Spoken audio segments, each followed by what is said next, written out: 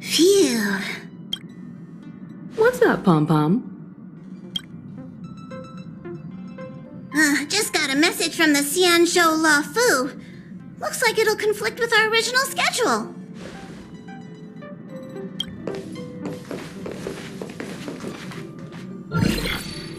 It's been a while, my friends on the astralexpress. How's your trailblazing expedition going? Soon, the Xianzhou Luofu will be holding the Luminary War Dance. Those who have aided the Luofu in overcoming the crisis are cherished allies of the Xianzhou. Thus, on behalf of the Seat of Divine Foresight, I'm extending an invitation to attend the ceremony. Your presence would be greatly appreciated. Well, things are getting lively. We've barely recovered from the family's Charmony Festival, and we're already being invited to another special event. Why not think about it this way? Our trailblazing expeditions are turning into blast expeditions, where we eat, drink, and play wherever we go. Blast? Expedition? Yeah! Wherever we go, we eat, play, and have a blast! So we should leave March behind to take care of the express? Hey! That's not what I meant! I'm all for some fun! I just hope there won't be any surprise party crashers, like Friday or Saturday. The Xianzhou Luofu has recently overcome a crisis. By holding the war dance, they're demonstrating to everyone that they've returned to a state of peace and safety. But that's what everyone said before we went to Penacony. You'll be totally safe under the family's protection. No need to worry. The war dance is not like the Charmony Festival with all its hidden secrets. It's just a festival to honor the Rainbow Arbiter and the Cloud Knights, who fought against the abominations of abundance and protected the Xianzhou ships. Aside from star skiff performances, it's mostly martial contests. Nothing too different from the Taiki and Roboball contest we've seen before. What do you think, Himeko?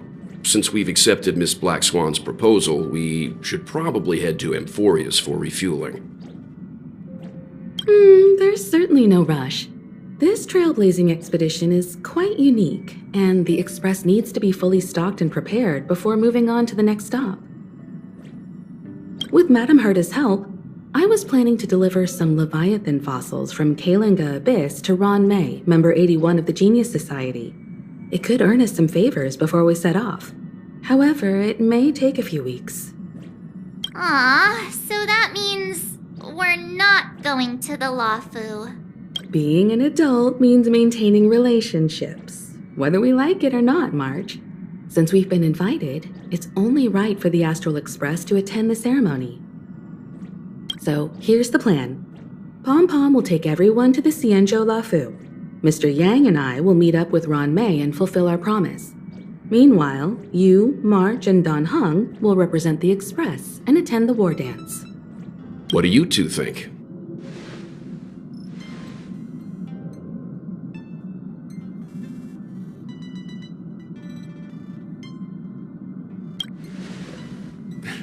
I don't hear any objections. Now that everyone's on board with the plan, it's time to warp to the Xianzhou Luofu.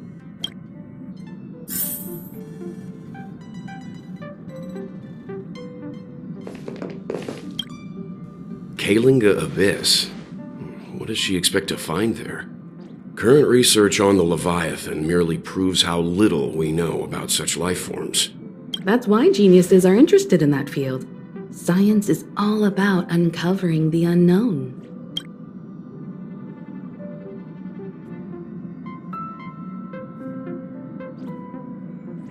Don't miss us too much. If I stumble upon some cool Leviathan fossils, I'll bring a few back as souvenirs for you.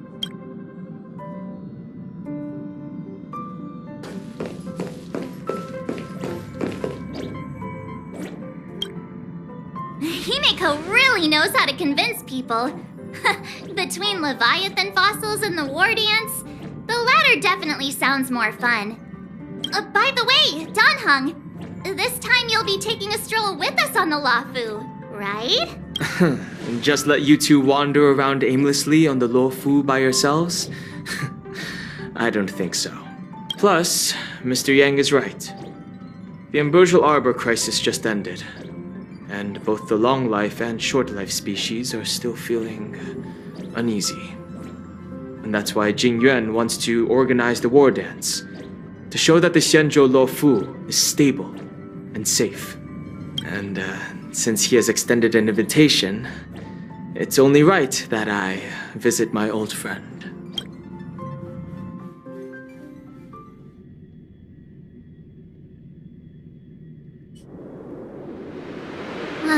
Coming back to this place brings back so many memories, you know?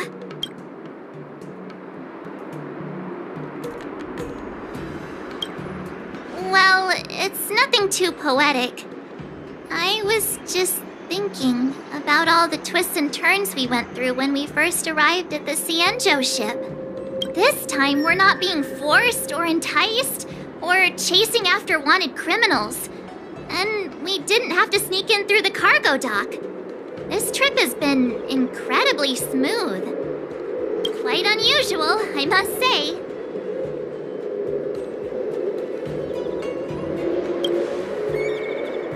I agree.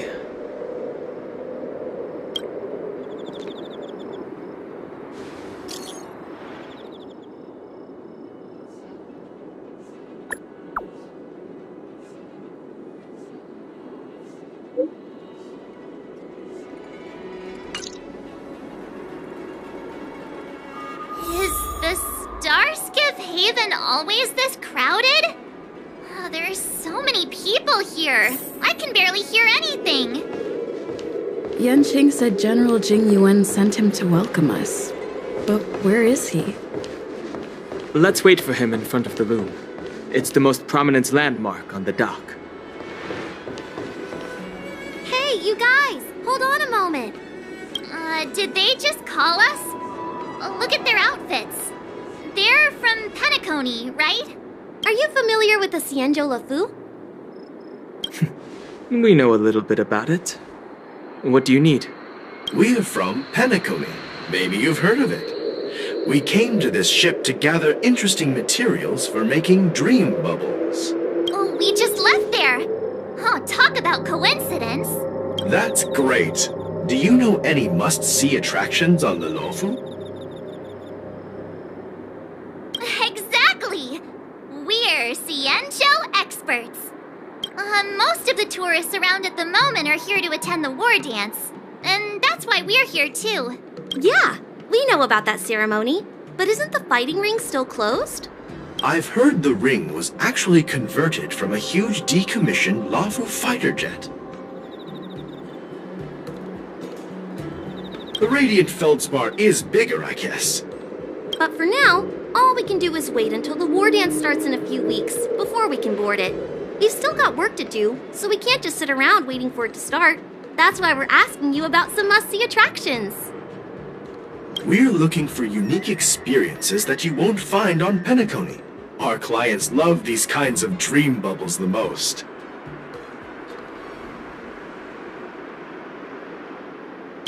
You're the expert here.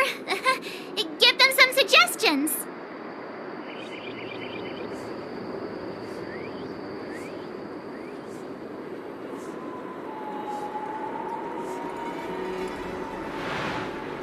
That's indeed a good idea.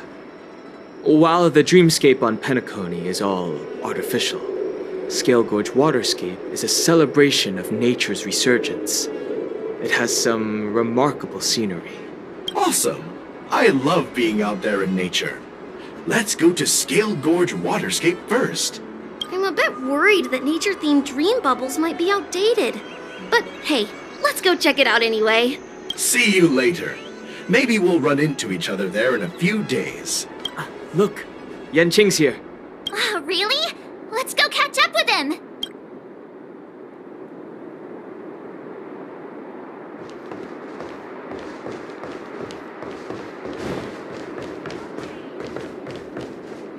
you are! Everyone, this way! Hey, everyone! It's been a while.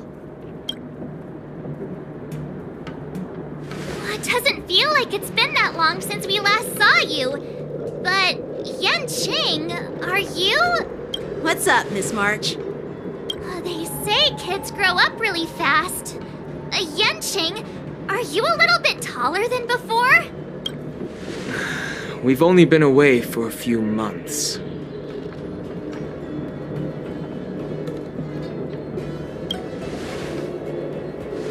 Long time no see. It's been a while. Oh, you've come along too, Mr. Danheng. Sorry for the delay. With the upcoming war dance and the Starskiff Haven being so busy, things are a little hectic. Seriously, I've never seen the Luofu so lively before. I was a bit worried that holding the war dance right after the Ambrosial Arbor crisis might be too soon. But seeing the bustling Starskiff Haven, I understand why General Jingyuan chose this timing. Yep. There's people from other delves and travelers like you three who have come from afar. With the war dance coming up, there's a huge number of visitors pouring into the Starskiff Haven. The Cloud Knights are working hard to keep the security tight. The general said this ceremony would help the Xianzhou Luofu recover from the crisis. It's a way to showcase our martial spirit, reassure people, boost morale, and attract visitors from other planets to promote trade and peace.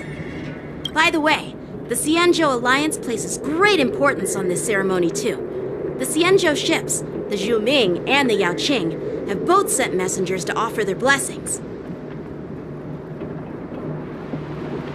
Yeah, I wonder if you've heard of it. It's known as the Star Forge, and it's responsible for providing more than half of the Cloud Knights' armaments. The Xianzhou Zhuming boasts skilled craftsmasters, and General Huayan is a top-notch craftsman himself. If only I could get a sword forged by him, I'd be on Cloud 9. By the way, Yanqing, where are we headed next? I'm sorry for talking your ear off. The General wants to catch up with you at the Palace of Astrum. He's been eager to hear about how the Express has been doing.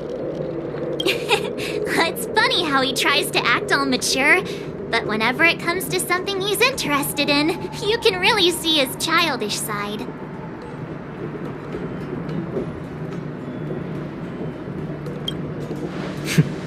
I agree.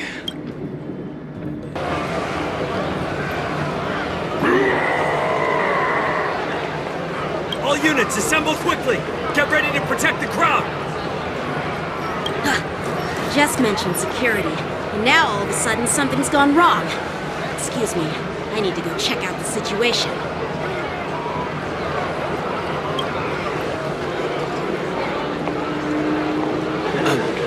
We'll go with you.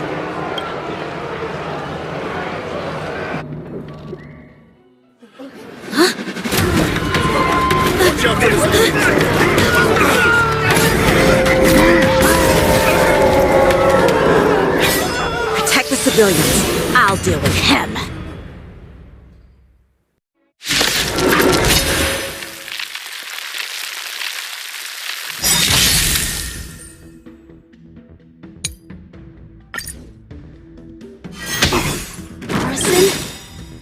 Why are there boars in here? Now! All will be swept away by the wind.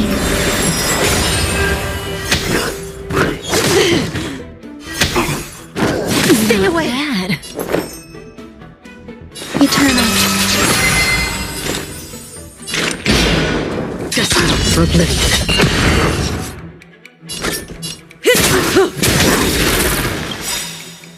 I weep for the departed.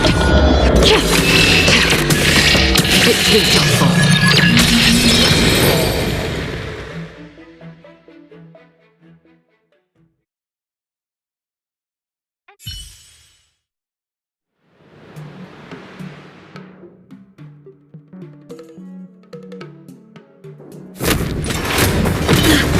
Not good!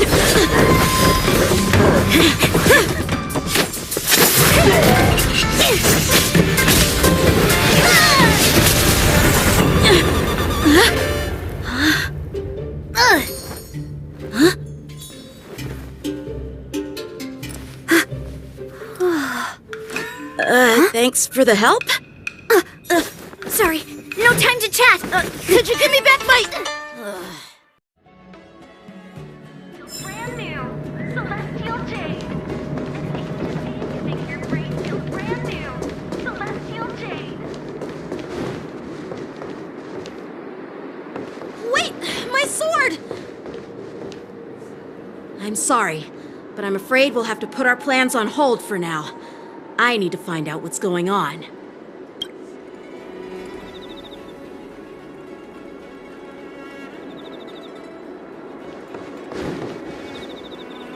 While we appreciate your rescue, my Xianzhou friends, don't you think it's a bit too much to detain us and our cargo?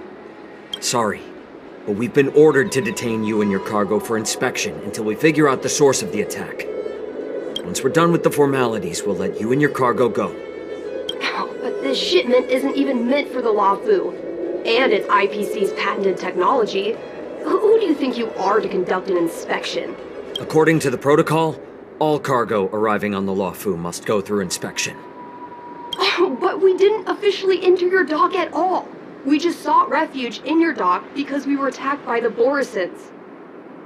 Looks like this argument could go on forever. Let's not get involved in a heated dispute that won't lead to a resolution.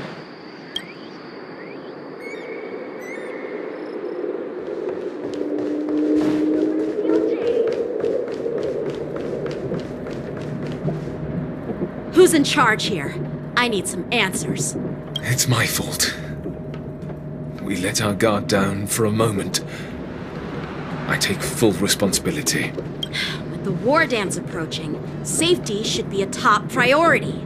Now, tell me, how did Borisin prisoners end up in Starskiff Haven? According to the protocol, Borisin prisoners should be held on a starskiff and taken directly to the shackling prison under strict supervision without ever touching the ground.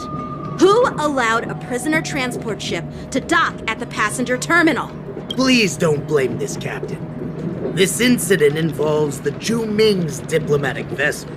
Who are you? I'm Liu Jun, an officer of the Patrol Defense Squad. Thank you for your help, Lieutenant Yanqing. The situation unfolded rapidly, and it shouldn't be held against the captain.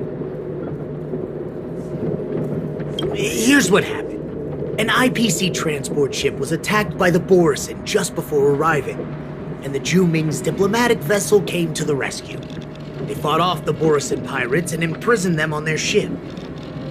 So, an IPC ship was attacked by the Borisin near the Luofu, and the Zhuming envoys saved them? This sounds complicated. Honestly, it gives me a headache too. The Zhuming diplomatic ship, adhering to standard procedure, docked at the passenger terminal to hand these criminals over to the Luofu. You know, with all the outsiders flooding onto the Luofu, the starskiff lanes are under immense pressure. The Borisin desperados decided to put up a fight before the prisoner transport starskiff could get there. And that's what you just witnessed. We'll make sure these prisoners are sent to the shackling prison as soon as possible. I see. It's an unusual situation indeed. I'll report it to the security department of the Realm Keeping Commission and ask for their cooperation in handling the aftermath. Maybe I should gather more details from others so that the Seed of Divine Foresight can have a better understanding of the situation.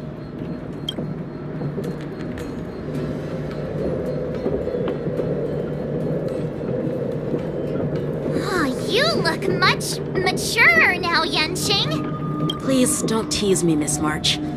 The situation on the Xianzhou before the war dance is like a calm lake that can be disturbed by even the smallest pebble, capable of generating far-reaching ripples with even the slightest disturbance.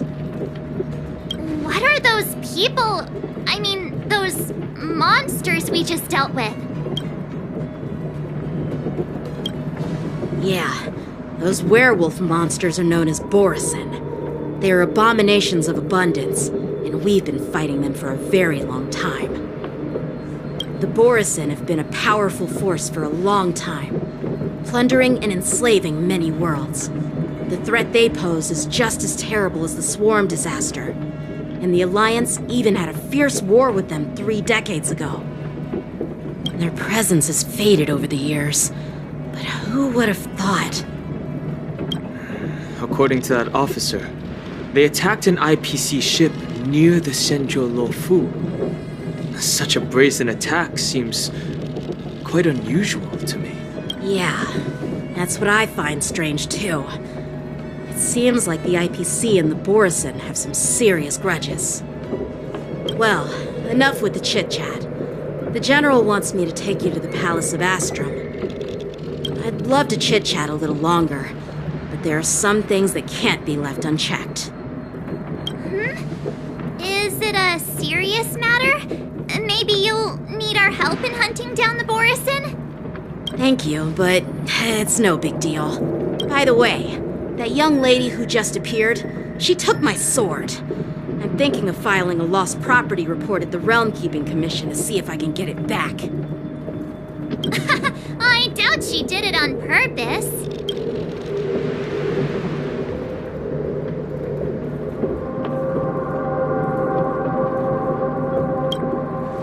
Perhaps she's around here somewhere. Shouldn't we take a look? All right, let's not keep the General waiting. Don't worry. There aren't many people out there with that kind of talent. It shouldn't be too hard to find her.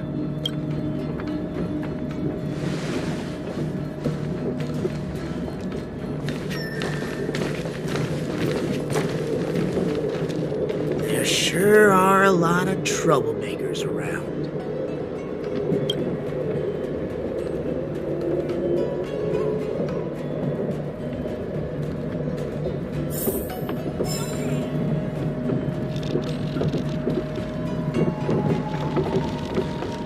Those guys are... We'll see to it that these criminals are sent to the shackling prison as soon as possible. The cleanup operation is already underway, Lieutenant Yanqing. So there's no need to worry about anything. Thanks. By the way, you're an officer of the Patrol Defense Squad, right? I don't remember meeting you before. Well, I'm just a junior officer. I recently returned to the Luofu from the front lines and was temporarily assigned here for security duty before the ceremony. These guys are terrifying. Success.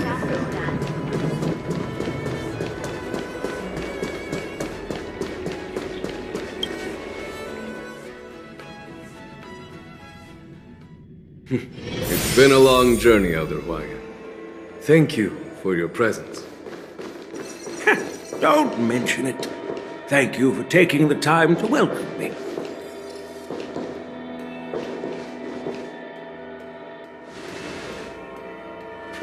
General, I brought our guests from the Express. Oh, I'm sorry for my bad timing. I didn't know you were meeting a guest, General. Don't worry, you're just in time. It's been a while, my friends from the astralexpress.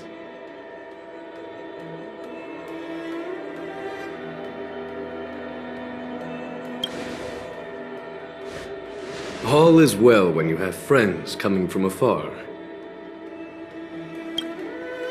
Allow me to introduce you to General Huayan. He's the Arbiter General of the Xianzhou Zhuming, known as the Flaming Heart. No need to be so formal. I'm just a tourist here, no different from other tourists who've come to attend the ceremony. Elder Huayan is not only one of the Arbiter Generals, but also the Furnace Master of the Artisanship Commission. Besides his martial skills, he excels in forging various weapons. Such talents are unique, even among the Arbiter Generals. Be it Arbiter General or Furnace Master, these are merely titles given to me long ago. I've retired several times already, but with the current change in circumstances, the Marshal has called me back to duty, and I had no choice but to answer the call. Well, in the end, I'm to blame. Living such a long life naturally brings its share of disapproval. It's an honor to meet you, General Huayan. It's my honor to meet you, General YN. No need to be all formal. Today I'm just a guest on the Lawfu, the same as all of you. So, these three are the ones you mentioned, Jingyuan? The heroes who helped you with the Ambrosial Arbor crisis? Indeed. There's Don Hong, March 7th, and her. Without their help, I'm afraid the Lawfu might not have easily overcome this crisis. So, the Imbibitor Lune's reincarnation has returned to the Lawfu and will attend the war dance. I'd love to have a drink with you should the chance present itself. You're more than welcome, General Huaiyan. And this young friend is? Yanqing, my apprentice. He remains by my side as my retainer due to his youth, which I hope will season him with experience. He will stand for the Lawfu's Cloud Knights in the upcoming war dance, ready to take on all kinds of challenges. Great, great! It's a real treat to see so many talented young people around here today. Oh, I almost forgot. This is my apprentice, Yunli.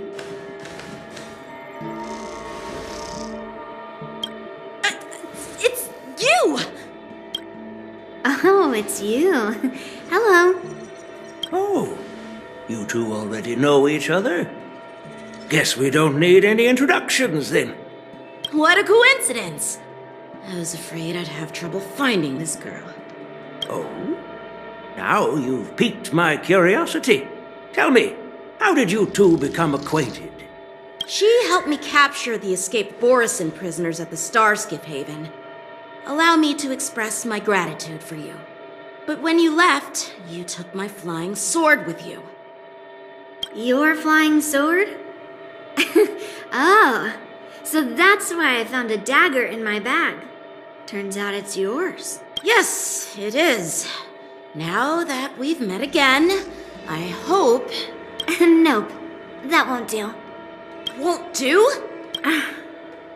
You want your sword back, right? Well, you can't just take it back. On the Juming, when you lose your sword on the battlefield, you have to reclaim it on the battlefield. As for this little sword, it was supposed to strike that escaped Borisin prisoner. But unfortunately, its owner's agitated state caused it to fly off like a kite with a broken string, and it missed its target. By the way, if I hadn't caught it and helped it hit its mark, that Borisin prisoner would have gotten away. Hold on a sec, Yunli. You took my sword without even asking, and now you're refusing to give it back? So much for Lawfu's swordmasters. What did you just say?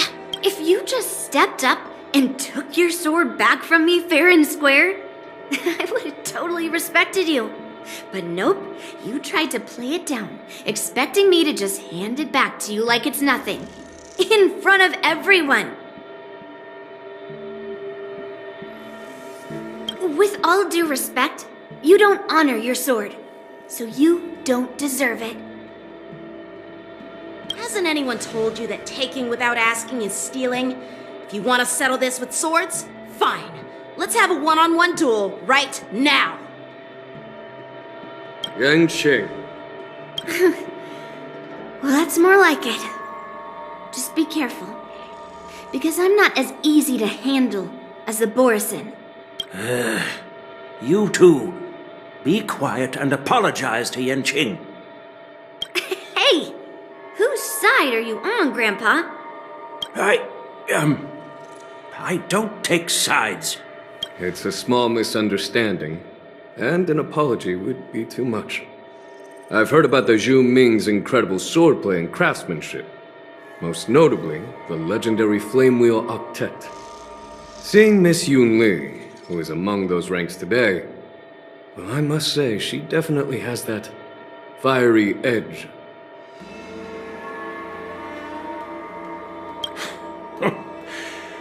Such grandiose names. Some folks love to spin these fancy titles, trying to set the Cloud Knights apart. Yunli is still just a young girl, a bit awkward and hot-tempered, so please forgive her if she's being rude. Well, everyone, Elder Huayan and I have some business to discuss. For now, Yanqing, why don't you entertain our guests and take Miss Yunli to the inn? I'll find another chance to talk with you all. I'd like to express my gratitude to the astralexpress for helping the Luofu during the crisis. That's so kind of you. I mean, you've already thanked us so many times. Please forgive me for coming at an inconvenient time. You needn't apologize, General Huayan. All right, Yunli. Take this opportunity to clear things up with Yanqing. Yeah. It's better to make friends than enemies. But I won't be heading to the inn just yet. I want to visit Lingsha. She just arrived in the Luofu and could use some help settling in. Yanqing, once you've helped our guests get settled, go to the Artisanship Commission for me. I've heard about the attack and the detainment of the IPC ship. Qingzu sent word that the IPC members are protesting and wish to have their cargo back. See if you can calm them down. Don't get aggressive. Just make it clear that the Xianzhou Luofu has no intention of violating their rights. I'm on it.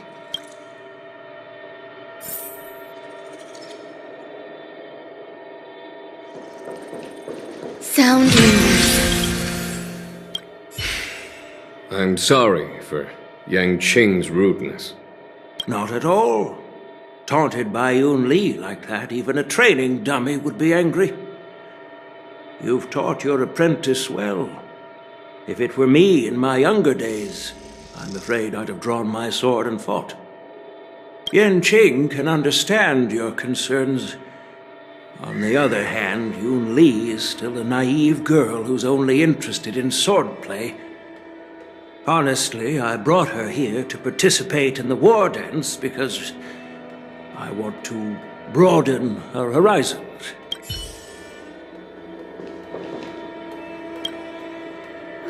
This trip is totally worth it.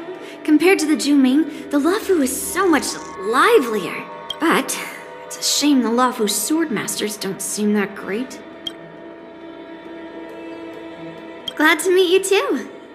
Are you here to participate in the war dance? So, you're not a participant? You look like you know your way around a fight. Well, you can still sign up.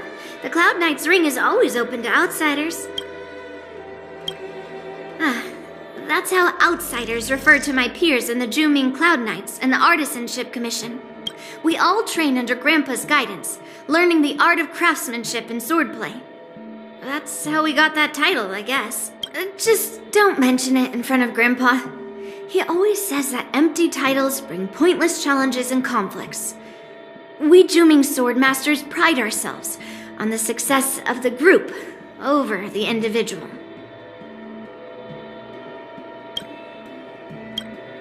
I have some things to do. Besides, little Yanqing doesn't seem too happy about me tagging along.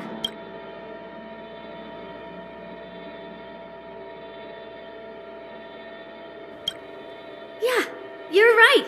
I took it with my skills. So I guess you can say I'm a robber or something.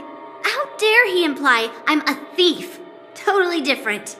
Besides, the sword seems scared of its own master. I'd like to ask him, you claim to cherish your sword as your life, yet you don't even recognize the state it's in right now? I didn't intend to keep his sword. I was planning to take this chance to return it to him. But now, I've changed my mind. I'll give that poor flying sword some proper maintenance. I won't consider returning the sword unless he learns how to say please, hello, thank you, and sorry, so he can forget about it for now.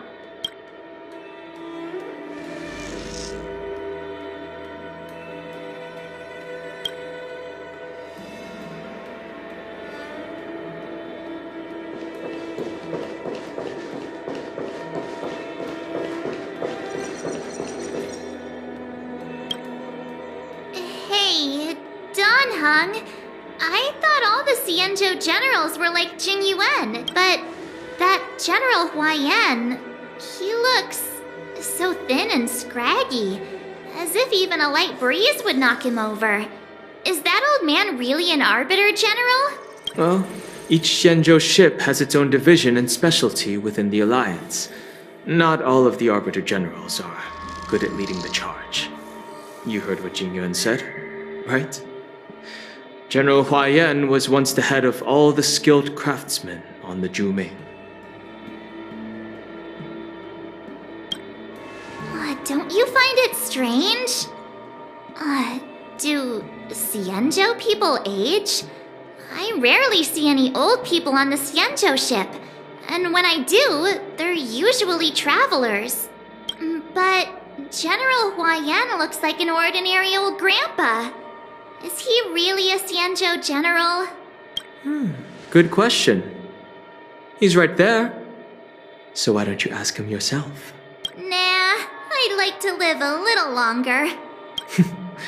We should leave. General Jingyuan asked Yanqing to entertain us, so obviously, he has important matters to discuss. Let's not waste any time here.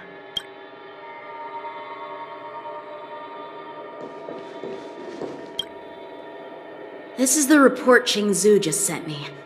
Let me take a look. Looks like the General has given me a tough challenge. He wants me to try and help put the IPC's mind at ease. Well, it's not exactly a test. As Cloud Knight officers, we not only learn the art of war and martial arts, but also occasionally have to handle diplomatic disputes. It's just, talking things out isn't as straightforward as duking it out with weapons on the battlefield. This is especially true when you're up against the IPC, with their non-stop corporate babble. Well, let's not worry about that for now. Shall I take you to the inn?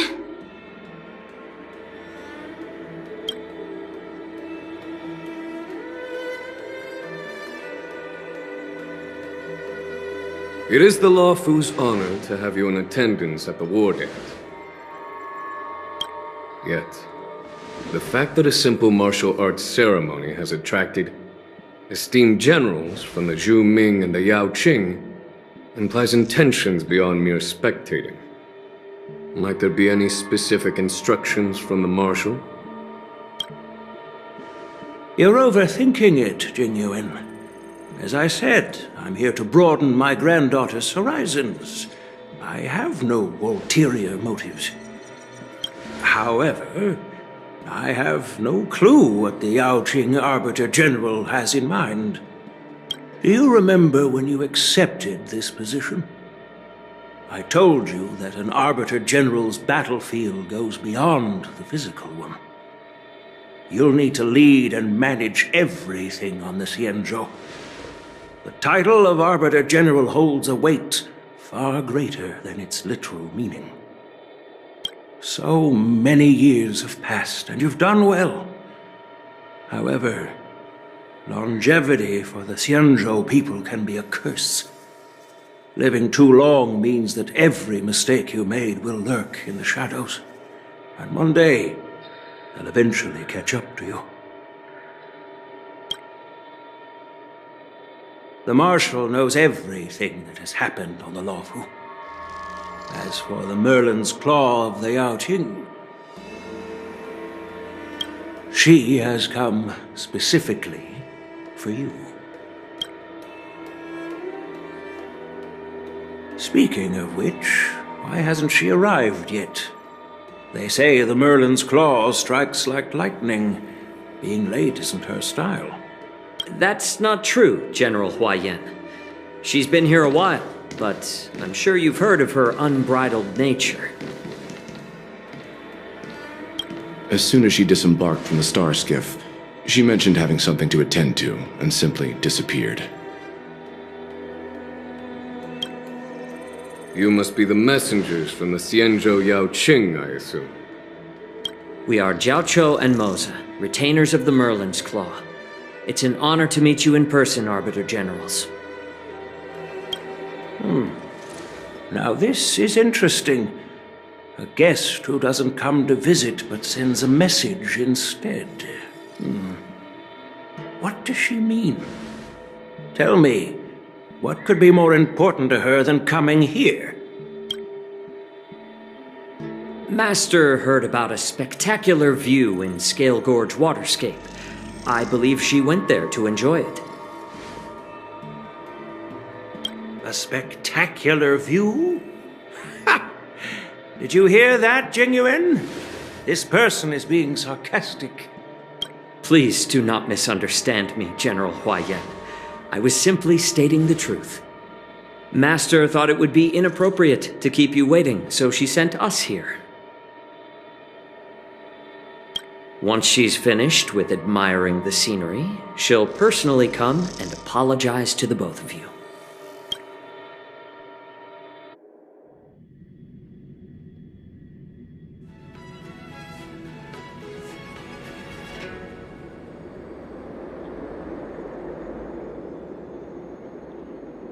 Drat, I forgot to ask Yunli to return my sword. No need to bother. The Juming envoys won't be leaving the Luofu anytime soon. I'll ask for it later when we meet again. By the way, I don't know if it's just me, but the general seemed a little reserved. Could it be because of Elder Huaiyan's visit? Reserved? Really? Maybe I'm just overthinking things. No, you're not. When I entered the Palace of Astrum, I realized that the messenger from the Xianzhou Zhuming was actually the Arbiter General himself. So, the messenger from the Xianzhou Yaoqing must be the Merlin's Claw herself, I presume. That's right. Well, that's what makes this entire thing so unusual. What's so unusual about it? They simply received an invitation from Jingyuan, just like the crew, right? The war dance is just a small festival. And now we have 2 Arbiter Generals from other Xianzhou ships here. I'm afraid they're here for something more. Maybe they've come to hold Jingyuan accountable for the Ambrosial Arbor crisis? Hold him accountable?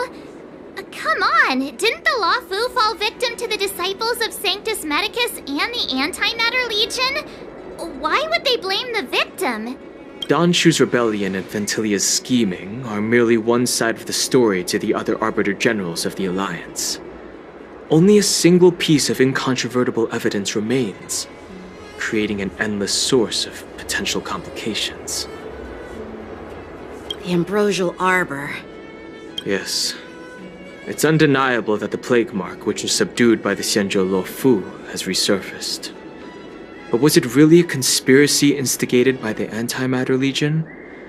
Or does it indicate a traitorous intent from within the Luofu, implicating Jingyuan himself? Once the spark of suspicion is kindled, it proves hard to extinguish. The General must have had that in mind when he invited us to attend the war dance. What was I thinking? Seriously, here I was looking forward to a carefree and enjoyable trip.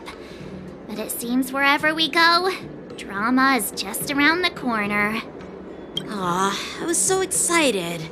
I thought those Arbiter Generals were just here to see the ceremony. By the way, I heard that an alchemist from the Juming diplomatic ship has arrived, and rumors say that she's to be the new Cauldron Master of the Alchemy Commission on the Luofu. An alchemist from the Juming serving as the Cauldron Master on the Luofu? While it's not unheard of, the timing itself... Thanks to your words, Mr. Danheng. Now I finally see the underlying tensions. The General is under tremendous pressure right now, but I was completely oblivious to his troubles. How naive of me. Come on, don't think like that. Leave the adult matters to the adults. Even if you wanted to do something for the General, it's not like you can do anything.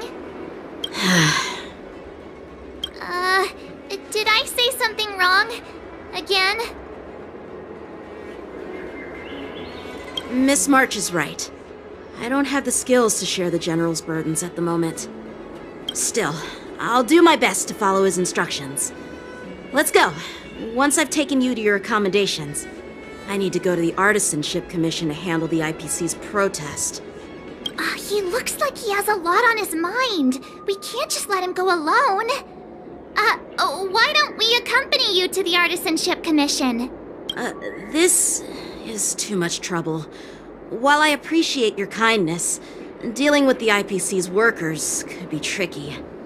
I'm afraid this will cause trouble for the Express. No worries. We're pretty experienced in dealing with the IPC. You've heard of the 10 Stone Hearts? We've dealt with quite a few of them, right?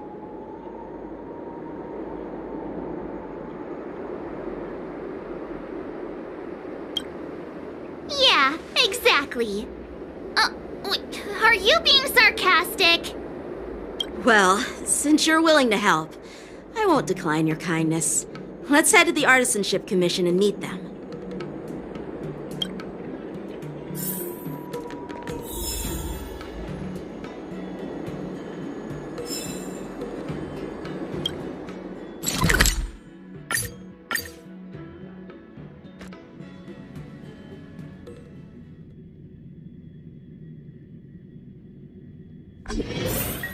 Can I really reason with you Xianzhou people? I think I get it now. In your words, this is called looting a burning house, right? But I am trying to reason with you here. That toxic voice sounds familiar. Haven't I heard it before in Aurum Alley? You know what? This isn't my first time dealing with the Skyfaring Commission. I can handle your unreasonable ways, but straight up snatching IPC cargo, isn't that going a bit too far? Just as I've said it many times already. Once we've inspected the cargo and completed the security check, you can be on your way. Is there something wrong with your ears, or is it just your brain? I'm hearing you loud and clear. I'm thinking clear. And my answer is crystal clear. Not a chance. Keep detaining my cargo and I'll file a complaint directly with your general. You jerk! Who are you calling a dog? Wait, why are you here? You're staying on the Xianzhou, are you? What terrible luck! Wherever you go, disasters aren't far behind. Aren't you the guest from the Astralexpress? What brings you and Yanqing to the Artisanship Commission? Trouble caused by the IPC? I'd say it's caused by the Skyfaring Commission. Looks like you've met this IPC worker before. I'm not sure if that's a good or a bad thing. I was sent here to deal with the IPC protest, Miss Shiqui. What's going on here? As you know, this IPC transport ship was attacked by the Borisin and rescued by the Zhuming's diplomatic ship. Then the Cloud Knights were instructed to bring it back to the dock for repairs and inspections. And this is Mr. Scott, the person in charge of this transport ship. So, you're Scott. I've heard her mention you. Weren't you kicked off the Luofu before? Why did you come back? Like I wanted to come back. I thought I'd just dock at the harbor for repairs and leave this forsaken place for good. Little did I know, as soon as the ship entered the harbor, a bunch of Cloud Knights showed up and snatched all our cargo from the hold. What do you mean by snatched? I've told you 1,000,000 times. It's a security check. Then why did you bring the cargo to the Artisanship Commission? You even brought in some shady craftsmen. It's obvious you're trying to steal the IPC's patented technology! Listen here. Firstly, the Skyfaring Commission detected dangerous items that could possibly be weapons in your cargo hold. That's why they called me here, to double check. Secondly, where the heck did you get the idea that I'm a shady craftsman? Even if there are dangerous items, what do they have to do with you? It's not even being shipped to the Luofu. We'll just fix the ship and be on our way. We won't unload our cargo here. But you'll have to stay in the port for several days before your ship is repaired and you can take off again. How can we just leave unchecked items sitting here? I understand, but we don't need to disassemble the cargo if it's just a security check, right? In most cases, we don't. However, our scans discovered that the cargo doesn't only contain machinery, but also some substance that resembles biological tissue. Biological tissue? Does this crate contain living things? I'm afraid we'll need to wait for the Alchemy Commission for further confirmation. In any case, according to our regulations, we need to unseal one of the crates for further examination. But this IPC specialist has been hindering us on the grounds of patent secrecy. The Alliance's regulations on biological products are very strict. Without further inspection, there is no way for the Skyfaring Commission to release the cargo. Oh, really? Fine! If anyone lays a finger on that shipment, they'll have me to deal with. It doesn't matter if it's mechanical or biological. It's none of your business. I'm filing a complaint against the Skyfaring Commission's ridiculous regulations. This Mr. Scott seems stubborn and difficult to persuade.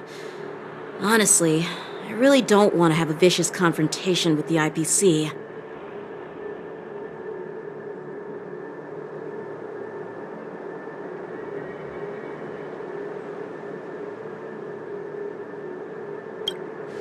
I heard how you helped Aramali.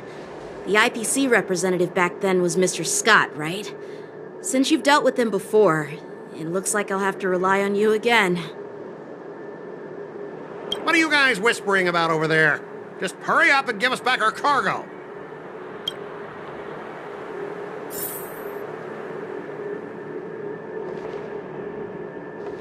Good club.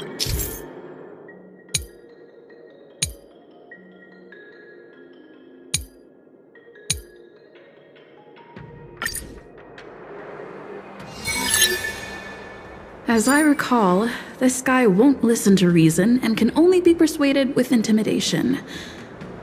But he does seem to follow rules to some extent. Let's use that against him. Speaking of regulations, we have our own laws and regulations too. According to Article 4 of the Xianzhou Alliance IPC Trade Consensus, the Alliance and IPC shall never infringe on each other's intellectual property rights.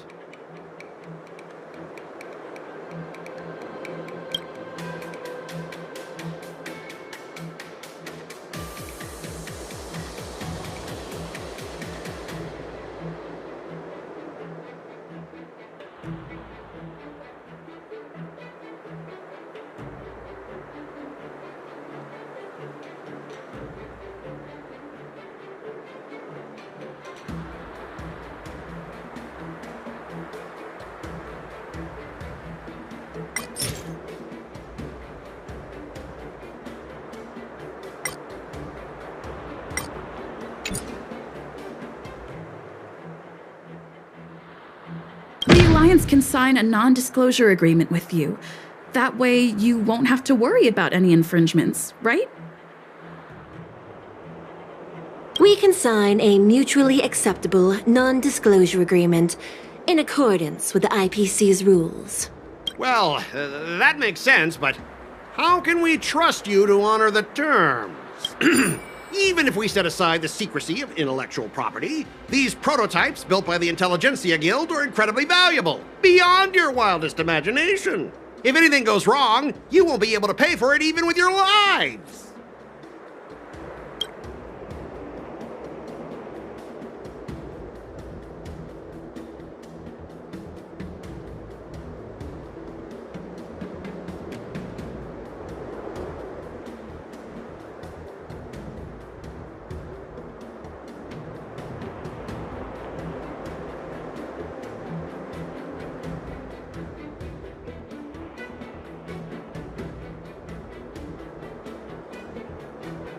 Underestimate Xianzhou technology. Even if they need to dismantle your cargo, the Artisanship Commission can easily put it back together. Yeah, go ahead and brag about their skills. After all, you're just a negotiator they hired. But I'm different. I'm an IPC member. and my fleet has accepted this transportation order. Naturally, I need to be responsible for the integrity of every piece of cargo. Besides, the cargo on this transport vessel belongs to the Intelligentsia Guild. If you want to inspect the cargo, shouldn't you at least call in a member of the Intelligentsia Guild to be present?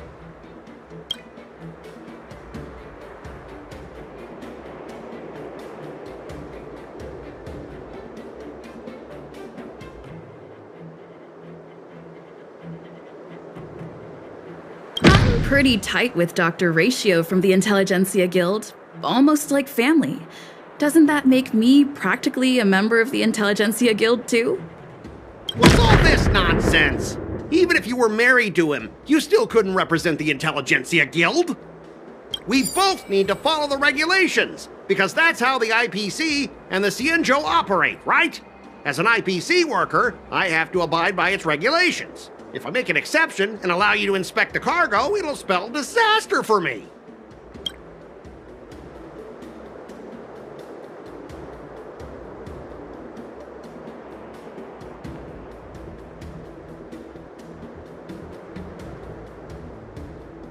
Everyone has their own set of rules. Now that you're on their turf, shouldn't you follow their rules too? Yeah, I get it. I know I'm on the Xianzhou, but if I violate the IPC regulations, I'll be in deep trouble when I get back. Well, you guys sure know how to argue your case. Fine, I'll allow you to do the security inspection. It's just that, I need some time to sort things out. This is a big deal. Let me talk to headquarters first. So, Mr. Scott, are you just stalling for time and planning to leave the Xianzhou as soon as your ship is repaired? To avoid the Skyfaring Commission's inspection? Well, IPC staff are free to come and go, as long as they don't break any laws. Yeah, you've got some insight there. Who are you again?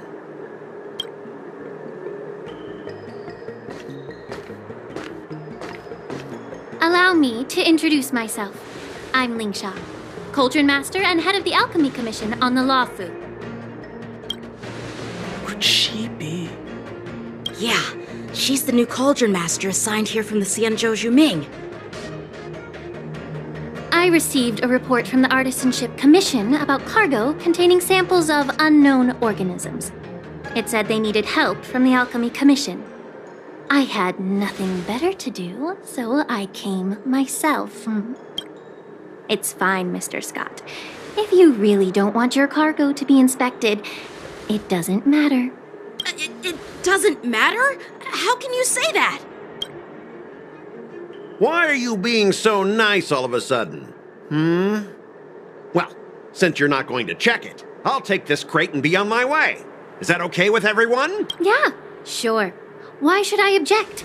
Not only this sample, but all the goods on the transport ship are yours to keep. Like I said, we won't inspect them. Wait a minute!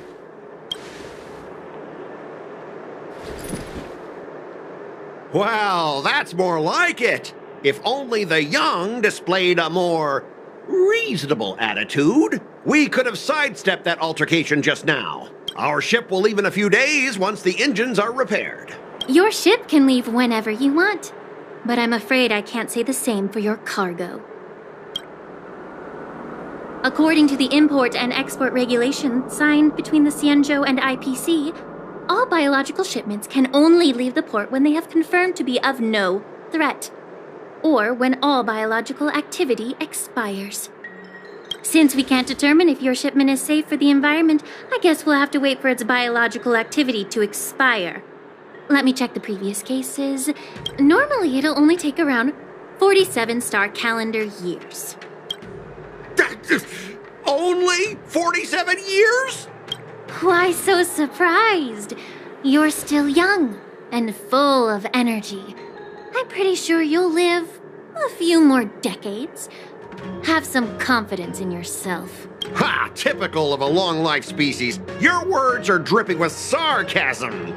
While you may not care about time, I do. I'll be demanding double compensation from the Skyfaring Commission for every minute wasted. Sure thing, Mr. Scott. You seem pretty confident that your career and life will last long enough to witness this victory unfold.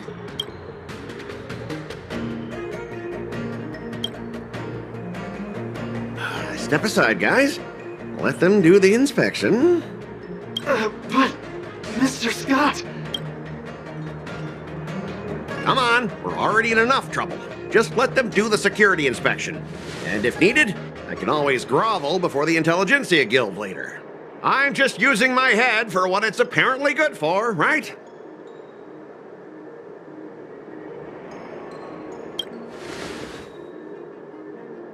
Well, honestly, at least you're not as annoying as that woman.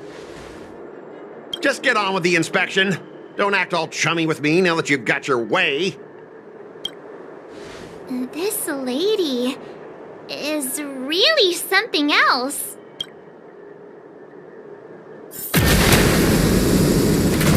Is this the IPC product? Listen up. Any damages caused by inspections will be filed with the IPC.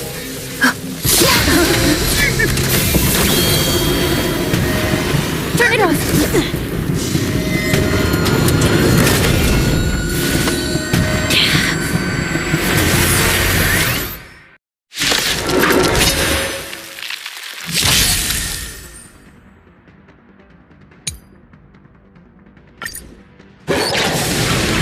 Eternal.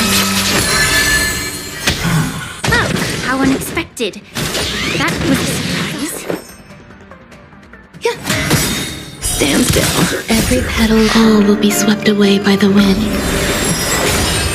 Another journey begins on still waters of oblivion. I weep for the departed. It did so far. Destiny is apparent. Relax.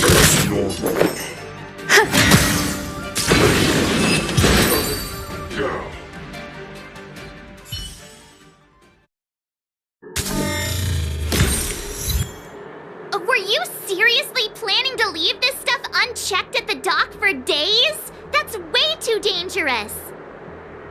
I had no idea about it. You must have accidentally triggered the cargo's defense program. I don't think trying to shift the blame is a wise choice. But seriously, I don't know why that thing suddenly started moving. I swear on the Amber Lord. Enough. Miss Shikue, please escort our IPC guest to the Skyfaring Commission. I'm on it. Please follow me, Mr. Scott.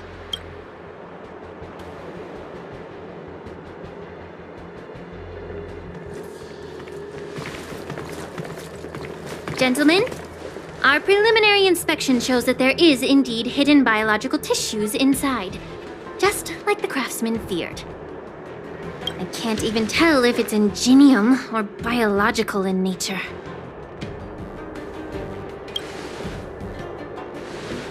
The core of this device is what they call wetware in industry slang.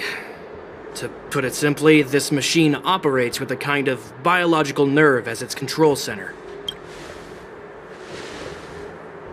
I'll take some samples for the alchemist to analyze and figure out where the biological tissue comes from. Why would the Intelligentsia Guild use such unethical technology? Perhaps they're trying to create a new weapon?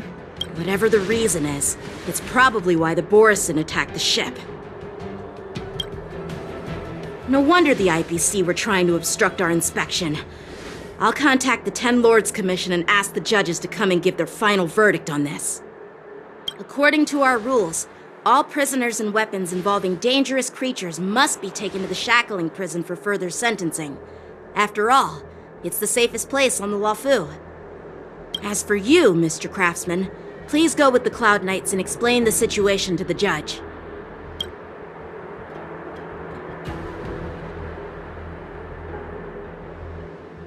I had a feeling that the IPC members would cause trouble, but I didn't think they'd be this tricky. Thanks for your help, Miss Lingsha. I should thank you for saving my life. Your sword skills were impressive. Taking down that big guy. I thought the General's retainers were all burly martial masters. I didn't expect Yanqing to be so...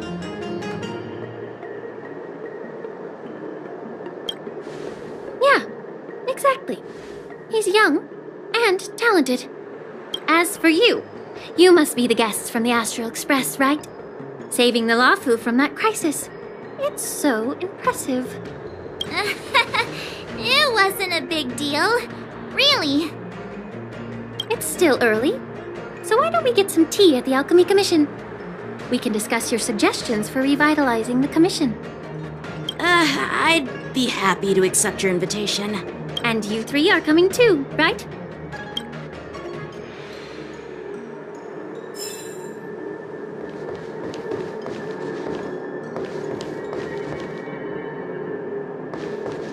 Soundliness. Nothing to see here. These machines are to be shut down. Keep your distance until then.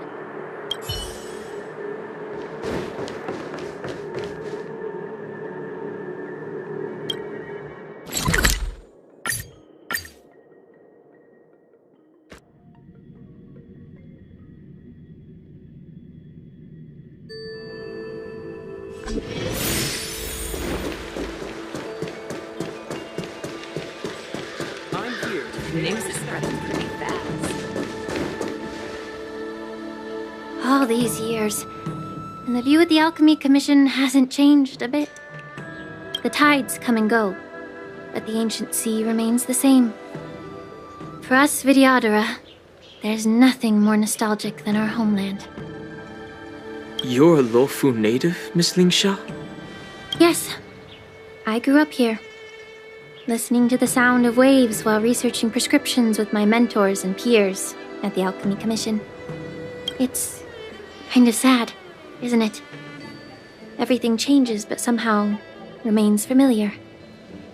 Just like you, Don Hung, I traveled far from home, and now I've returned. Seeing the familiar scenery brings back a hint of nostalgia. The view here would be even better without the ambrosial arbor. Oh, really? I think that towering tree looks pretty impressive. Even if it's impressive, it's a plague mark. The Xianzhou have been fighting abominations for thousands of years. And now that the ambrosial arbor has been reborn, it's only natural for everyone to feel uneasy. Well, once a seed is planted, no matter how long it takes, it'll eventually sprout and bear fruit, in my humble opinion. The rebirth of the ambrosial arbor and the resurgence of the disciples of Sanctus Medicus were inevitable. The seed was already planted when the ancestors of the Xianzhou sought immortality.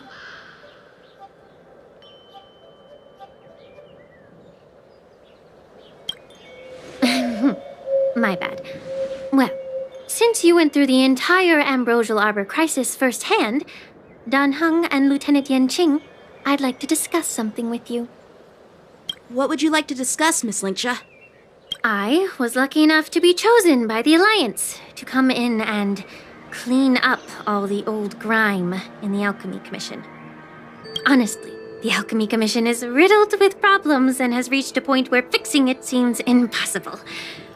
I'm looking to remedy this problem, but was wondering if you could provide any insights. Well, even though I'm a Vidyadharan like you, I'm an outsider, just like my companions here. I can't really say much about a remedy, but I do have a piece of advice, Miss Lingsha. The Vidyadhara and the Alchemy Commission on the Luofu have always been intricately connected. If you cannot distance yourself from these ties, Miss Lingsha, changing the situation within the Alchemy Commission may be quite challenging. I may not know about politics, but I do know that the disciples of Sanctus Medicus have been operating within the Alchemy Commission for years. If you're determined to root them out, maybe you should discuss it with the General. I see. Thank you for your valuable insights. While the Lux Arrow from the Rainbow possesses unparalleled power to sever the ambrosial arbor, It can't sever mortals' desire to prolong their existence. Just like how the Cloud Knights can eliminate the remnants of the disciples of Sanctus Medicus, but are unable to calm the hearts and minds of the people within the Alchemy Commission. Our Xianzhou forebears knew this well, and that's why they entrusted the duty of guarding the roots of the arbor to the Vidyadhara. However, the Vidyadhara are still only mortal beings. 30 years ago, my mentor served as Alchemy Commission's Cauldron Master. She recognized the emerging undercurrents and sought to cleanse the source of the disturbance. Unfortunately, even though she was skilled in the art of healing, she didn't understand the human heart or how to eliminate the sickness lurking within the depths of the Alchemy Commission. In the end, she was framed and exiled to the Juming. I was also implicated and had to leave the Luofu. And guess who arbitrated the case and handed down the sentence? None other than General Jingyuan himself. What? You heard it right. The ones responsible for the corruption in the Alchemy Commission are not just the remnants of the disciples of Sanctus Medicus, but even the Divine Foresight himself.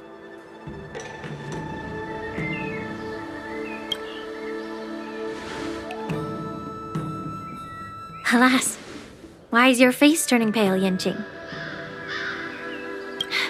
Don't worry about it.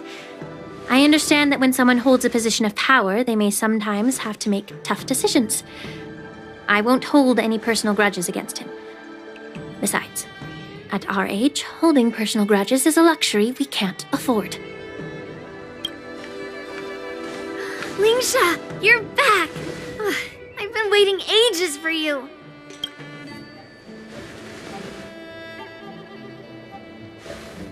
Yunli! Why aren't you with your grandpa? What brings you to the Alchemy Commission? Well, let me take this opportunity to introduce you to Yanqing. What a small world. You stole my sword! Give it back! I see. Let's skip the introduction part then. Why do I keep bumping into you? Are you stalking me or something? Of course not. Unlike you, Miss Yunli, I have important things to take care of. You, on the other hand, seem to have all the time in the world to wander around without returning my sword. Grandpa used to say that a sword reflects its master. I talked to your sword, and it told me that you've been distracted. You hesitate when you should strike, and you struggle to stay calm when your sword is unsheathed. Now that I see you again, I realize your sword was right. It wasn't me who took your sword. It was you who lost focus. Do you really expect me to believe that nonsense? I've been taking it easy on you because you're a guest from the Juming, but you're not taking the hint. Don't people from the Juming know you're supposed to return what you've borrowed? Just look at this flying sword. Even if I gave it back to you now, it'd just be taken away again in a few hours. You know the Cloud Knight saying, a Cloud Knight must never let slip their weapon. Yes? Well, sure, I can give it back to you now, but on the battlefield, that's a whole different story. Poor flying sword. Fine! You don't have to give it back, because I'll take it back myself!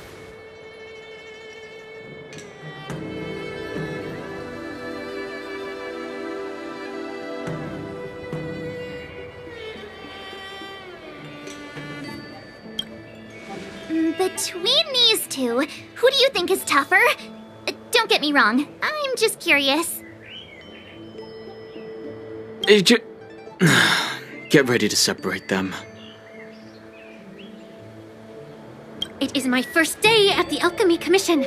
A brawl is definitely not how I imagined celebrating it.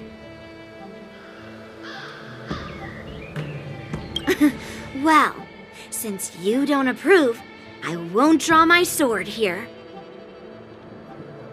I didn't mean it in that way. Since you've already drawn your swords, you'd be disappointed if you didn't get to test one another, right? I've received reports that the delves near the Alchemy Commission are still infested with abominations. Seems like my predecessors left quite a mess.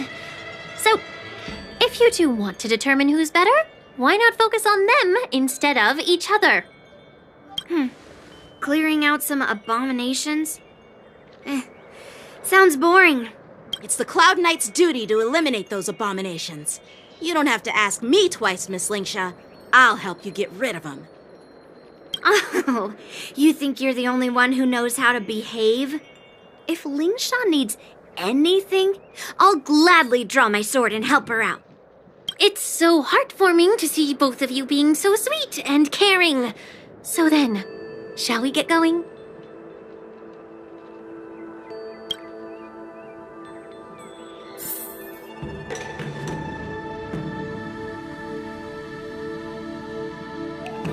Ever since the disciples of Sanctus Medicus were eradicated, their experimental abominations have been festering here.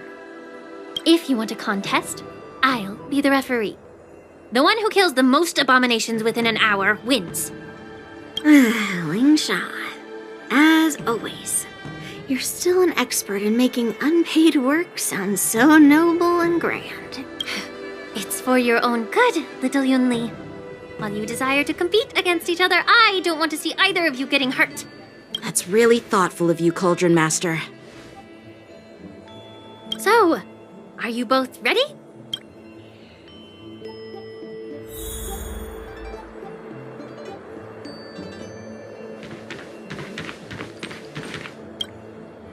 Ugh. Looks like my predecessors left quite a mess. Let me say it again. The one who kills the most abominations within an hour wins. Be careful when you draw your swords, and make sure you don't hurt each other. Can we start now, Lingsha? Is this Princess Unity?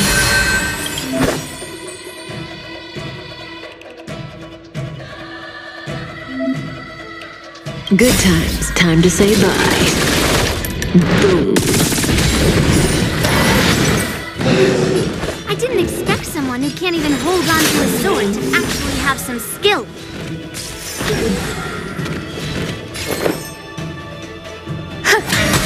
Stand still.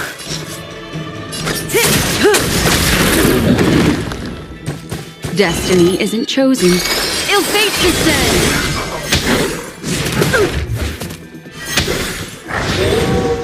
A one-time enemy.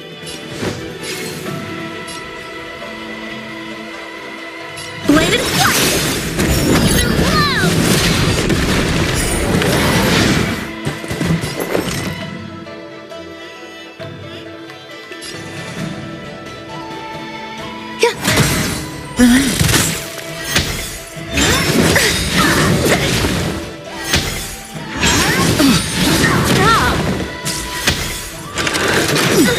Good times. Time to say bye.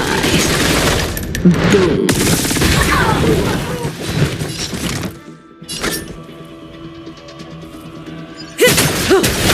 Time for swordplay.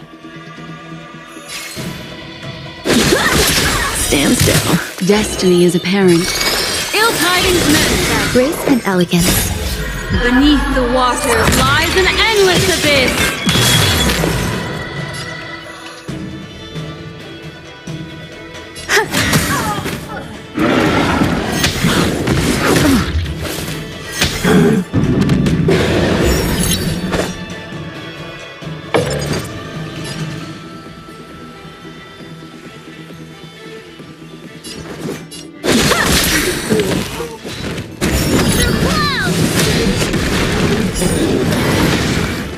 May as well kill them all. Good times. Time to say bye. Boom.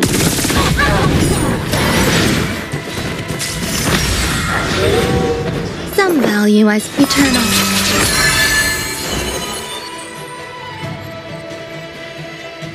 Relax. How many can you block? Strike with heart! Practice is over. Swords descend!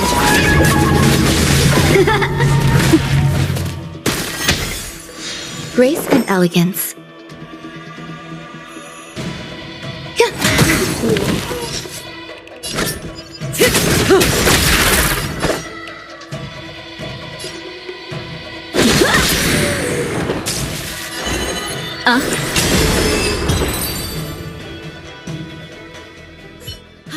I win, Miss Yunli! You got lucky. Why don't you just give me back my sword, sincerely apologize, and then go cry your eyes out to your grandpa?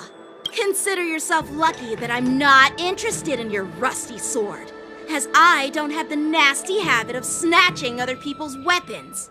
All you did was chop down a few monsters. Don't get carried away with yourself. If you think you can just take this sword from my hand, go ahead and try.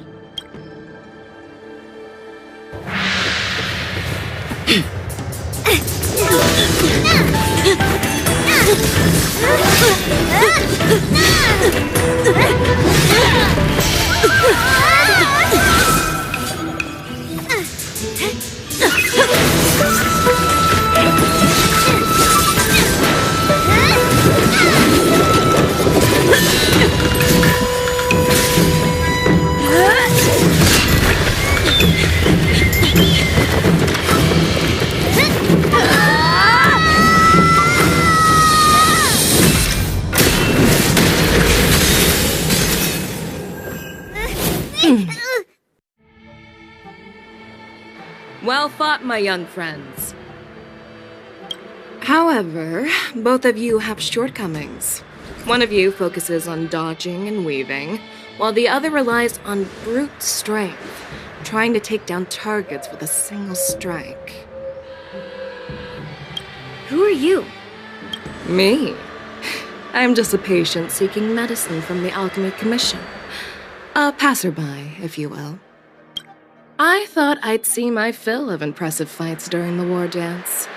Yet here I am, able to witness a remarkable fight at the Alchemy Commission, of all places. Well, the Luofu is never short of surprises. However, I have a small suggestion for you. Why don't you settle this dispute fair and square in the war dance's ring? That way, you can resolve your differences with a proper duel and put your grudges behind you. Grudges? No, not at all.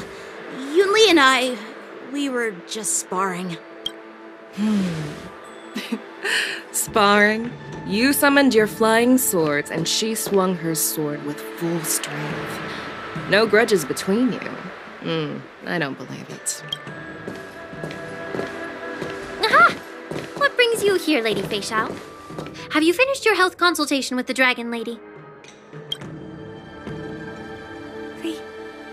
Feixiao? Grandpa always talks about you. Could it be that you're... The Merlin's Claw of the Xianzhou Yaoqing?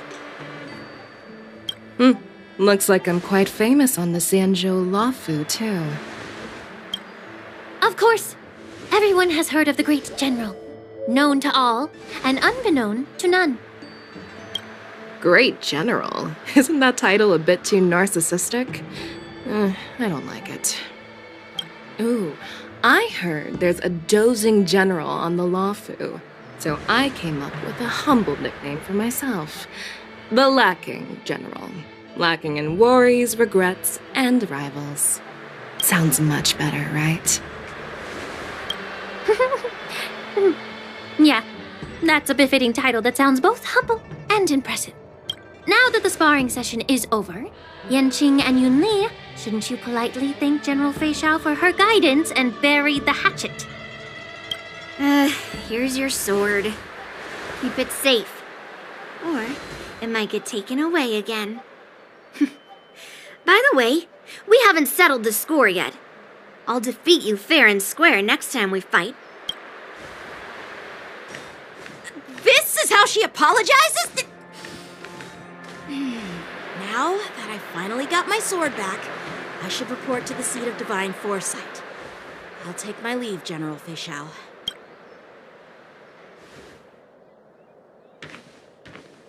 Oh, by the way, Miss Lingsha, if you've got some free time, I'd like to invite you to the seat of divine foresight for a chat with General Jingyuan. I think there's more to those personal grudges you mentioned earlier.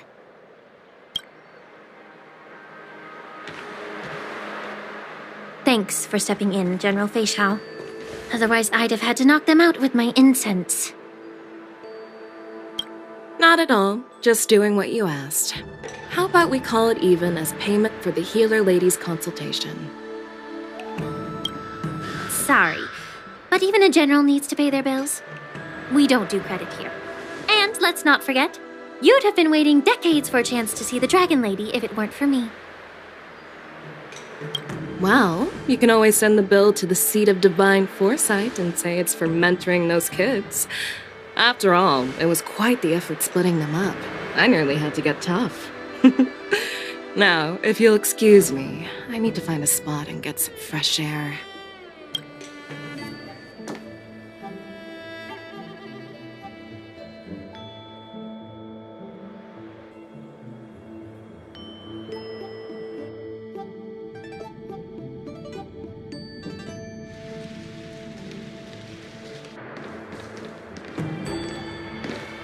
Back already? You've met with Jingyuan and wandered around for a few hours. So, what do you think? It appears that the Divine Foresight is using this war dance as a show of strength to convince everyone that the Luofu is prospering after the Ambrosial Arbor crisis. But... I know you're going to say but, right? But... the influx of people attending the war dance is like a breeding ground for disorder and rumors. One wrong move, and the Luofu could be in a world of chaos. The Cloud Knights on the streets remain vigilant, so at the very least, General Jingyuan is aware of this. As for other matters, I'm unable to say. I'd prefer to be excused from future meetings with generals.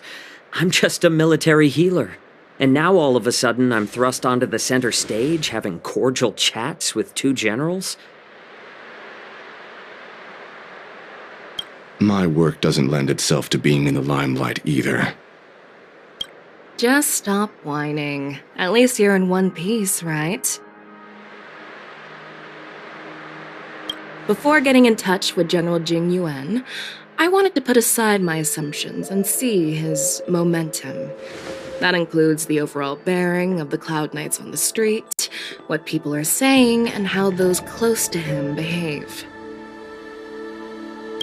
The might of an army dwells not within its pawns, but within the force of its collective momentum.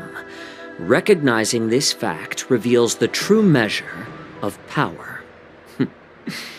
Thanks for enlightening me, General. A perfectly clear statement turned confusing thanks to your translation. You've made me lose where I was now. Anyway, this is how I operate in battle, so you might as well get used to it. Are you treating General Jingyuan as your enemy? The longest-serving general of the Xianzhou Luofu. Do you think he'd have only a few enemies? By the way, General, you met the healer lady, yes? Could you show me the medicine she prescribed you? Well, the healer lady couldn't do anything about my condition. She just told me to enjoy some tasty food. So not even the famed healer lady could help? Don't worry. I'll fulfill my promise and find a way to cure you. Actually, I've found some leads. Well, life and death, Jiaoqiu. It's all predetermined. Upon starting my military career, I made a pledge that the rest of my life would be dedicated to being the Xianzhou spearhead, hunting down the abominations of abundance till the end of my days. As long as I can fulfill that deep-seated desire, I don't care how long I live. You asked if I view General Jingyuan as my enemy. No. My real enemy has always been myself.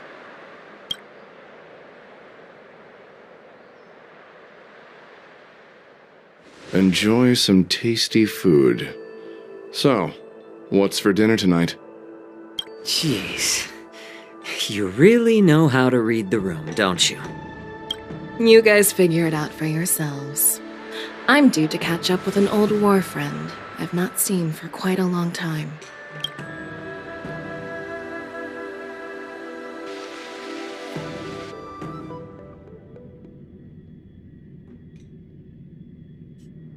Hey! Was that the Yaoqing general who just dropped in out of nowhere? Oh, she's so awesome! I mean, when Yunli swung that massive sword, she just casually blocked her attack with ease. Mine too. Yeah. But to go up against Yunli is quite impressive, you know? That aura of heroism and grace. It almost makes me want to learn Xianzhou swordplay. You think so too, right?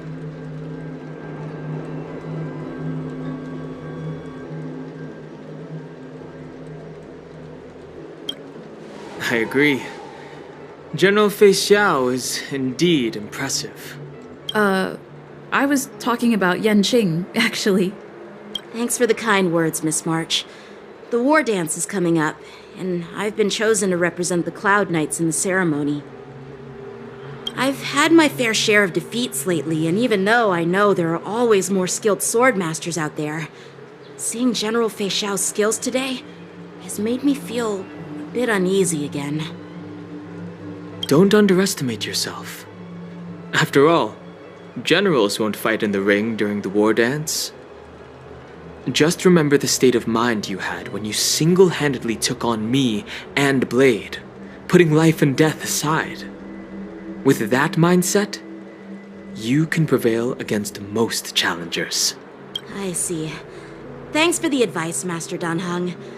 By the way, now that today's events are over, General Jingyuan wants to invite all of you to the Seat of Divine Foresight.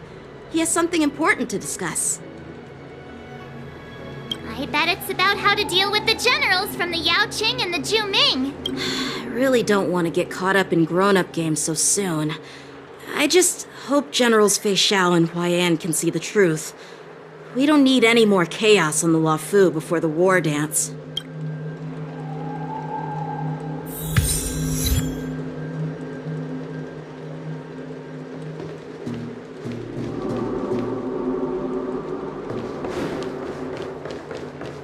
Need your extractor cleaned or your star skiff serviced? I don't believe...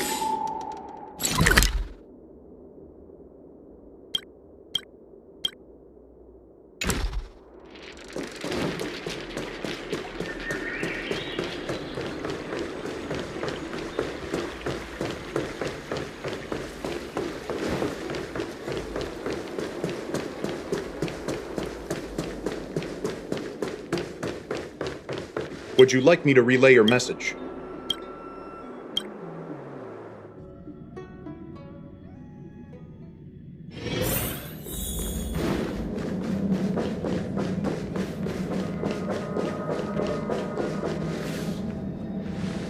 Earlier at the Palace of Astral, I introduced these guests from the astralexpress to you, Elder Huaiyan. But with all the people around, we only exchanged pleasantries. Now, I'd like to officially introduce them to you. These three braved great dangers, accompanying me to perilous places, defeating the chief culprit Vantilia, and uncovering the conspiracies of the disciples of Sanctus Medicus. If you wish to know more, please, feel free to ask us. Well, I skimmed through the reports about the Arbor's rebirth from the Master Diviner Hu Xuan. She's been summoned to the Yuchui for questioning. There are a lot of doubts within the Alliance about this whole situation. But despite all that, I believe in you. Since you joined the ranks, you have repeatedly achieved remarkable feats. After the High Cloud Quintet each went their separate ways, despite the many criticisms within the Alliance, the Marshal still stood firm against the dissenting voices and entrusted the Luofu to you. Over the years, you've served the Alliance with loyalty and wisdom. You've taken down abominations in Thalassa, rescued the Xianzhou Yuchui from a siege, and destroyed the demonic planet summoned by the denizens of abundance. I still remember those battles vividly. There are fools who doubt your loyalty. They're happy to see the divine foresight fail because it gives them some kind of sick satisfaction. They haven't achieved anything of their own, so they feed off the failures of others. But I've seen enough failures in my time, and I want to believe that your loyalty has never wavered. So, General Feixiao of the Yaoqing is the only one investigating the Ambrosial Arbor crisis on behalf of the Alliance? No. I am too. This old man's words always catch me off guard. The Marshal ordered me to come to the Xianzhou Luofu, but the document only says, attend the war dance and listen to Feixiao's questioning.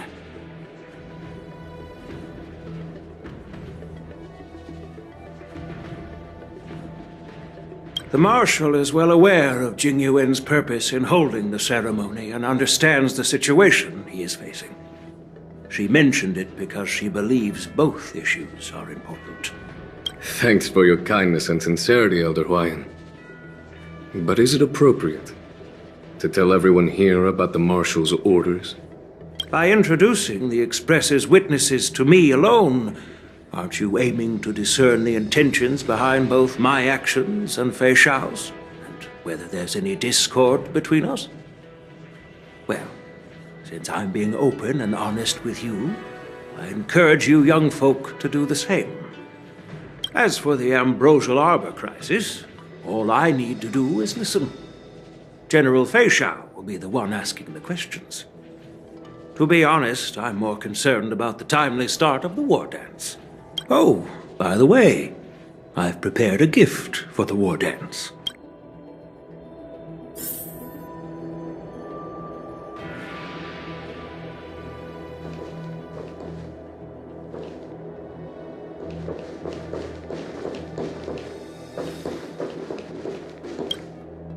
Yes, it's this case right here.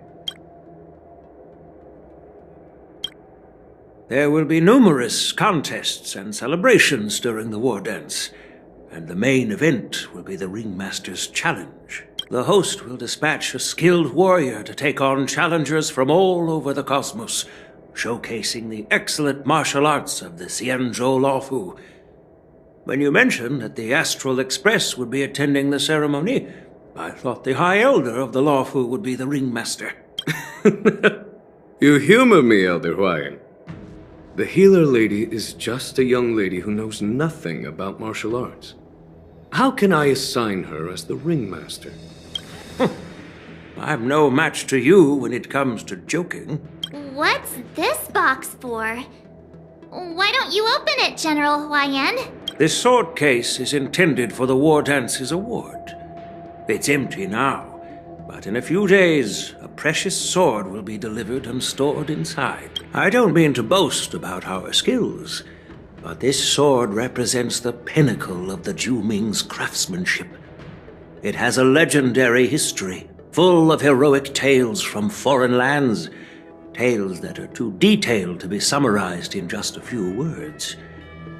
Since the delegation delivering the sword hasn't arrived yet, I'll just leave the case here for now. I've been wondering who would be worthy of such a sword. And then it hit me. I can award it to the champion of the Ringmaster's Challenge. The ceremony's champion is sure to be a perfect match for the sword. Moreover, I hear that Yanqing is an excellent swordmaster.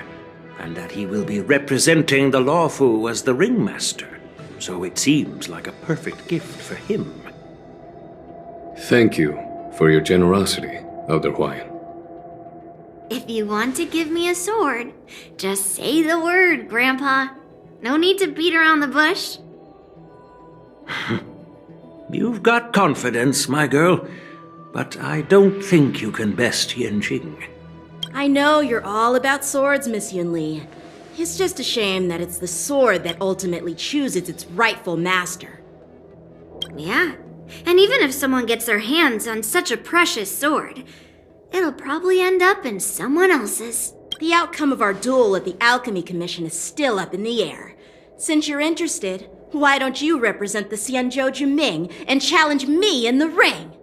That's exactly what I had in mind. Nobody knows who's gonna come out on top. It could be me, could be someone else. It'll probably be me. But whatever happens, it won't be him.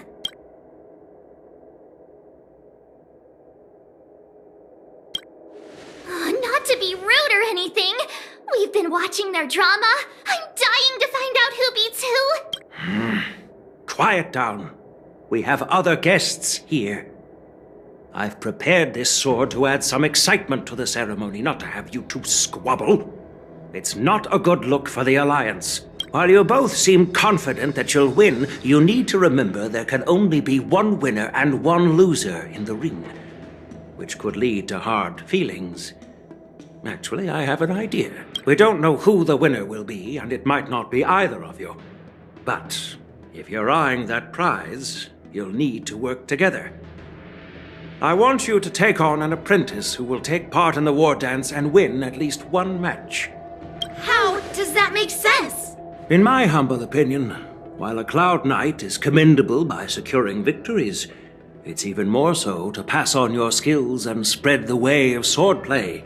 I'd be greatly pleased if this apprentice could represent the Express in the war dance by displaying their Cloud Knight flair and prowess. Well, Elder Huayan's idea is quite interesting. Imparting swordplay skills requires teamwork, and both the winner and the loser will learn a valuable lesson regardless of the outcome. The question is, whom should the two of them take as an apprentice? Huh? Who? Wait, me? I noticed just now that Miss March seemed quite interested in the outcome of your sword fight, so I thought, why not teach her the art of swordplay? Wait, are you serious, General? Why am I being dragged into this all of a sudden? I've never practiced swordplay before. I'm a total newbie. You really think I can learn it? Well, you'll probably realize I have no hope and give up on me. And that'd be so embarrassing. Isn't this a perfect chance for you? I remember you mentioning that you wanted to learn some sword moves. Yeah, I did say that. But this is all happening so quickly, don't you think? Miss March is like a piece of jade in the rough, just waiting to be shaped. The war dance is the perfect opportunity to see what heights she can reach. I appreciate your kind words, General Huayan. But won't teaching me swordplay be a waste of Yanqing and Yunli's time? They should be preparing for the ceremony. Plus, I heard that each swordmaster has their own special moves. What if they let something slip while teaching me? If everyone knows each other's tactics, won't that make it hard to catch people off guard during the war dance? That's considerate of you, March 7th. But don't worry. It'll take you at least a decade of hard training before you can even start learning special moves. No need to freak out. A few Juming swordplay tricks will mean you'll be more than equipped. Really? Looks like March's curiosity has been piqued. The whole point is to know each other's moves. Defeating your opponent in just one move? How boring would that be? Plus, what really decides a swordsman's fate isn't some special move. It's the solid fundamentals. So Miss Yunli has already agreed. What do you say, Yanqing? General, I haven't graduated yet. How can I be qualified to teach swordplay to others? So you're admitting your defeat, huh? If you're not even confident to teach, why don't you let me be the ringmaster instead? Yanqing, teaching an apprentice is also a way of honing your own skills and gaining insights. You've been an apprentice for years. It's about time you looked at swordplay from another perspective. I see, General. Then count me in. Now that Yanqing has agreed too, it all comes down to Miss March giving her nod. It's up to you to make the final decision, March.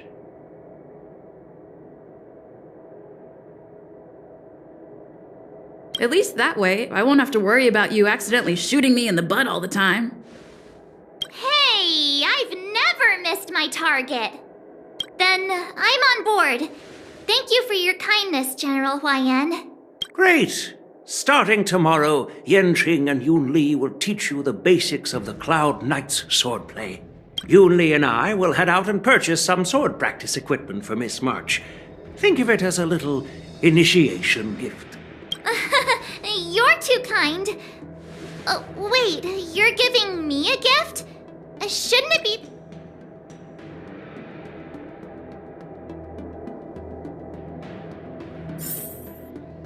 General Huaiyan's gone. Wait, why does something feel off about what we talked about?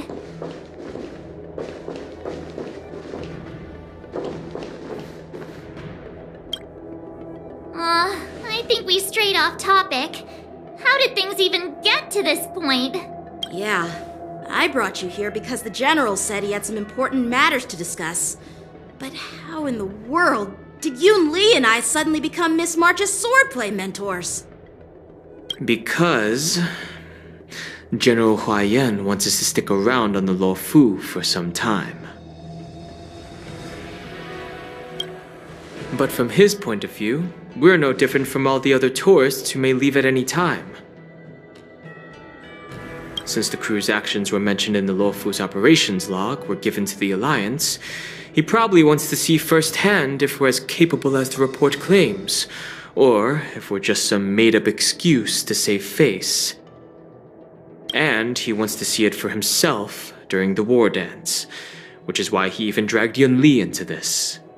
What began as a simple contest between two swordmasters has now evolved into you two collaborating to mentor March. Elder Huaiyan is still that tricky general who likes to give everyone a headache. My apologies. Truth be told, I invited all of you to the ceremony because I wished for you to act as my witnesses. Now I apologize for not disclosing this information earlier. In the coming weeks, I'll also invite all of you to a meeting with General Feixiao, where you may need to answer her questions and clear up any doubts she might have. So please, be prepared for the meeting.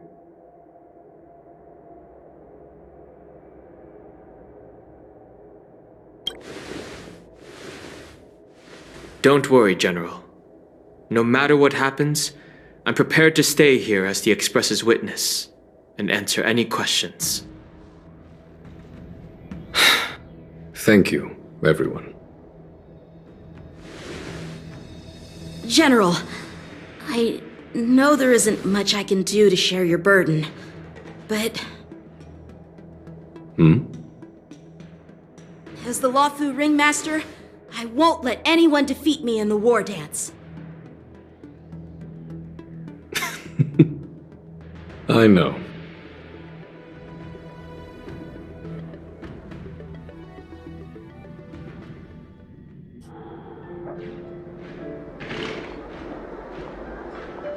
The illustrious Merlin's Claw waiting for me? And for so long, too? It's quite an honor. It's been a while, General Feixiao. It's been 30 years since we last saw each other. Right, Yukong? Yes, Back then, you were the vanguard of the Yaoqing's Verdant Knights, and I was a pilot of the Law Fu's Rainbow Orbit fleet. Who would have thought that upon meeting again, you'd be a general, and I'd have given up flying? Really does feel like a lifetime ago. Well, I wouldn't say I haven't seen you in 30 years. After all, your great victories are announced through the Yellow Bell resonance system every day. So I'm well aware of your great feats. How's your health holding up? Still stable, I suppose. Do you still remember the medic who saved me in battle? That healer with the odd name and peculiar temperament. What was his name again? Was it Pichu? Or Kaqiu? Jiaoqiu. He's been my retainer and personal healer, delegated by the Alchemy Commission from the Xianzhou Yaoqing.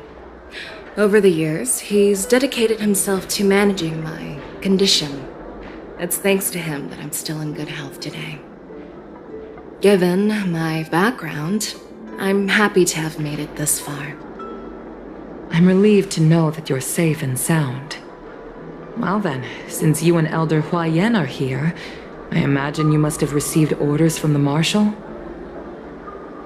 As your friend, may I ask how the Alliance intends to punish the General of the Lawfu? The Arbor's rebirth has frightened the elders who lurk behind the scenes. They fear the resurgence of abominations, much like what happened 30 years ago. Although the report from the Lawfu explained all the details, we don't know if the Ruin Legion really invaded, or how exactly the Stellaronhunters and the astralexpress became involved. This puzzle has many missing pieces. As you know, the fugitive Jingliu, who mysteriously disappeared many years ago, has resurfaced. This time, she has brought along an outworlder and a coffin, claiming to offer the Marshal a method to fight against the Eons. The Lawfu Preceptor has also leveled accusations against Jingyuan for neglecting the Alliance's principles. She asserts that Jingyuan enabled the exiled Imbibitor Lunae to re-enter the Lawfu, thereby unlocking the lunarescent depths within Scale Gorge Waterscape, which in turn disrupted the Vidyadhara's dutiful watch over the Ambrosial Arbor. It is for these reasons that I have come here to the Lawfu today. Well, duty calls. Perhaps I shouldn't have mentioned all this to an uninvolved person, but since we once fought together, I didn't want to keep you in the dark.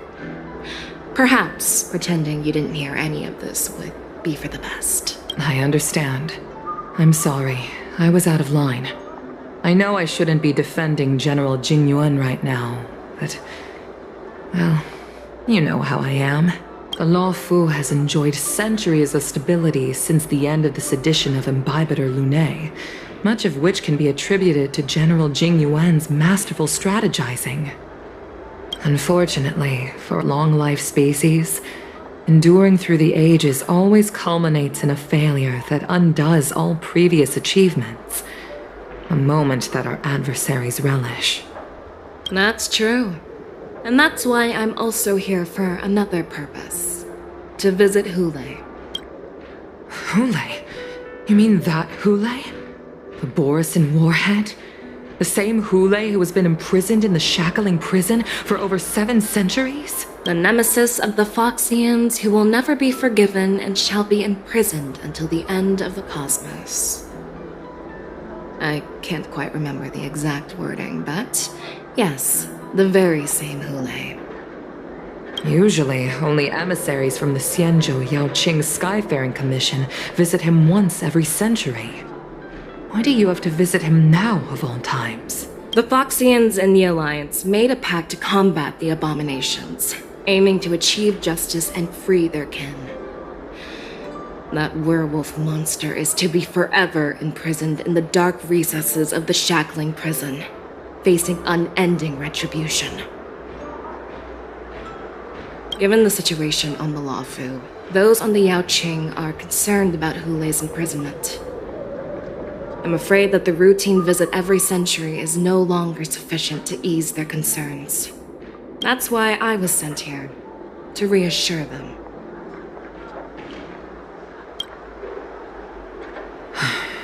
It's all bad news. Well, not everything. There might be a silver lining. Oh, by the way, I found some clues about the thing you asked for. Tell me more. The Verdant Knights followed the route you mentioned and discovered the wreckage of the Whistling Flame ship. Unfortunately, there were no survivors and no cargo.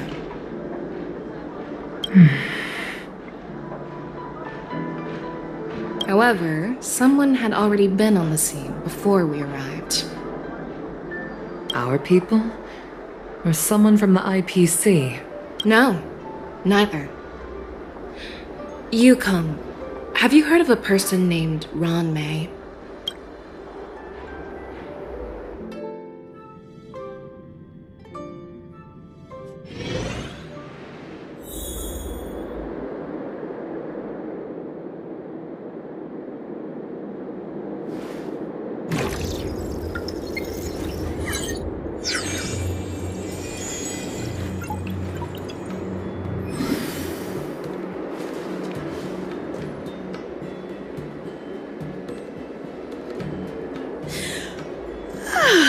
I'm still feeling sleepy.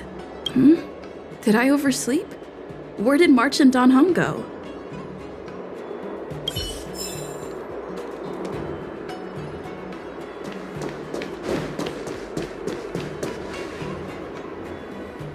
There you are!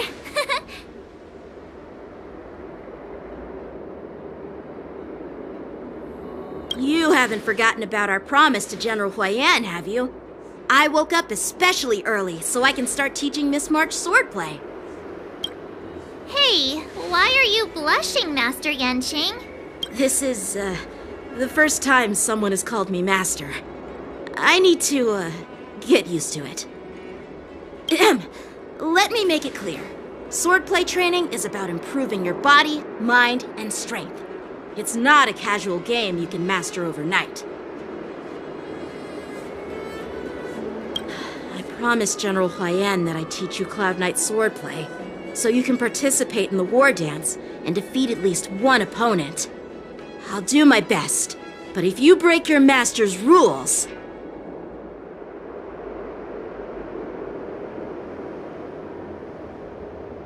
Is it too late for regrets?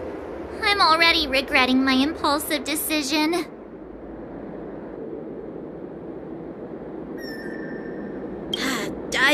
Honestly, I'm not sure what I'll do either, because I've never been a teacher before. So, Miss March, please behave and don't skip classes. Or complain. You need to toughen up and train her properly, Master Yanqing. Don't go easy on her. You're so heartless. By the way, where's Yunli? I've found a quiet spot in the back garden of the Palace of Astrum for our first lesson together.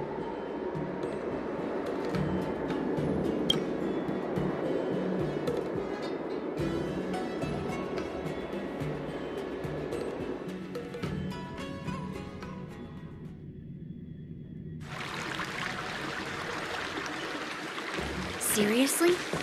It's the first day, and you two are already late? Why is everyone on the Luofu so laid back? So disappointing. Master Yunli, you're already here. Sorry for keeping you waiting.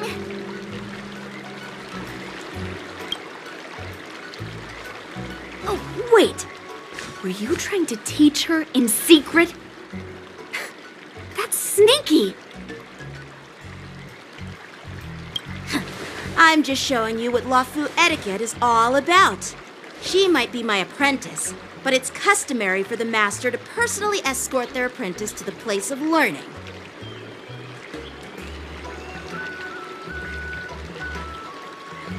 As the host, I'll be teaching Miss March the essence of Luofu swordplay, after which she'll emerge victorious in the war dance ring. You won't be complaining about Luofu's swordplay then.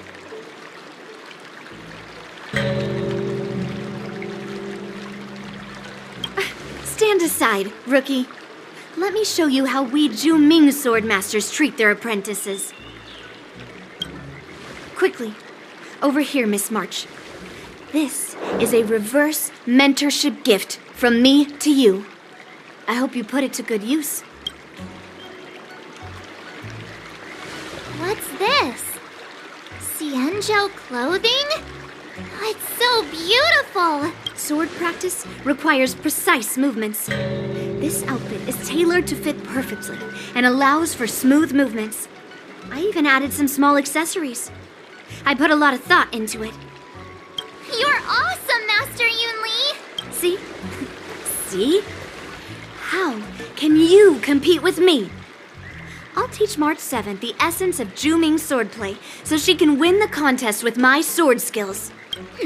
Actually, I've prepared something too. Huh?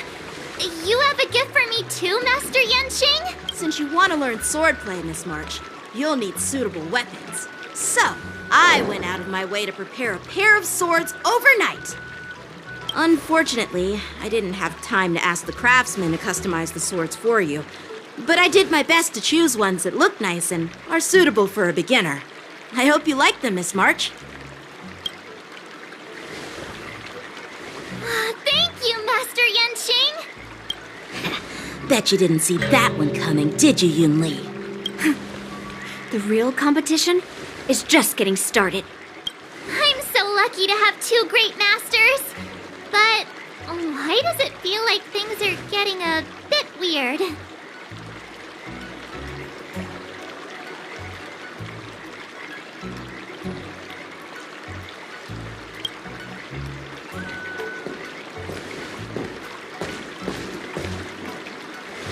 So what do you think, Masters? Does this outfit suit me?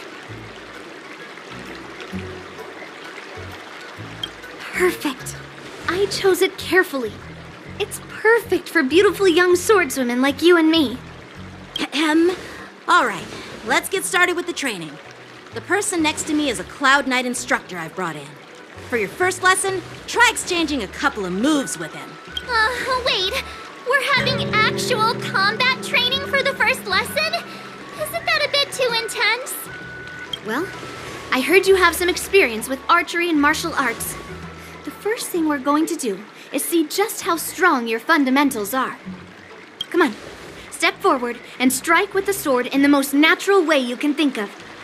It's important for us to grasp your natural movements so we can decide where to start and what you need to learn.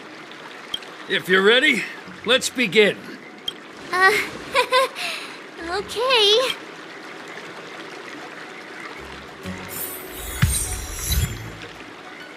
Well, I heard you have some experience with archery and martial arts. Come on, step forward. Are you ready? Yeah, I'm ready. But please go easy on me. Then I apologize in advance, Miss March.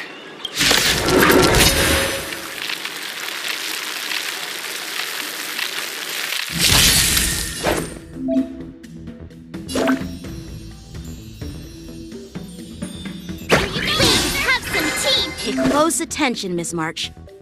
Luofu's swordplay is all about being swift and agile in your movements. Strike apart! Yes, you! Practice is over. Swords descend!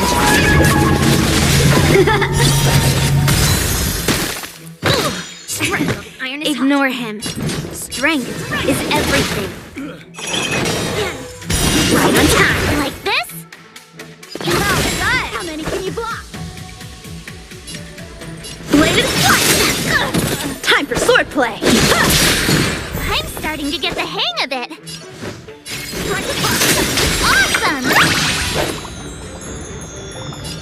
With a true heart and focused mind, here I come.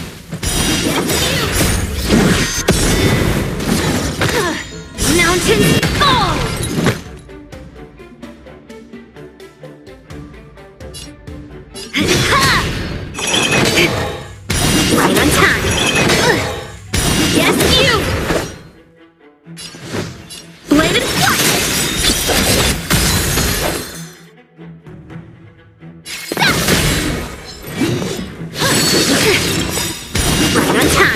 is over. Swords descend!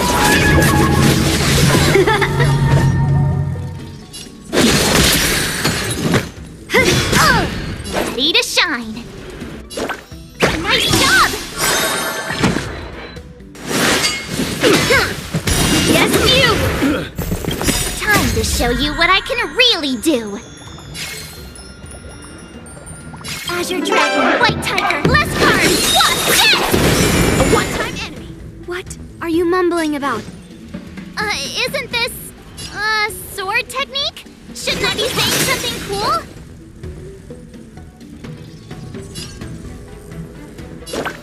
Here you go, Master! Right on time. Oh, I get it! Alright, check out this move!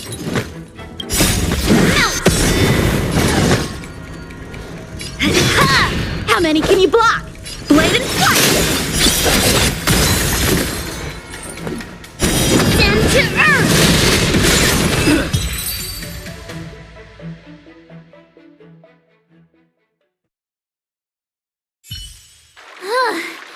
I didn't expect the first lesson to be so intense. Miss March has quick hands and a flexible body. She's a perfect fit for practicing Luofu swordplay. However, she lacks strength, and her strikes were a bit unfocused. But don't worry, that's totally normal for beginners. Once she starts practicing Juming swordplay, she'll make heaps of progress. Given the situation, I believe Miss March should start by working on her strength. Seriously, do you actually know anything about swordplay, or what? I could ask you the same thing. Dual swords require agility, so what's more important than footwork?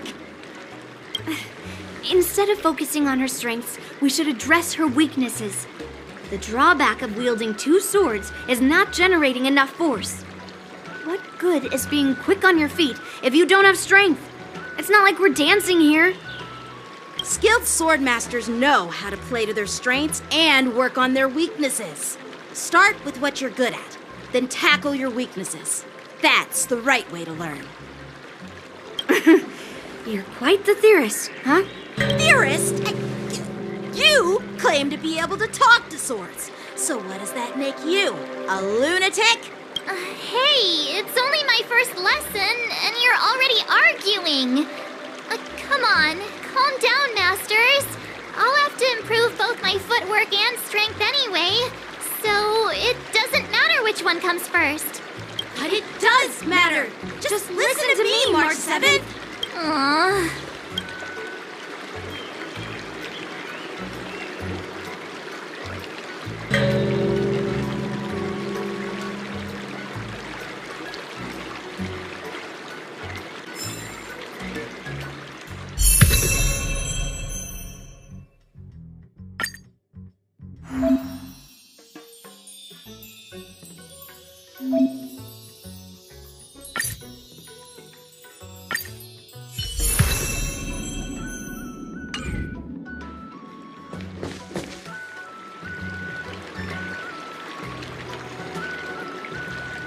Dear Himeko, Mr. Yang, and Pom Pom, we're all good here on the Xianzhou Luofu, so no need to worry. By the way, how's your trip going? As for me, I've somehow become the apprentice to 2 Cloud Knight sword masters, and I've been honing my sword skills with their guidance. One of them is Yanqing, the boy we've all met before. The other is Yunli, the granddaughter of General Huaiyan from the Xianzhou Juming. Both masters are super strict, giving me a real taste of how hard sword training can be. I tried to drag her into this, but she refused. Then I tried to rope Dan Heng in, but Master Yanqing wouldn't have it. Still, I didn't let the difficulty get to me. In just a few weeks, my sword skills have improved a lot. Both my masters think I have unique talents in swordplay, and are literally fighting each other to teach me their skills. Thanks to their guidance, I've actually made some progress. When I get back to the Express, I'll definitely show off my skills and impress you all. Looking forward to your reply. Yours, March 7th.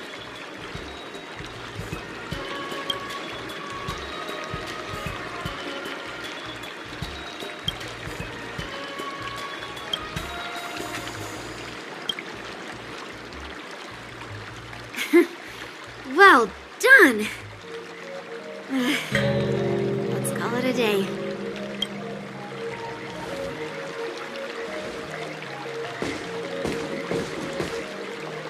Miss March's sword skills are really coming along. She'll hold her own just fine in the war dance.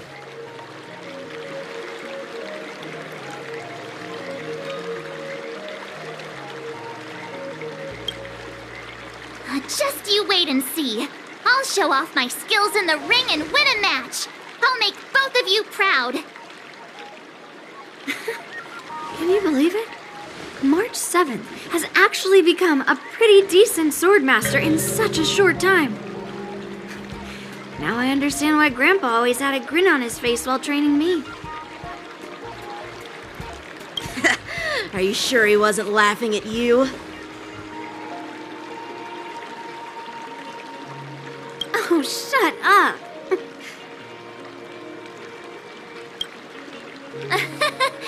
It's all thanks to your amazing guidance, Masters. Miss March, you're really Oh, let me see. Which sword is the most powerful? There's no such thing as the most powerful sword. It's all about the skill of the swordmaster. Yanqing wields several flying swords, while I only wield one. But remember how I kicked his butt at the Alchemy Commission? First, you didn't kick my butt. Second, you'll never kick my butt. Third, how about we settle this right now and see who kicks whose butt? Yeah, I'm up for that. And if I kick your butt, you'll drop out of the war dance. Deal? Why are you two arguing again? I thought things had been improving between you lately. There was talk that the leading disciples of the Luofu and Zhuming generals were supposed to face off in the war dance, but for some reason, they suddenly teamed up to train an apprentice of their own. Turns out the rumors are true.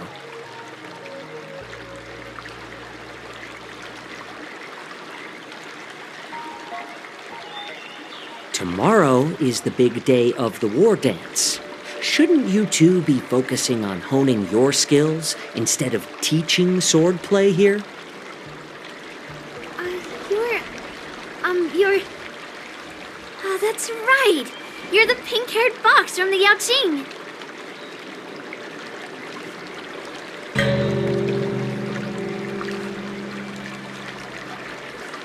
This is Mr. Jiaoqiu, the healer working for the general of the Xianzhou Yaoqing. Ah, got it. So, you're the participant attending the war dance on behalf of the Yaoqing, and you were trying to sneak a peek at our training? Sorry for the misunderstanding. I don't know anything about martial arts. I'm just here on the general's orders to take care of some official business. I didn't mean to interrupt your training. I'll be on my way. If you know nothing about martial arts, why were you smirking earlier? Well, my curiosity got the better of me, I suppose. When I heard Miss March's pondering about what to learn, I couldn't help but wander over. From my professional experience, cleavers, slicers, chopping knives, and carving knives are all just tools. Kind of like frying, sautéing, boiling, and deep frying in cooking. They're just ways for people to show off their skills. How you use them really depends on the ingredients you're working with. It's like your sword teaching methods. If you align your ingredient, in other words, your apprentice's natural tendencies, with the right cooking method, by which I mean the teaching method that best suits her, she'll make double the progress in half the time. For example, golden eggplant tastes best when fried. cloud peppers when stir-fried, and yellow boulder beef when simmered. It's all about discovering the nature of the ingredients. Apprentice. All this talk about food is making me hungry. Aren't you a healer? Why are you talking about food? Well, it's just a metaphor. The medicinal school I follow on the Xianzhou Yaoqing is called the Ranja School. That specializes in food therapy. So it's only natural that I know a thing or two about cooking. So, you're the General's cook? I'm a healer. But anyway, a cook who isn't interested in health doesn't make for a good advisor. Fine. Call me a cook if you want. Seeing the way you're looking at me, it's obvious you think I'm just some feeble academic who likes to blabber on about martial arts. But, in reality, I know a thing or two about killing. After all, the art of healing inherently encompasses both life and death.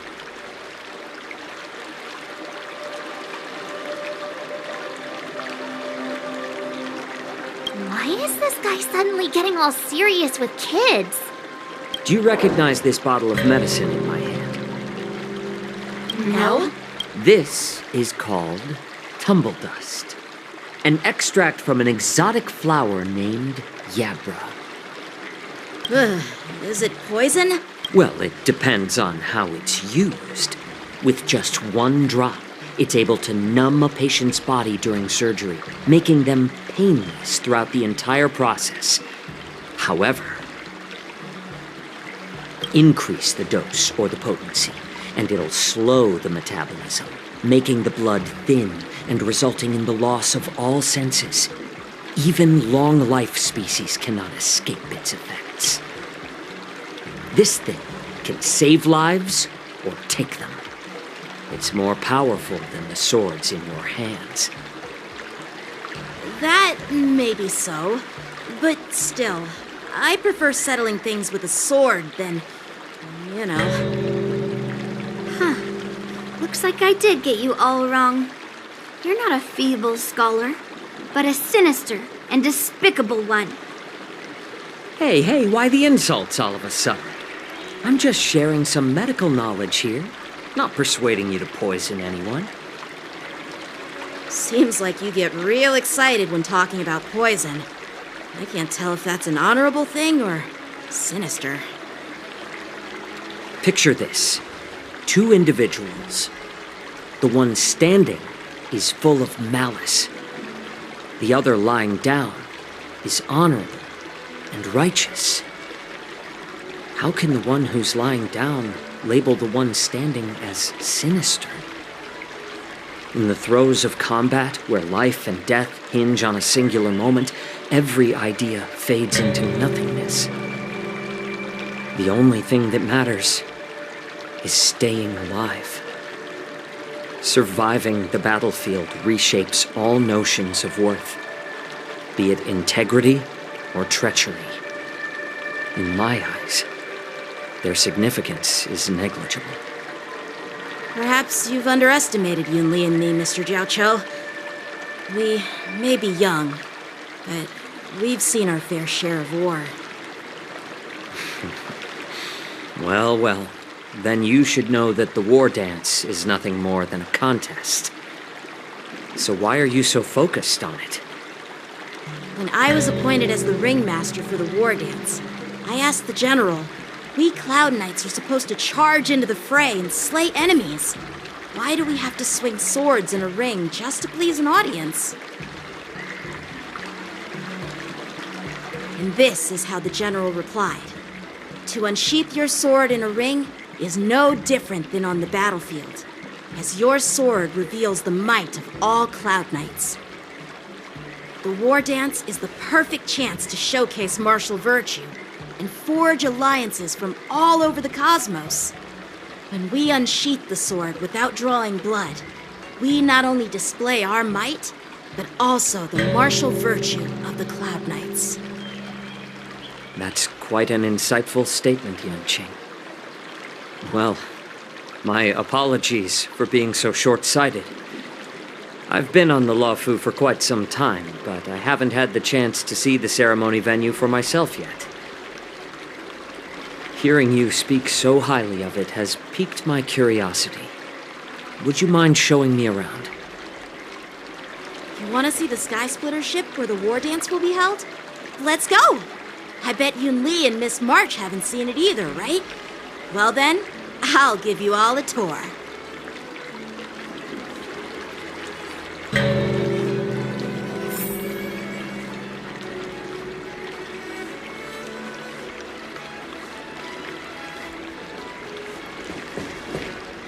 Surviving the battlefield reshapes all notions of worth, be it integrity or treachery.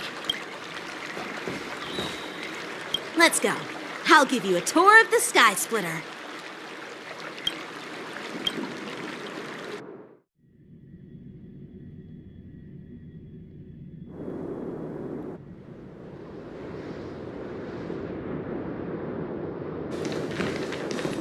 Looks like a lot of other visitors have also come to catch a glimpse of the Sky Splitter.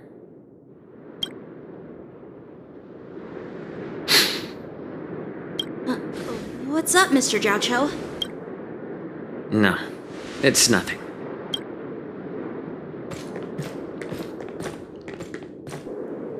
Do you see that airship in the distance? That's the Sky Splitter, the venue for the war dance ceremony. It doesn't look all that impressive from this distance. The Sky Splitter is actually a decommissioned Luofu military vessel. People aren't allowed on board until the war dance officially commences. Tomorrow, when the bell rings and the ceremonial cannons roar, I'll be there representing the Cloud Knights of the Xianzhou Luofu, standing in the ring, ready to take on challengers from all over the cosmos. Since I was a kid, I've been training in swordplay and the art of war under the general. Every day, I'd swing my sword 10,000 times, and then thrust it 10,000 times, repeating the process over and over. I understand that I'm not like other kids. I never envied the toys and freedom they all had.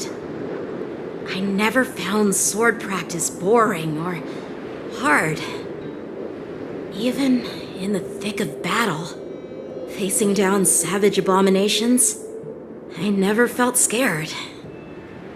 Each day, I could feel myself getting stronger and stronger, and I racked up countless victories. It's the best feeling in the world. But then, I faced a really tough opponent, and just one slash shattered my confidence into 1,000 pieces. That's when I felt true fear for the first time.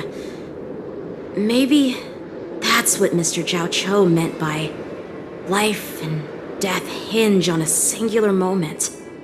Every idea fades into nothingness. After that, I had to pick up the pieces and try to put myself back together. But no matter how hard I tried, I couldn't seem to find my old happy self again. I often ask myself, why do I wield my sword? If defeat is inevitable, why do I continue to fight? Is it to reclaim the joy of victory? To meet the general's expectations? Or to secure my honor among the Cloud Knights? While the general could teach me the art of swordplay, he couldn't teach me why I should keep on going. He said the reason must come from within myself. I've been struggling to find that reason. But after talking with you, Mr. Jiaoqiu, I think I already have that reason in mind. As a member of the Cloud Knights and the General's apprentice, I've had a weight on my shoulders, and I know there's still more to shoulder. But when I wield my sword, it feels like I'm letting go of everything. I love the feeling of giving it my all, facing any obstacle in front of me, pressing forward. That's why I wield my sword. Oh, Yanqing. So young, yet so grown up. By the way, how old are you exactly? Age doesn't really matter. All swordmasters will understand how I feel. I get it. Looks like all the kids on the Luofu live tough lives. So, how about you, Miss Yunli? It's not polite to ask a girl her age, no matter which Xianzhou ship you're on. I'm not asking your age. I'm asking if you have a dream like Yanqing has. You don't talk like a cook. You sound more like a TV host or something. Need I repeat myself again? I'm a healer. Well, I don't have a dream like Yanqing does. The only reason I'm participating in the Ringmaster's Challenge is because I made a promise to my grandfather that I'd win the precious sword he's contributed to the war dance. Sounds like that mind of yours is just filled with swords. I bet you've got nothing better on your mind. My father was a craftsman on the Xianzhou Juming. Because of his foolishness, many innocent people fell victim to the cursed swords he forged. Since I was a kid, it's been clear to me that not everyone deserves to have a weapon in their hands. Giving them a sword is no different than being cruel to the innocent. So, whenever I come across someone unworthy of a sword, I can't help but want to take it away from them. Given that Yanqing is the war dance ringmaster, I'm stepping up to challenge him. To ensure the precious sword doesn't fall into the hands of an unworthy master. Hey, what do you mean by an unworthy master? I see. It's not easy for kids on the Juming either. Well, it's better to have a reason for wielding a sword than to be lost and confused. I've saved countless Cloud Knights in my life, and there are plenty of exceptional warriors just like the two of you. What happened, Mr. Jiaoqiu? Oh, nothing. I was just reminded of some old friends and old tales.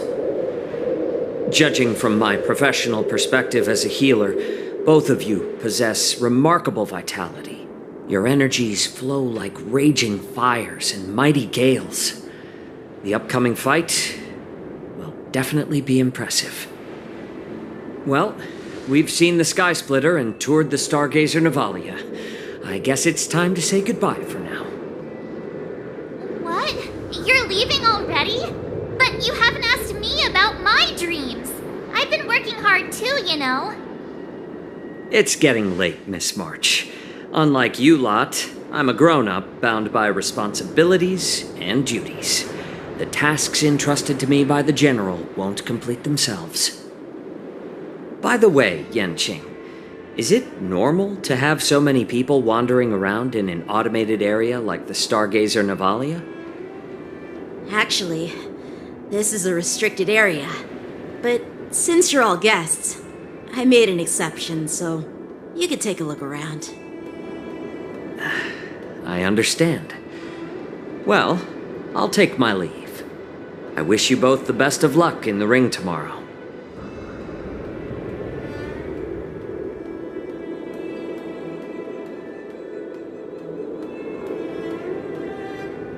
Seriously? I just spent so much time thinking about my dream that he didn't even ask me.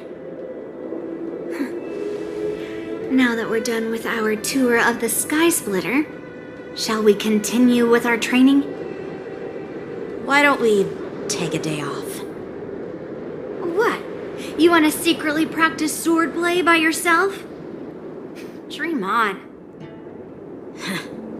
You know cramming before a fight never works out. For some reason, seeing the Sky Splitter has boosted my confidence. So, I've decided to conserve my strength for tomorrow.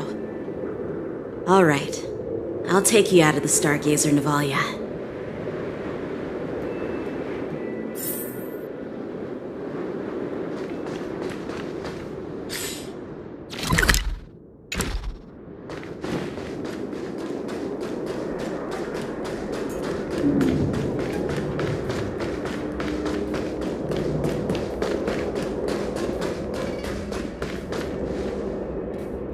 Just shut up, Red Fang! This is not a beast ship. I need some time to take care of things. You willingly donned the skin of a lowly beast to join this mission, dedicating yourself to our glorious cause. And now you're telling me you can't handle it? Do you realize how many ships we need? I'm doing my best, all right? It takes time to figure all this out. When the guns go off tomorrow, all eyes will be on it. That'll be our only chance. How's that? Who's there?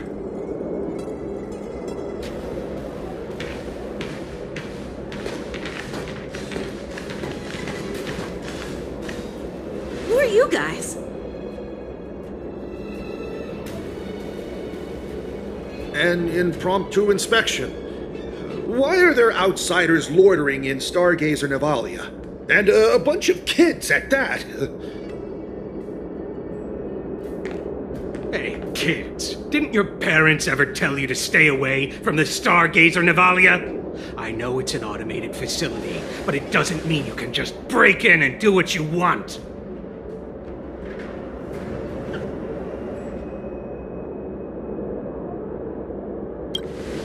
First of all, I'm an adult. Second, I didn't just break in. Yeah, we flew here on a starskiff. Like, whoosh! Well, I'm not trying to tell you off, but this place is off limits to the public, you know? Big sis, let's go. I want to play in Everhunt Plains.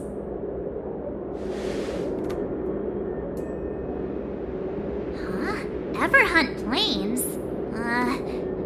Yeah, sure. Big Sis will take you there.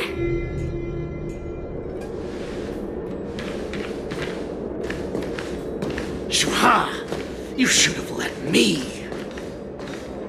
Shh, the overhaul is done, and everything looks good. We should leave.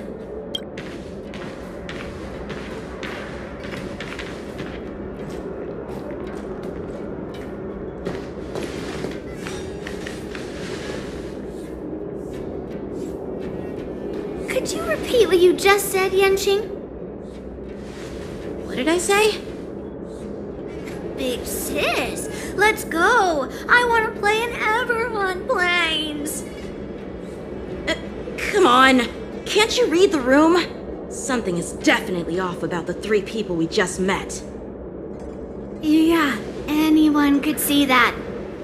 I just wanted to hear you say it again. That pink-haired fox tried to say something. I'm pretty sure he sensed something fishy. Since he's not familiar with this place, he just dropped us a hint. But you didn't seem to be paying attention at all. I knew that from the beginning.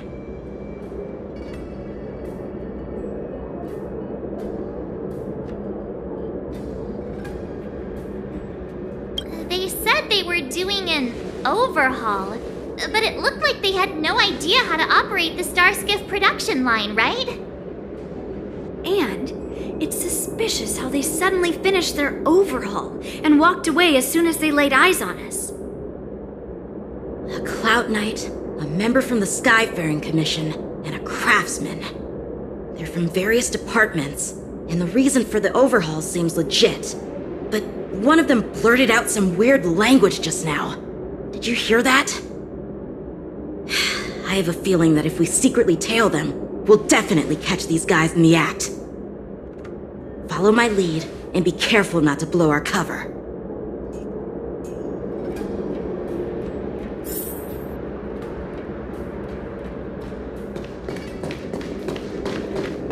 Never mind who they are. Let's just film them.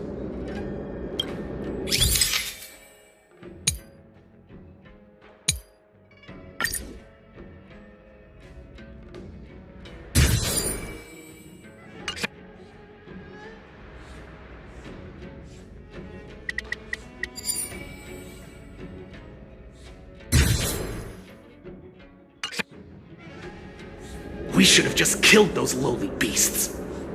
Those little brats won't take up much space. There are boxes all over this place. Just dump them into one and no one will notice.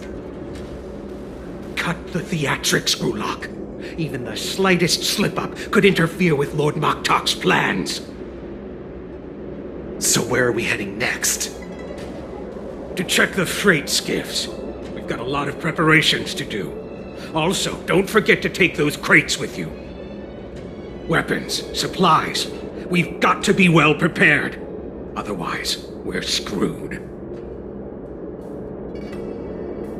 So, are they smugglers? What exactly are they up to? I have no clue, but they seem to be moving those crates. I've got an idea. We can hide inside the crates and follow them.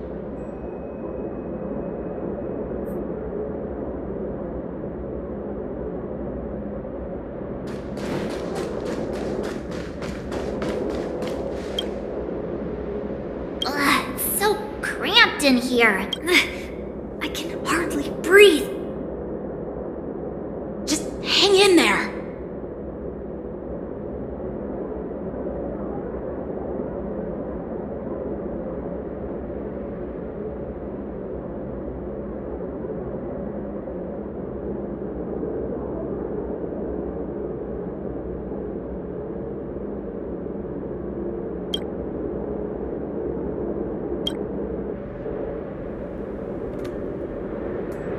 Let's just put the cargo here for now, all right? Then we'll move on to inspect the ships. Lord Moktok said that as soon as we're done, we're to board the freight skiff and leave this place. Don't worry, I've changed the shipping schedule. You two, come with me. Is it just me? I keep smelling that stench of lowly beasts everywhere we go. Don't be so paranoid.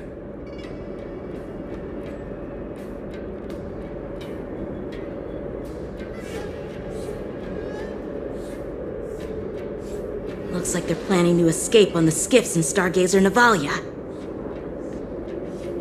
They keep talking about their plans, but where do they come from? And what do they want to do on the Xianzhou? They're definitely up to something bad. Wait, they disappeared! Let's catch up to them!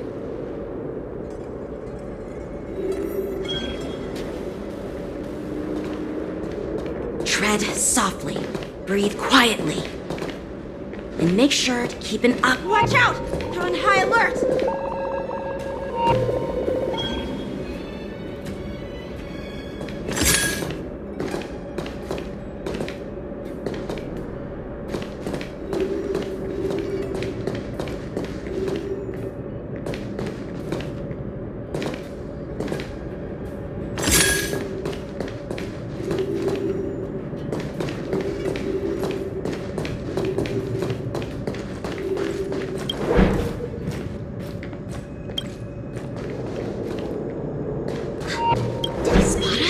Quickly, hide!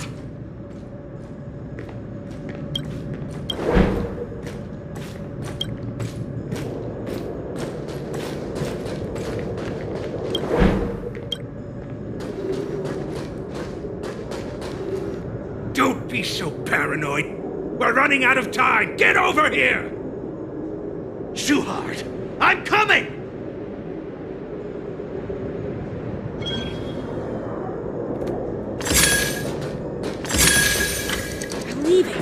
We should catch up to them. Quickly!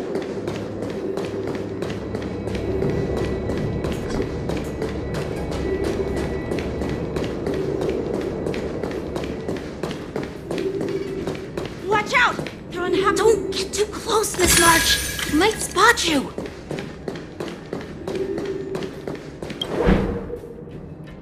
What are they up to? They're all wearing official uniforms, but I'm pretty sure they're not members of the Skyfaring Commission, the Artisanship Commission, or the Cloud Knights. This is way too suspicious. Never mind who they are. Let's just film them. That way, if they do anything bad, we'll have solid evidence against them.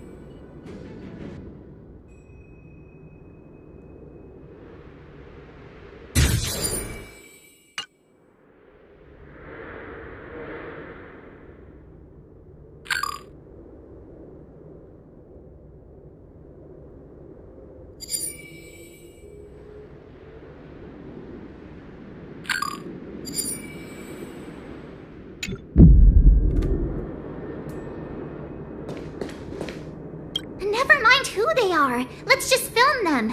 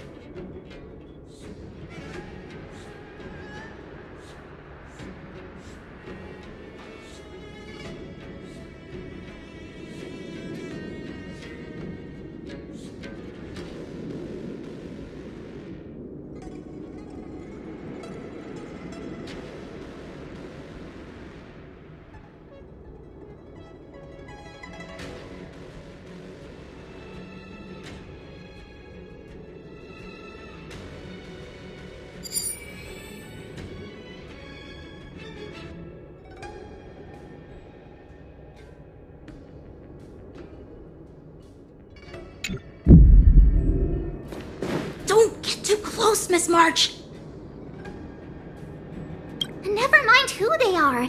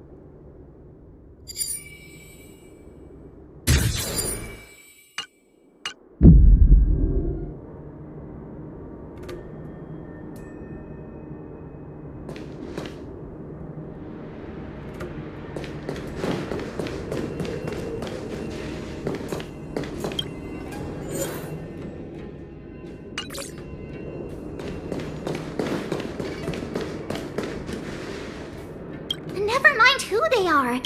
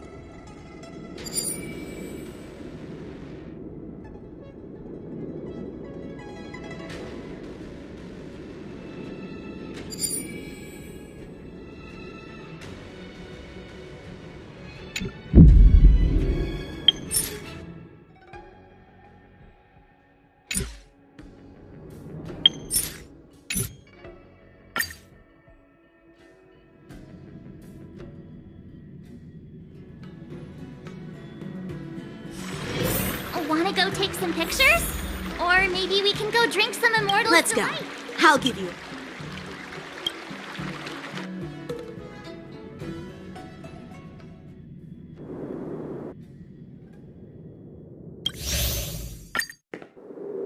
Do you see that airship in the sky's? Oh, yes.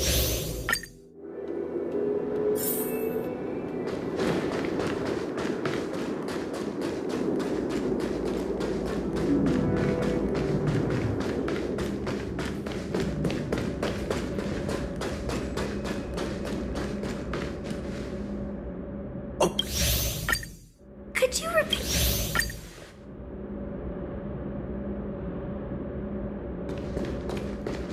Never mind who they are. Let's just film them.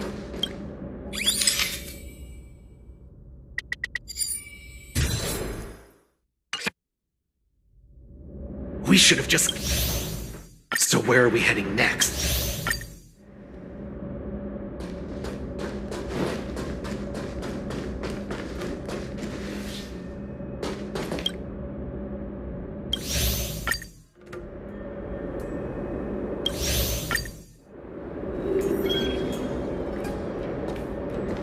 Tread softly, breathe quietly, and make sure to keep an eye on them.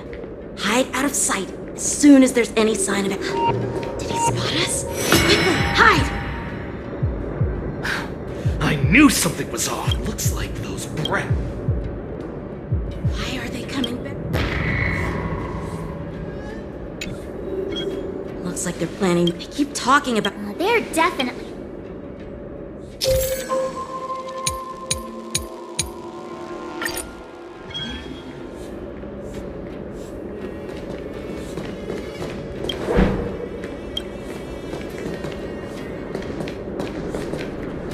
Watch out!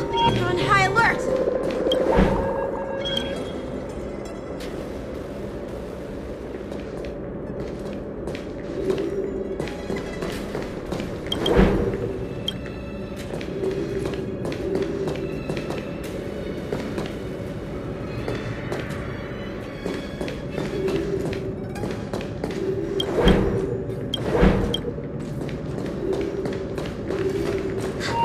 Did he spot us? Quickly, hide!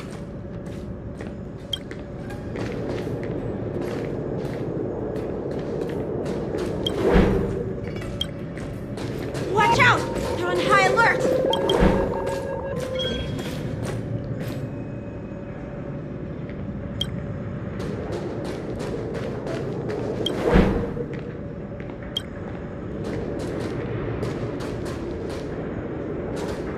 Don't be so paranoid. We're running out of time. Too hard. They're leaving. We should catch up to them. Quickly! Did he spot us? Quickly, hide!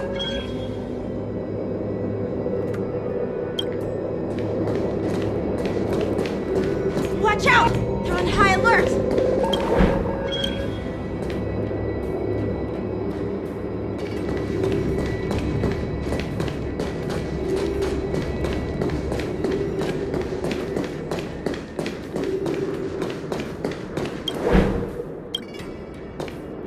What are they up to?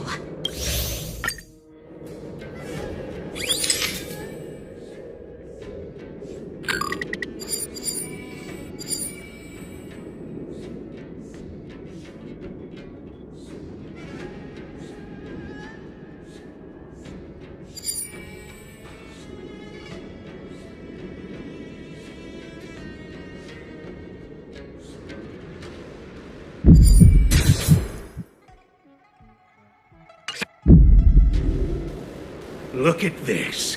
A freight star skiff with enough room to fit at least 20 of my men. I'll let the others know and have them prepare more star skiffs. Once we're past the checkpoint, there will be beast ships waiting for us. Lord Moktok is ready.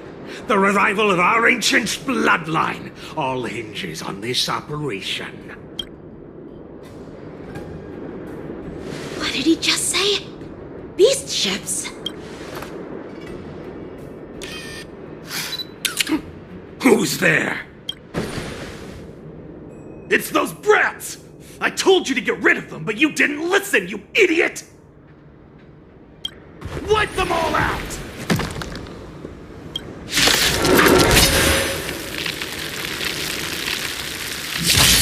Borison, ready to shine. Adusa! Die, you lowly beasts!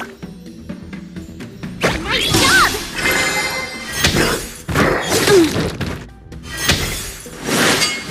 How familiar.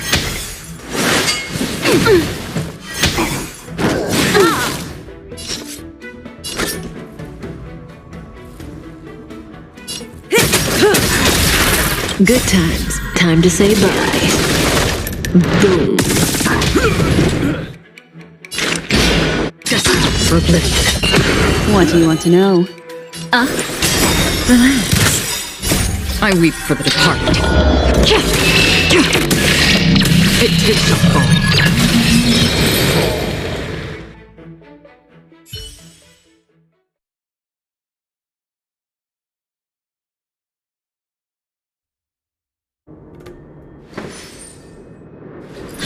How is this possible? How did these Foxians change their appearances like that? They're not Foxians at all. They revealed their true form.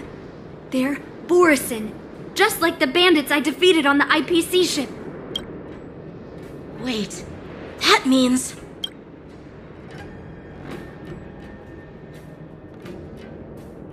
Well, how did the Borison manage to infiltrate the Xianzhou? It's not just a simple disguise of wearing our clothing and shaving their whiskers. They're somehow able to alter their appearance to be indistinguishable from Foxians. They even have official IDs for the Skyfaring Commission, the Artisanship Commission, and even the Cloud Knights? Let me check this fake Cloud Knight's tag. Maybe it'll give us some clues. Lujun, an officer of the Patrol Defense Squad? Wait! What's the matter? I encountered a patrol officer named Lujun before. It was a few weeks ago, when we were transporting the Borison prisoners. If they can forge official identities and move around the Xianzhou without raising suspicion... Oh no, this is bad. Even worse. If you find one cockroach on the Express, it usually means... There are more Borison hiding on the Xianzhou. I bet their plan is much bigger than just stealing information. We've got to report this to the Seat of Divine Foresight.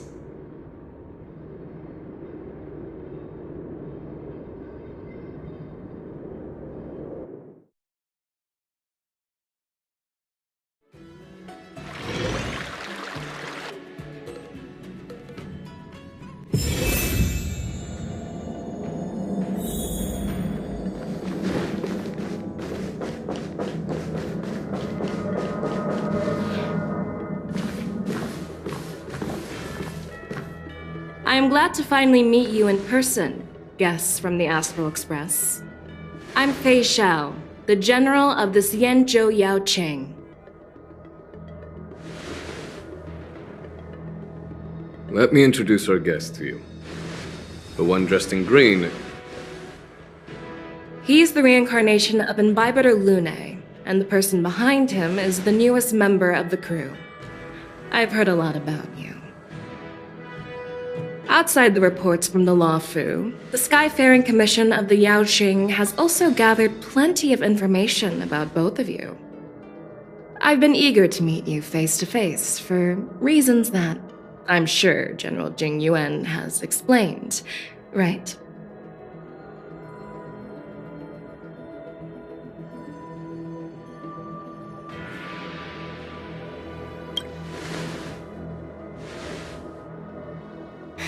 That's right. But don't worry, this isn't a trial. I just want to have a chat with you and get a better understanding of the facts. According to General Jingyuan's report, the Ruin Legion is to blame for the Ambrosial Arbor crisis, and all Arbiter Generals should pay attention to the Ruin Author's movements.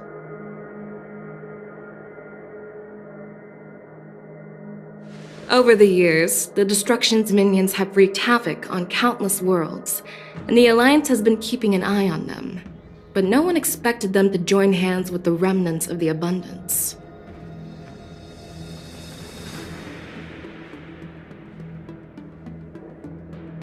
The damage caused by the Ambrosial Arbor crisis was far less severe than expected, which is good news for us.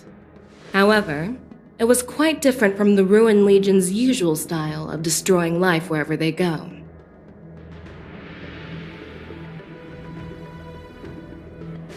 While I trust the bravery of the Divine Foresight and the Nameless, I'm curious about some details missing from the report. I'd like to take this chance to have an exchange with both of you. Let me be clear, the questions I'll ask might not reflect my actual thoughts, so please don't take offense if any of my questions seem a bit harsh. Please go ahead, General. But keep in mind we can only answer based on what we know. And perhaps you already have the answers to your questions in your heart. You have a clever tongue. I like it.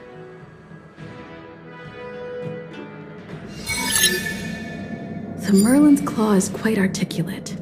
Right now, her intentions are unknown, and Jingyuan wants us to be honest. Maybe I'll just stick to the facts we know. Let's cut to the chase. Before the crisis struck, the astralexpress was guided here by a stellaronhunter, a wanted felon, in an attempt to resolve the Stellaron crisis.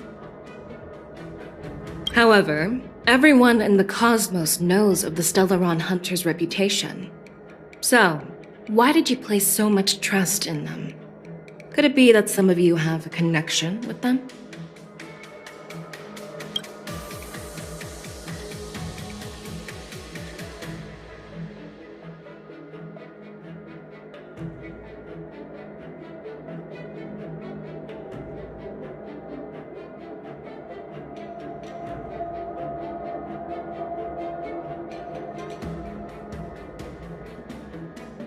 Has it that Elio, the leader of the Stellaronhunters, possesses the power to see into the future. He foresaw that the Xianzhou and the Express would have important roles to play in the war against Nanook. That's why we were lured here to the Luofu, to deal with the Stellaron crisis and fulfill the prophecy. General Jingyuan believes in this prophecy too, as mentioned in the report. I'm curious why you didn't question it at all. Could it be because one of the Stellaronhunters is actually an old acquaintance of General Jingyuan? Please be cautious with your words, Merlin's Claw. Let's avoid sowing doubt among our comrades. That Stellaronhunter used to be my disciple. So are you putting my loyalty in question too? I'm simply bringing up the doubts about General Jingyuan that exist within the Alliance. Since I'm representing them, perhaps you can just imagine me as one of those old geezers. Let's move on to the next question. The report suggests that Don Shu, the master of the Disciples of Sanctus Medicus, colluded with the Lord Ravager and used the power of the Stellaron to resurrect the Ambrosial Arbor. But here's the thing. Don Shu was just a chief alchemist. Even if she colluded with our enemies and summoned the Stellaron, how did she manage to bypass the Videodara guards around the Ambrosial Arbor?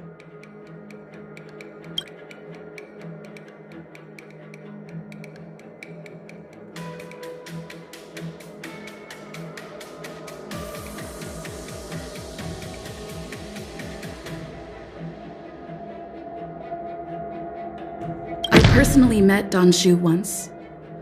Her closest friend was killed during the war on the Fanghu, and she harbored deep hatred towards the Hunt. So she spent years making preparations in the Alchemy Commission in order to take revenge on the Xianzhou. Revenge? is also a form of the hunt. However, that doesn't explain how she managed to bring the Stellaron into the Scale Gorge waterscape, which was guarded by the Videodora. Well, you should ask Don Shu herself for the answer. Unfortunately, Don Shu is dead, and even her corpse has crumbled into ash. That's one less clue we can pursue. According to the report, Lord Ravager Fantilia is the mastermind behind the entire conspiracy. She disguised herself as an ambassador of the Skyfaring Commission and traveled with you, only to vanish without a trace later on. It seems too convenient to label her as a scapegoat.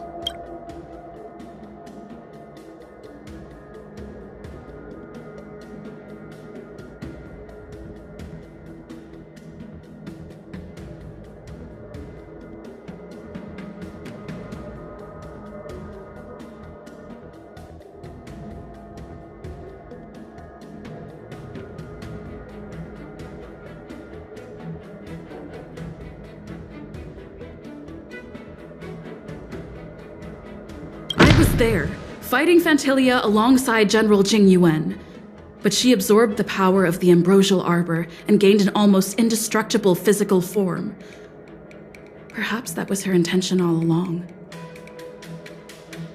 So, a pawn of the destruction wanted a flesh and blood body to live in.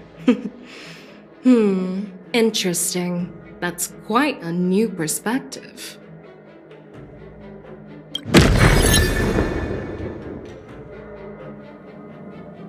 Oh, it seems that your answers have addressed all my questions.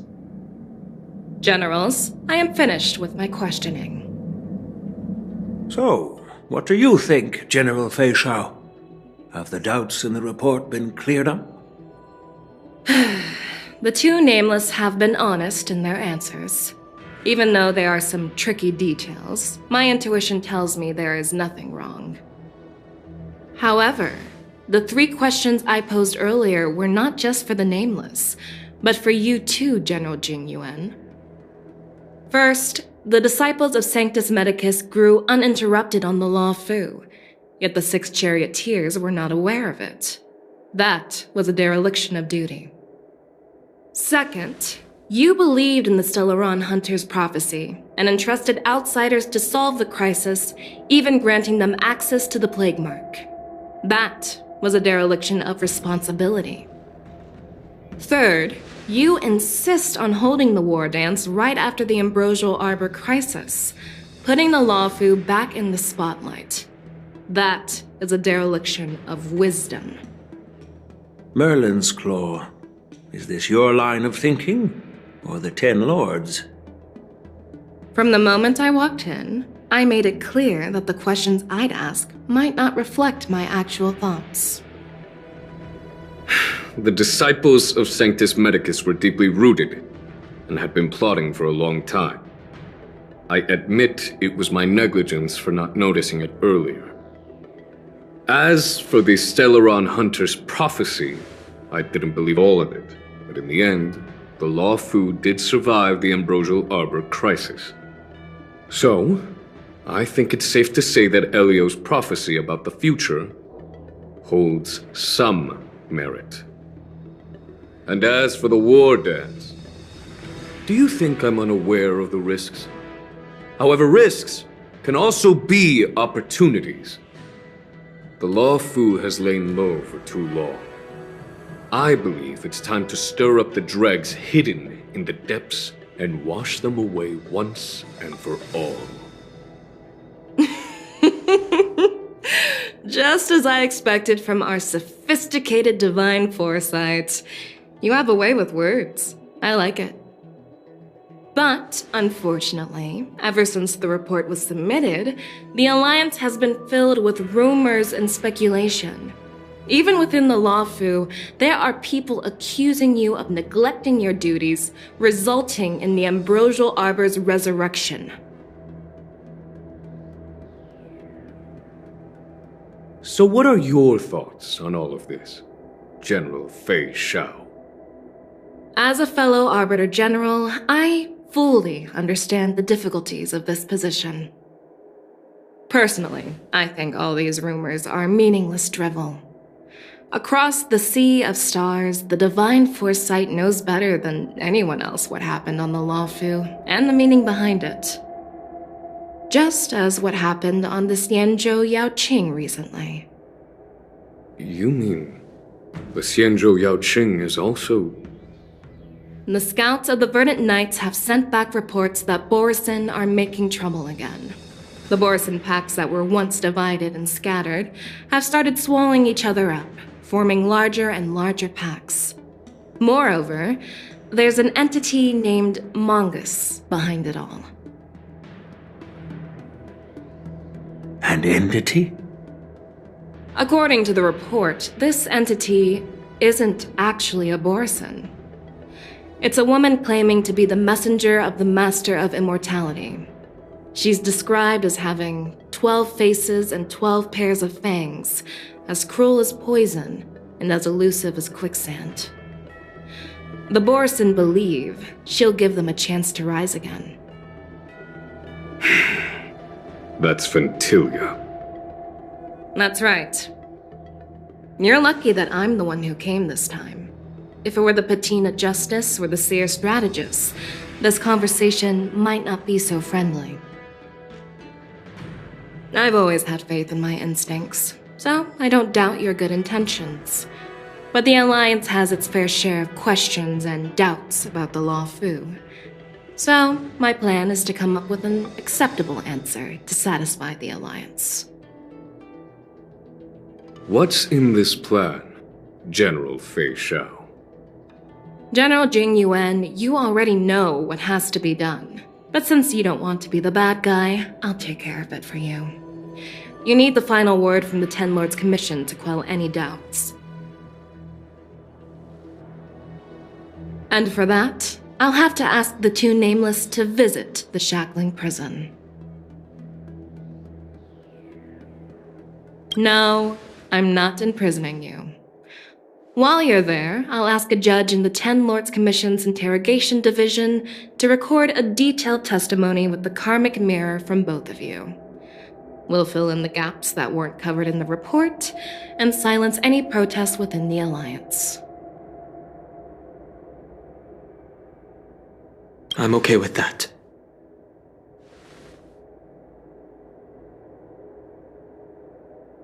Your willingness to help is truly heartwarming, youngsters. Then, as the Merlin's Claw requests... Oh, there's one more thing. This testimony is for silencing the voices of opposition within the Alliance, but I would like to urge General Jingyuan to listen to the pleas of the Foxians on the Xianzhou Yaoqing. So, you are here for Hule. Exactly. Hule is locked up in the Luofu's shackling prison. Since he is the broodlord of the Borisin, I want to transfer him onto the Xianzhou Yaoqing and imprison him there. The recent movements of the Borisin suggest they're planning something big, so we must act preemptively. It makes sense to have the Foxians keep an eye on their arch-nemesis. Since you trust my judgment, I'll repay that trust. What do you think about all this, General Huayan? I was worried this would turn into a heated argument, but it seems like both of you are on the same page, solving each other's problems. I couldn't have asked for a better outcome. And as for Hule, I'll send my Lieutenant Jiaoqiu and Moze to check on his condition in prison and ready him for transport. If there are no more questions, shall we get this started?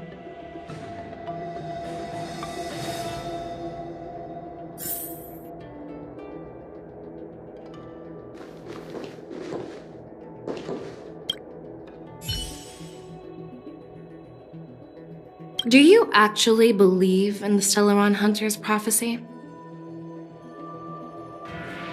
Yes, I do. That's why I'm here. I understand.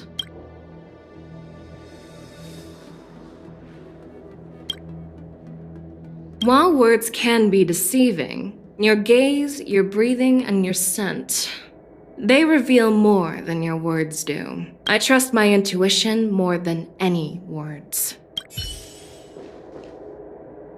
Well, I'm glad we managed to talk this out.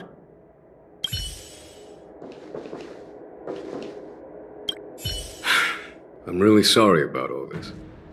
But the testimony in the shackling prison won't take up much of your time.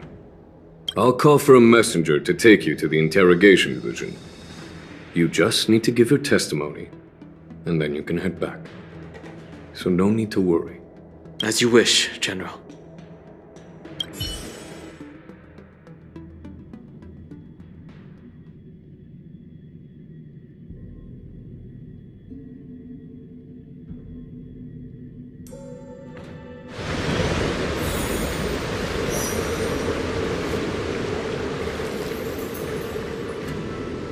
As General Jingyuan requested, everything is prepared for your arrival, and I am here to receive you. The judges at the interrogation division also know your purpose in coming.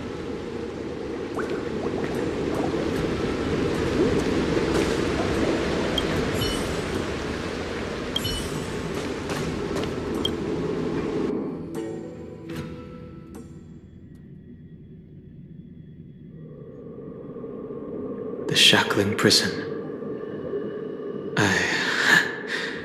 I didn't expect to be back here after all these years. Danheng. Don't worry about me. If you're ready, I'll open the gate for you.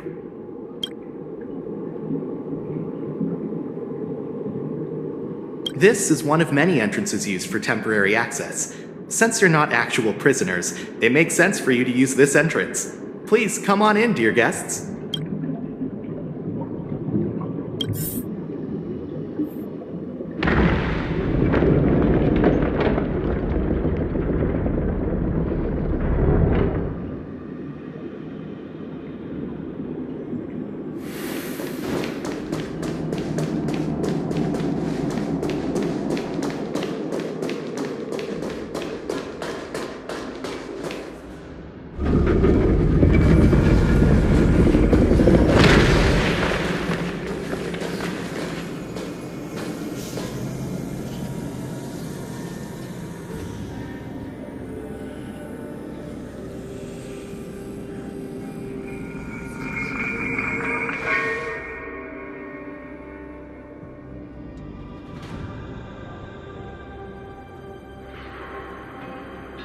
What are you looking at?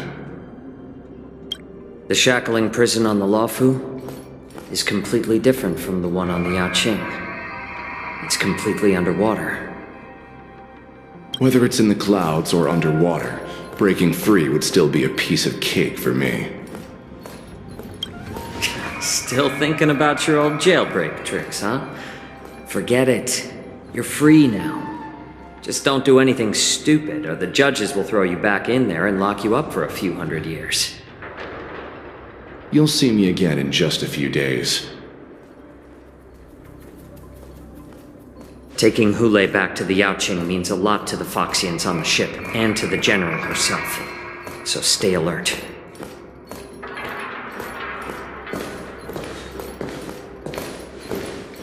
Guests, my name is Shui Yi, and I'm here on orders from the Incarceration Division of the Ten Lords Commission. We're Jiaoqiu and Moze. General Feixiao sent us to extradite the Borisin criminal Hule to the Yaoqing.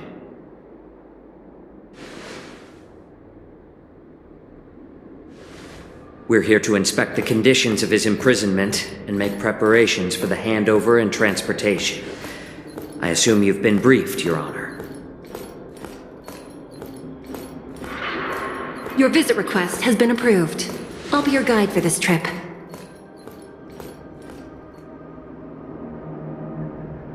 Prisoner Hule, the warhead and brood lord of the Borisin abominations of abundance and the arch-nemesis of the Foxians, is responsible for 2,123 wars of aggression and countless associated crimes.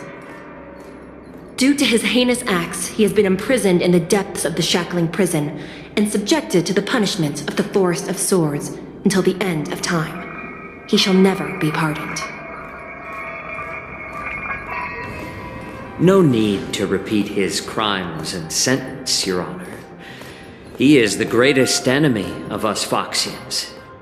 The stories of his atrocities are used to terrify our children.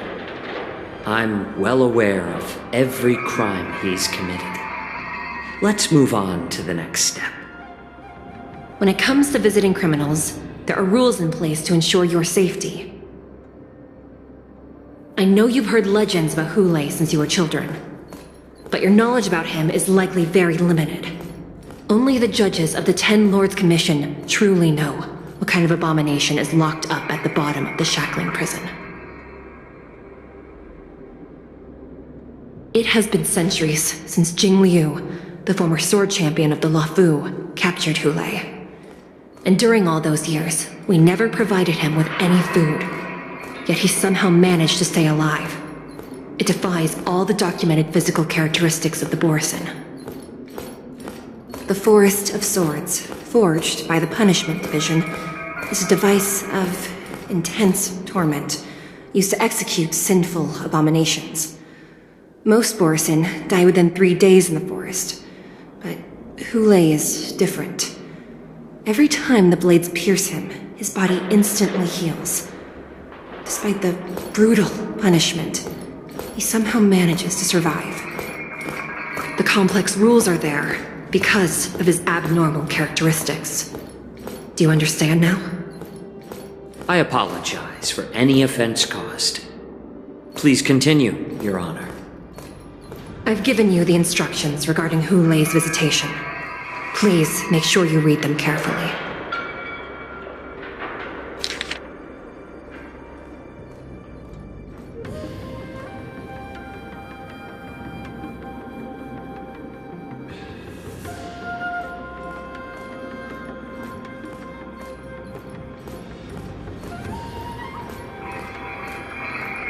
And please, take this pellet before proceeding.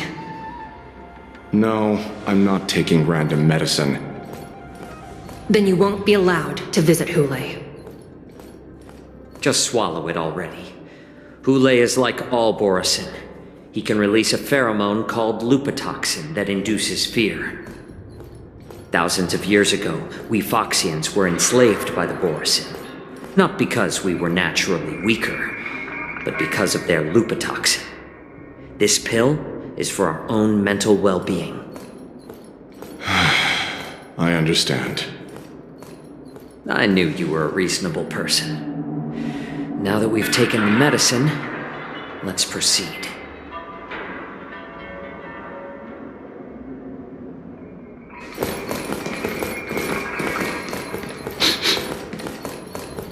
Your Honor. What is it? No, never mind. Maybe I'm just imagining things. Let's keep moving.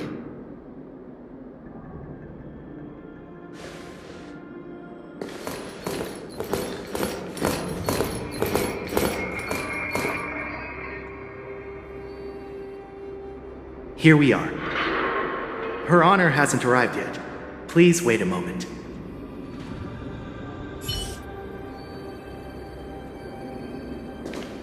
Her Honor hasn't arrived yet. Please wait a moment. This place... it's still as cold as it used to be. Sorry, I was just reminiscing about some unpleasant memories. Thank you. It's all my fault that you were involved in the Xianzhou's problems. You shouldn't have to see the inside of the shackling prison. I'm so sorry. I wish I could show you the real sights of the Luofu. The 6 charioteers might have more power over the rest of this Xianzhou ship. But here, in the shackling prison, it's the judges of the Ten Lords Commission who call the shots. The judges will use a complicated interrogation device called the Karmic Mirror. It accurately tracks every physiological change during questioning and records it. Therefore, the judgment made here will be sufficient to convince the other administrators of the Xianzhou. At least they won't attempt to challenge the conclusions. Perhaps that's why Feixiao insisted that we come here. Okay, but watch your step. This place is not like the others.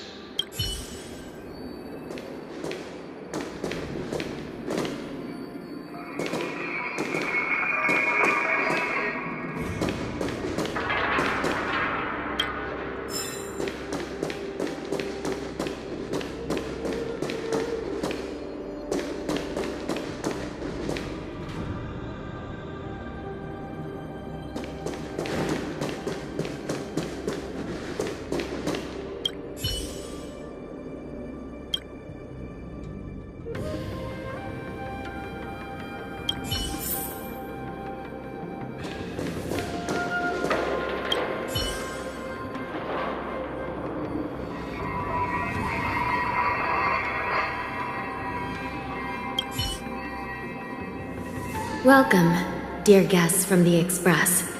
Judge Hanya of the Interrogation Division. We've met before. Glad to meet you again. Please allow me to express my gratitude to you again for subduing the demons in the Fixtral Garden. Looks like while March 7th and I were clueless, you already made many friends on the Xianzhou Luofu.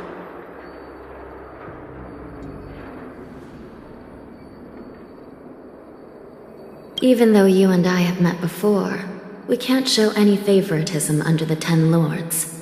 So, please do as I command as we head to Scrivener Hall and beyond. Don't do anything without my permission. This is not a place for ordinary mortals. You and Mr. Danheng, please come with me. Please lead the way, Your Honor. Please let me activate the mechanism before we all move forward. And please, watch your steps.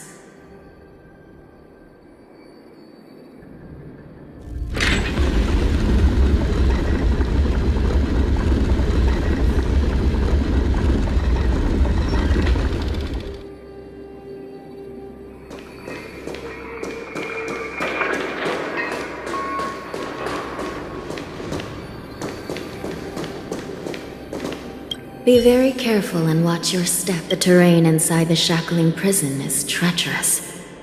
One wrong move, and you could end up plunging into the depths. And if you're really unlucky, you might be frozen solid or burned to a crisp before anyone can help you. Gee. But with your skills, I don't think you need to worry about that.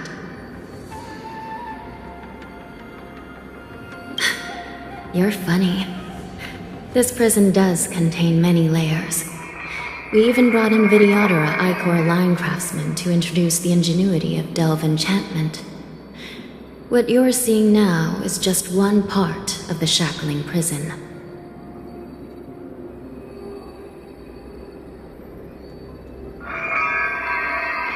Perhaps.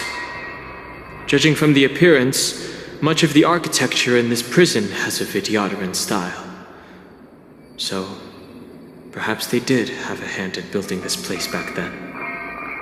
Well, the paths here serve as both passageways for the 10 Lords' Commission and barriers for the prisoners. Most prisoners locked up here have committed serious crimes violating the Xianzhou legal code, and many of them are denizens of abundance like Borison, Uenum, and wingweavers. To be honest, these abominations are pretty good at trying to break out. So, as long as the treacherous terrain here makes it harder for them to escape, the 10 Lords' Commission doesn't have any complaints. Please, come this way.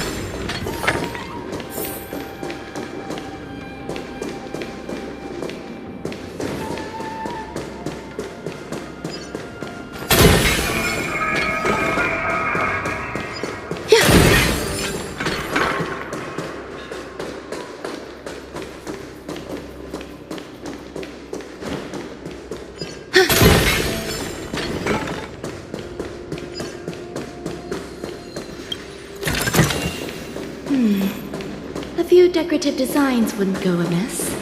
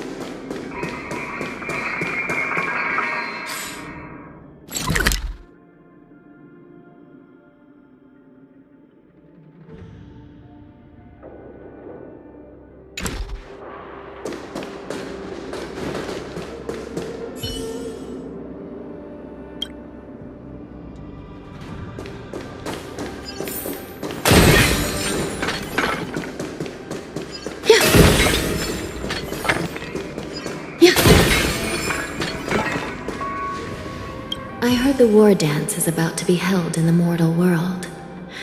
I remember watching a sword duel at the war dance with my sister when we were young. The Cloud Knight, who was the Luofu's ringmaster, was an amazing swordsman, and their sword flashed like lightning. The Outworld Challenger had fiery red hair and a hand made of steel, which roared like thunder.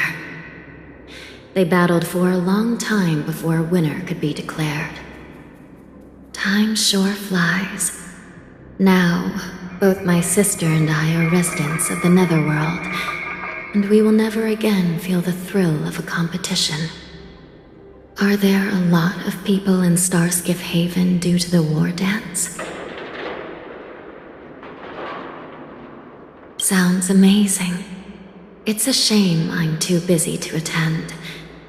But even if I could, I'd probably just scare people off with my current appearance. Let's get going then.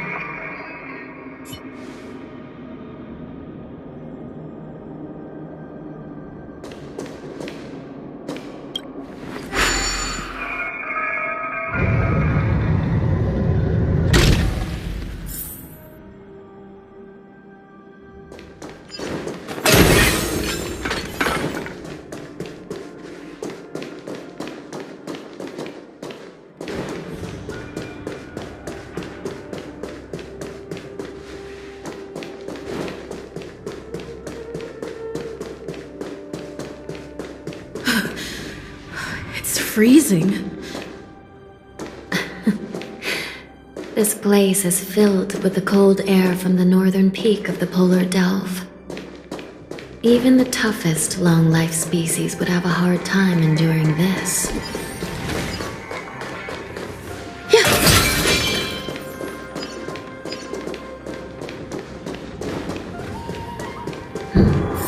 Did you hear something just now?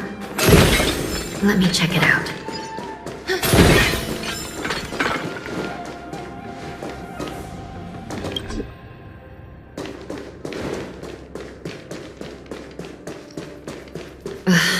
What an eyesore. This place is packed with boxes and crates. These crates, they look oddly familiar. A few days ago, the Spiritfarers received reports about an IPC transport ship that was attacked by Borison.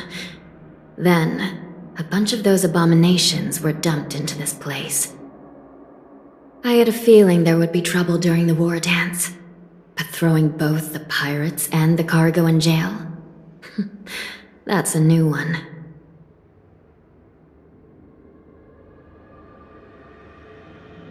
I heard the Intelligentsia Guild crafted something dangerous. We have many records in the Hall of Karma about these wise ones. They love to tinker with forbidden technologies, always trying to push the limits of ingenia. I caught a glimpse of the mechs in those crates, and they bear a striking resemblance to Borison. I wonder what they're planning this time. Well, business first. Let's keep moving.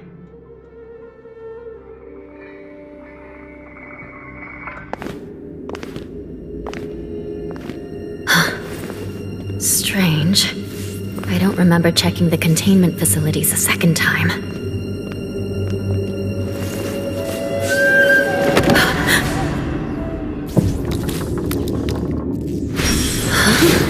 Watch out!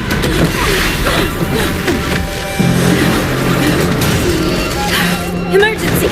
All wardens prepare for action! Emergency! All wardens prepare for action!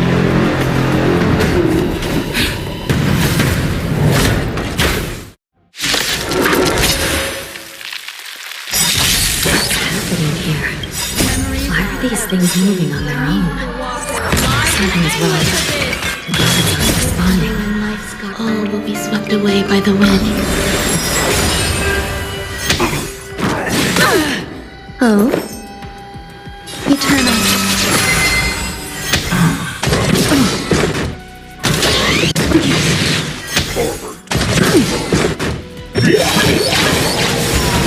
This thing is going wild. It's like a Borison. Looks like we're on our own here.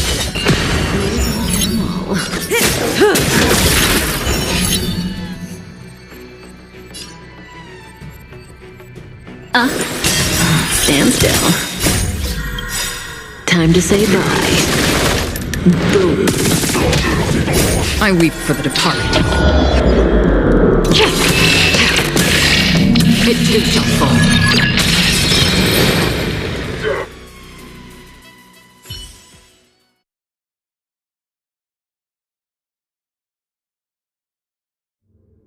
But how is this even possible?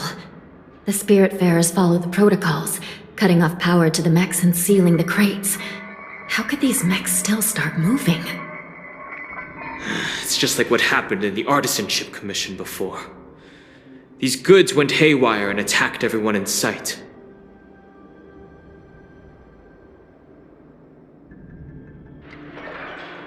The Alchemy Commission members examined them and found some unusual structures within. These things showing up in the shackling prison can only mean one thing. A prison break. And whoever delivered these goods clearly wanted them to go through the Xianzhou's strict inspection process to show the Skyfaring Commission and Cloud Knights how dangerous they were. They wanted these mechs to end up right here, in the shackling prison. If these things already started taking action while nobody was paying attention, then the whole prison is in trouble, I'm afraid. And to make things worse, another group of visitors just entered the depths of the shackling prison, the messengers from the Xianzhou Yaoqing. And the prisoner they came to visit might be the target whom these wolf-shaped mechs were delivered here for. If that vicious beast manages to break free, it will be a catastrophe for the Xianzhou Luofu.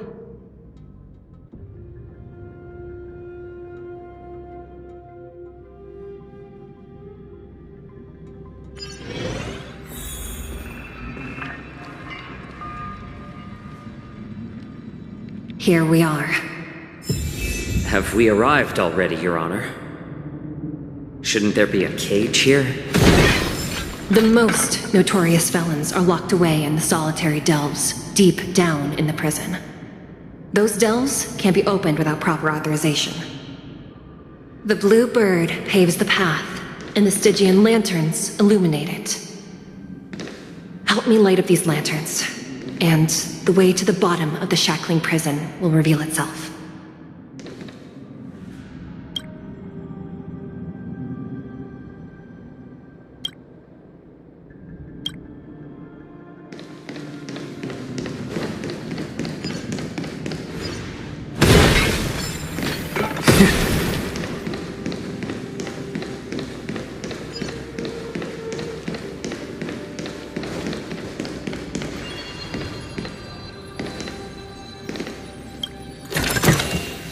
Oh, this should be spent wisely.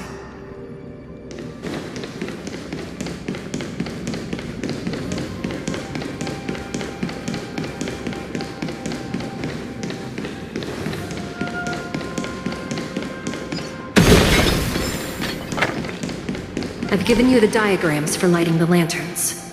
Please take a look.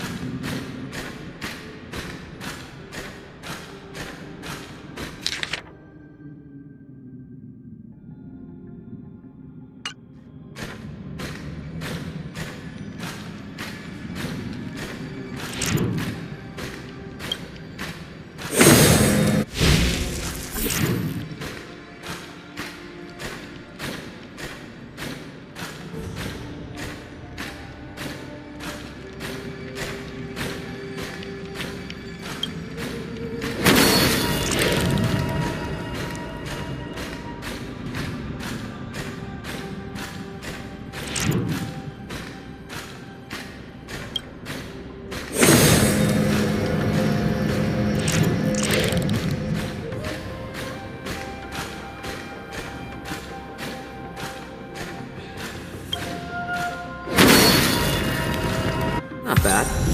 It could even use some more intensity.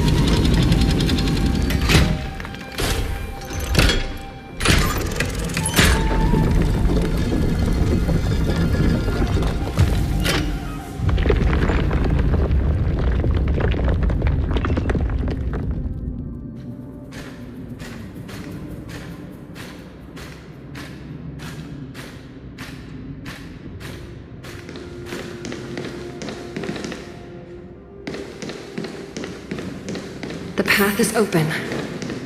Once we descend to the bottom of the prison, please do not do anything reckless.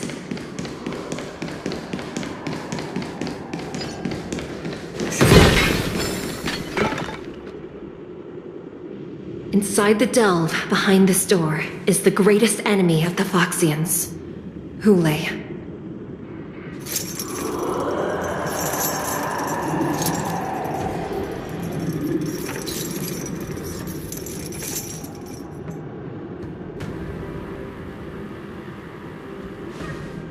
According to custom, envoys from the Yaoqing visit the Xianzhou Luofu once every century to check on this abomination's imprisonment and condition.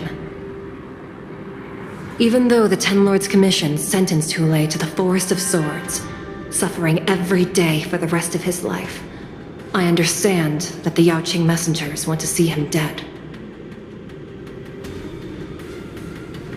Unfortunately, for the past 7 centuries, they've had to return disappointed, because this beast simply can't be killed.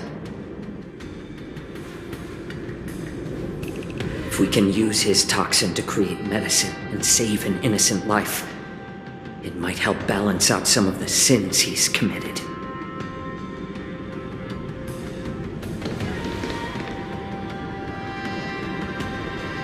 Could you be the key to a cure for the General, Hule?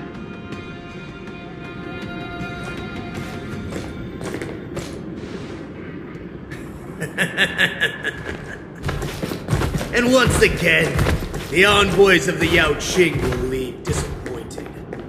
However, I won't say the same for me and my brothers. Who's there? I'm just a humble counselor of the Rhino Hound Pack. You can call me Mock Talk. Wardens, intruders on the lowest level! Send reinforcements! Nobody will hear you here, at the bottom of the shackling prison. Thank you for opening up the prison for us, Your Honor. We'll take it from here. No wonder I kept smelling that familiar stench. So it wasn't just my imagination. Do your thing, Moze. We mustn't let these abominations get any closer! Detestable things. There are too many of them. Once we were inside the shackling prison, we found soldiers available. How about letting the enemies try first? Little horseshit. Another journey begins. Destined for oblivion.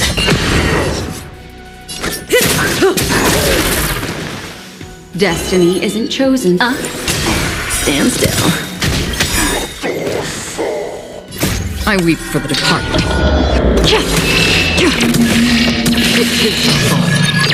I suggest you surrender now. Of course, I'll still kill you. But I promise it'll be swift.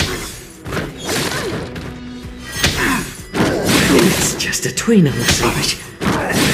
Attribution. It's better to make no move. More seasoned. Free will.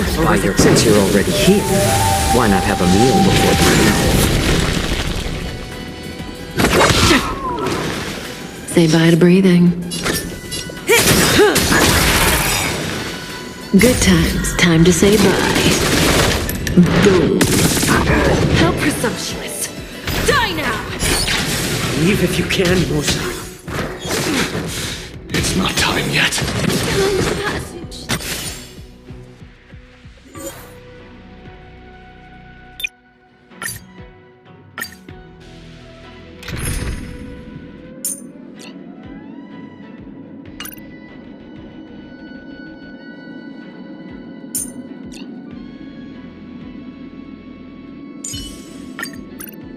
What will they experience in the...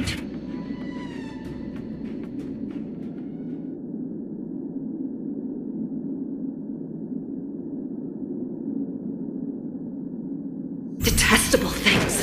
There are too many of them. Once we were inside, How about letting the enemies we strike found first? souls failing everywhere. Until everything burns to ashes! Set the seas aflame! That's half the work. May as well kill them all.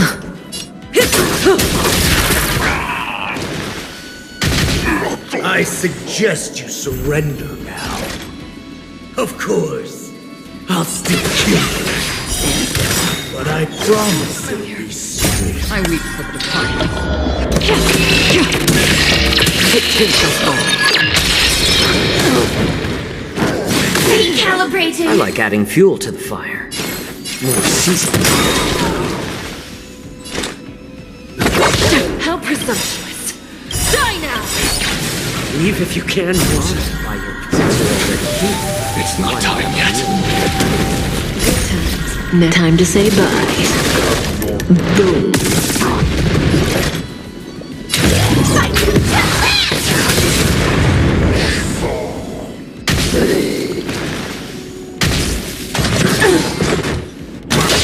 Attack detected!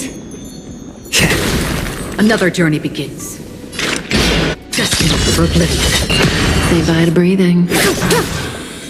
This is more than set to the seas aflame! All will eventually rest. How about letting the enemies strike first?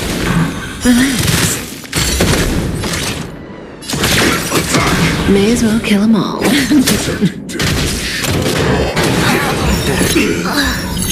What emotion? I'm honored by your... Since you're already here, why not have a meal before the meeting?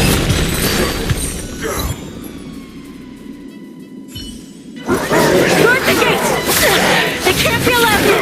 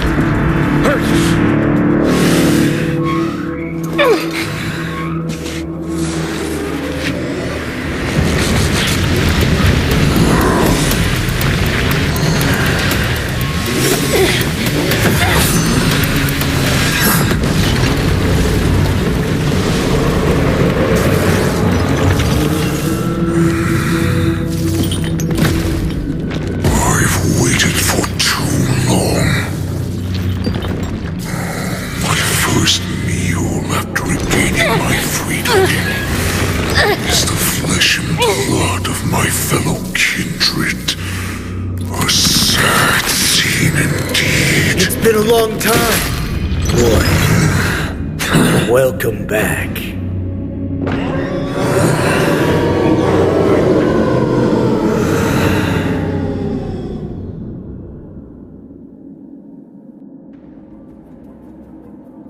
How many times has the old verdant home spun around since our last hunt?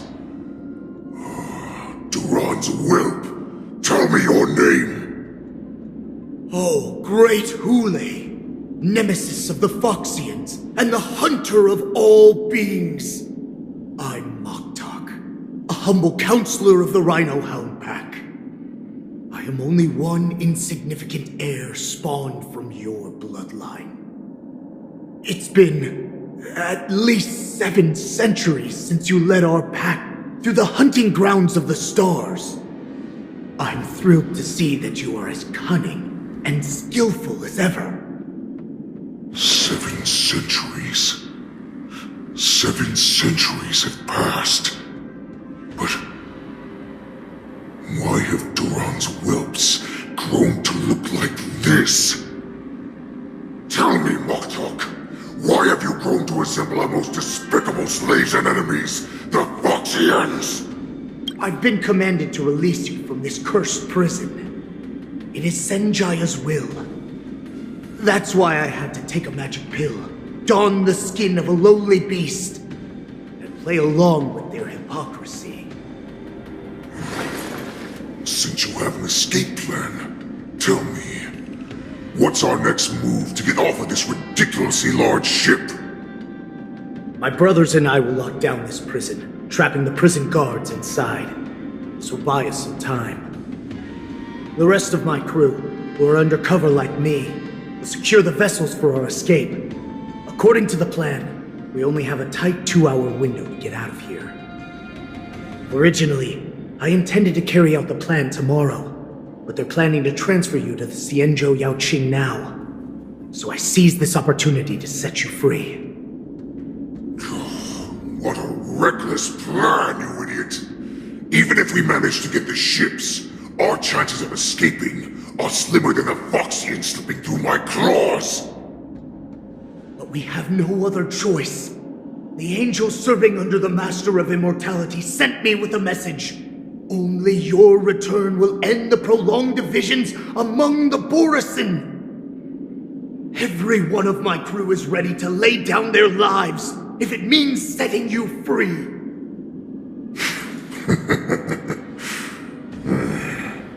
A sneaky weakling like you is actually showing some reckless bravery with this plan. Fine. You'll get what you want. And all of Duran's whelps will too. Well then, my lord. We should leave now. Before we go, give me one of those magic pills. My lord, you seriously want to don the skin of a lowly beast? That would be a disgrace to your greatness, my lord. You idiot. Greatness means nothing without freedom. Once I get out, I'll need a disguise that won't raise any suspicion. As you wish, my lord. Is that Foxian slave my meal? No, he's an envoy from the Xianzhou Yaoqing. I plead you to endure him a bit, my lord, as he's more valuable as a hostage. Take him, guys! Time to move out!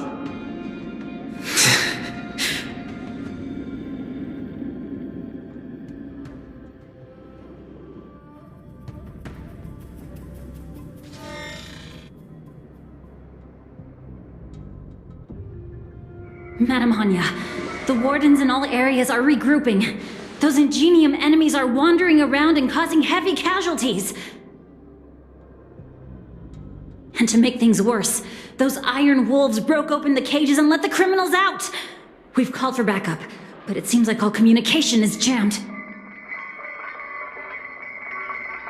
Let's preserve our strength and first take down the isolated prisoners. By decree of the 10 Lords, all prison breakers and intruders shall be apprehended, dead or alive. Just a short time ago, the nether key mechanism was activated. It was probably Madame Shui and the Yaoqing messengers, heading to the bottom of the prison. Given the situation, I'm afraid that area is exactly where our enemies are targeting.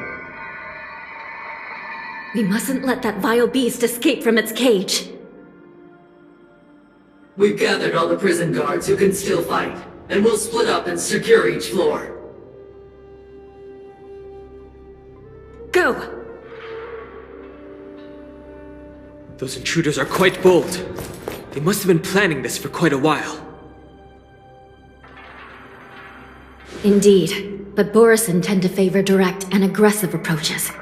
Crafting careful and precise plans like this is simply not their style. Let's focus on the current situation right now. Please help me.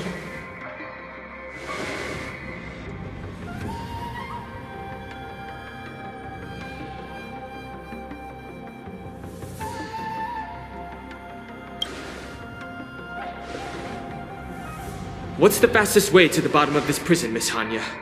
If we don't get there quickly, we'll soon be outnumbered by all the enemies inside. We'll have to bend the rules. Please, follow me.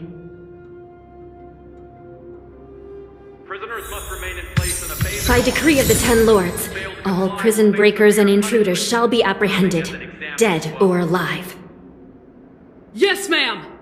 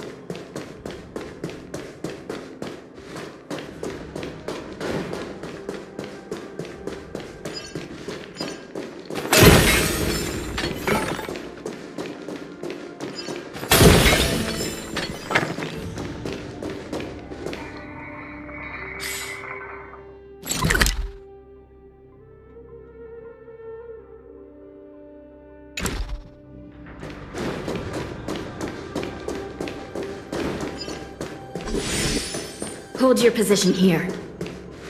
Yes, ma'am.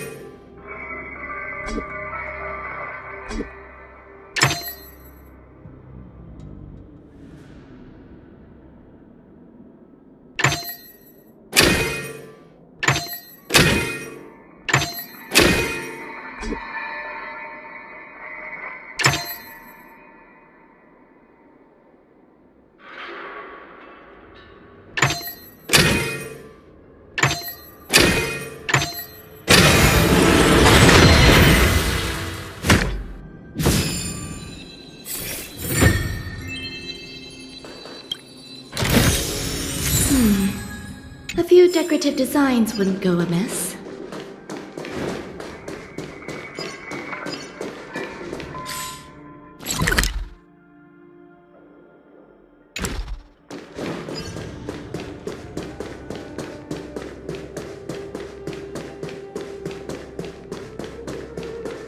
We need a few tools if we want to reach the bottom quickly. Follow me to the next floor.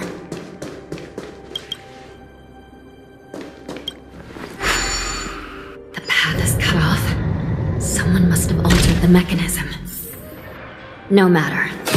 It'll just require a bit more work to get through.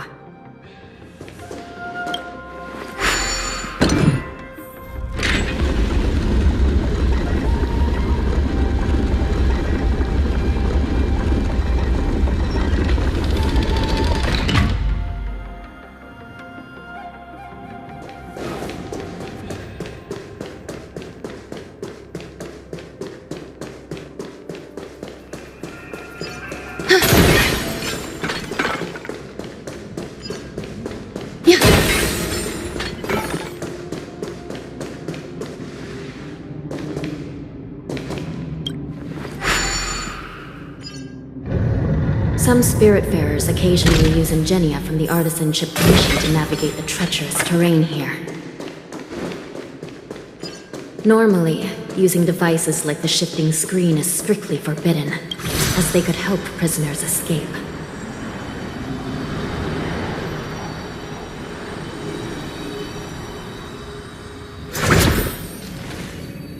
But, given the urgency of the situation, let's just ignore the usual. The nether key has been activated. I hope we're not too late.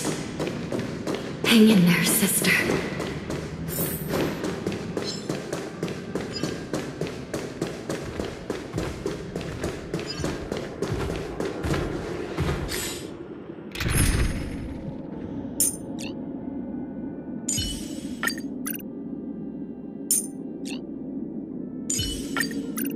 Don't be nervous.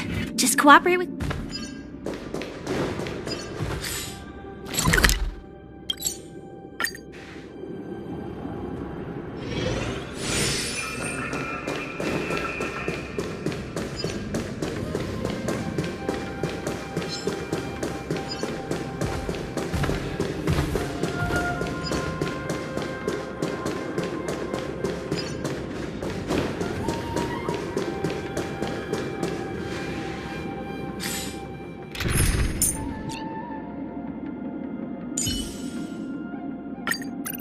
Harnessing and tempering the...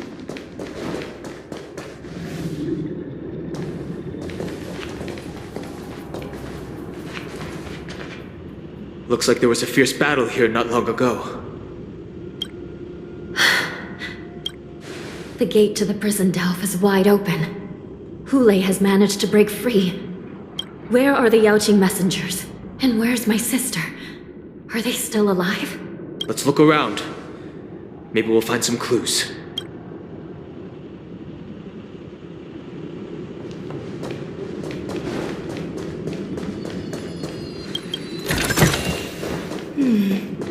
A few decorative designs wouldn't go amiss.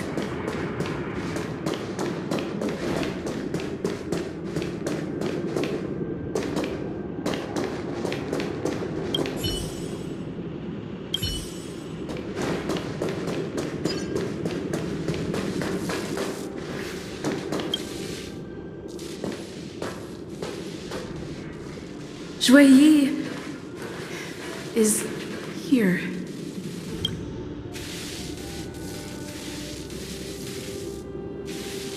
Miss Zhuyi briefly sacrificed herself. My condolences, Miss Hanya. Condolences? Well, that's unnecessary. You misunderstand. Thanks to the Ten Lords' blessing, my sister turned into an ingenium centuries ago. Dying and returning as just a soul to the Hall of Karma's document office has become a routine for her. While I'm not keen on seeing her throw away her body like it's some replaceable part, but...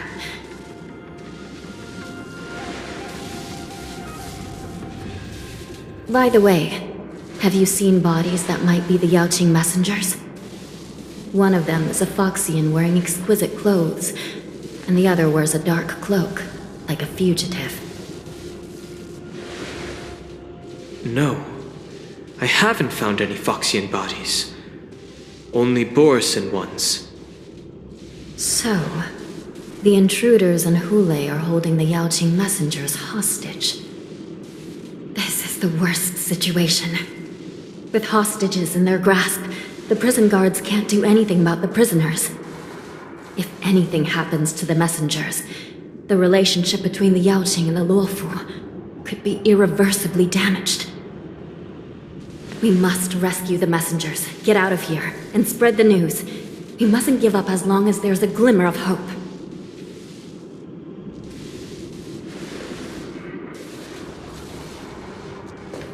What have you found, Miss Hanya?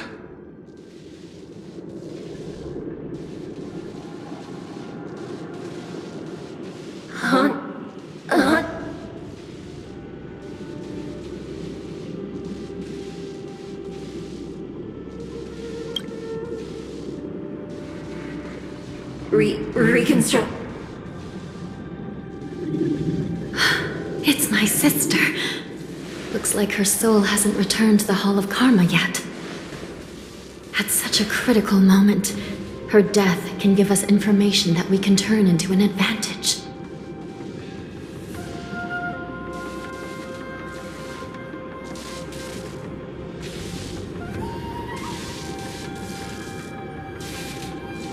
Let me see.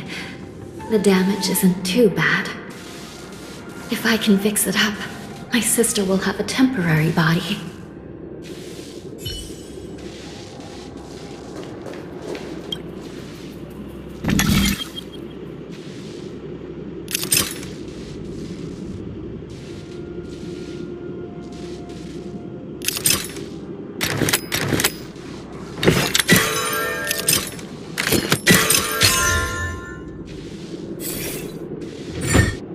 Hanya, I'm back. Welcome back, sister. I don't know what kind of expression I should have at a time like this. Happy? Tears of joy?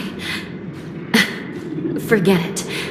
I'm used to you coming back in all sorts of forms.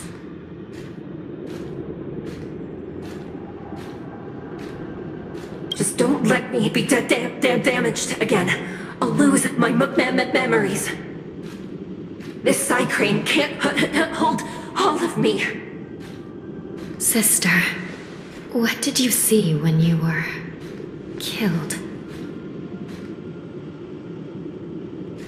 One of the Yaoqing messengers escaped, and the other one was taken hostage and brought upwards? Besides the Borison, there were other intruders. Invisible. Invisible intruders? What does that even mean? How many conspiracies are tangled up in this mess? Do me a favor, sister. The intruders have cut off all communication between inside and outside the prison. And now you're the only person, the only bird, who can slip out undetected. Make sure you deliver the news to the outside world. I understand. Please be careful, sister. You are different from me.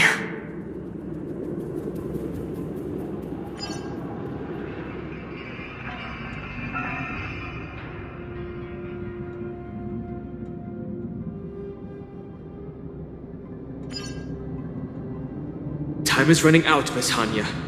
If we keep delaying, those Borison will escape from the prison. All right.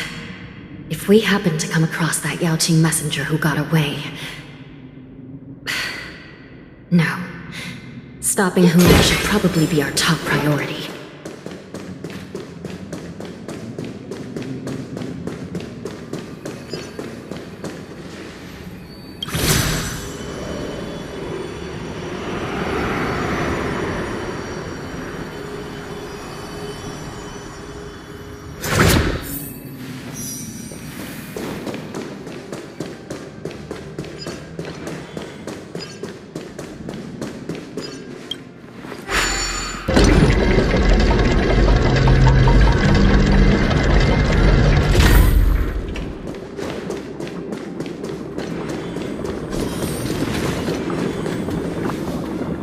Wait!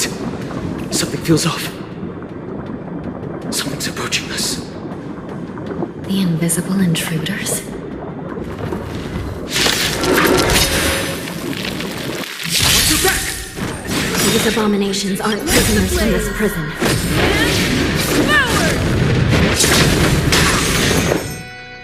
Eternal. Initiate cleanup. Got the defense? Until everything burns to ashes!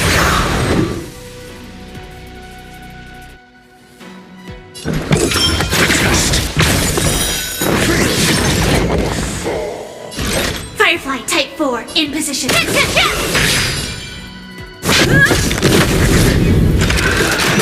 Enjoying yourself?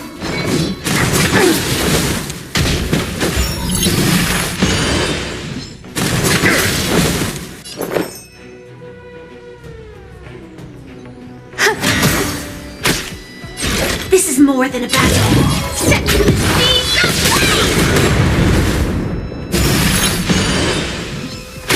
Got the defense? Answer me.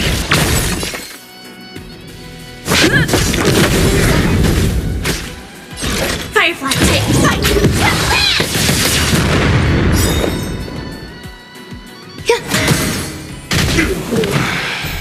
The prison management on the Luofu is truly concerning. Aren't you looking for me? Sayas Perkibi. Knowledge, the measure of truth and falsehood. Grace and elegance. Existence is unity. I'm asking questions.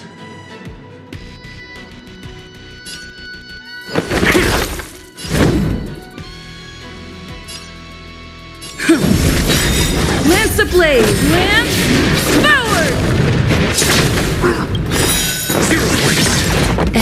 petal, all will be swept away by the wind.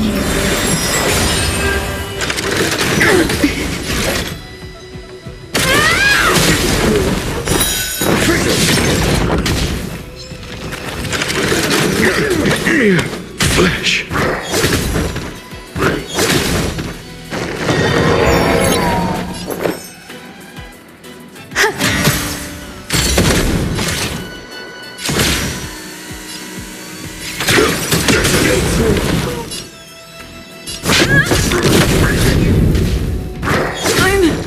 Okay. There's more to life.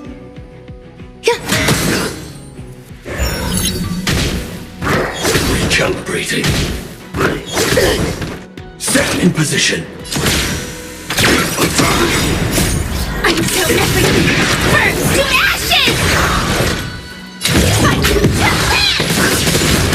It's time.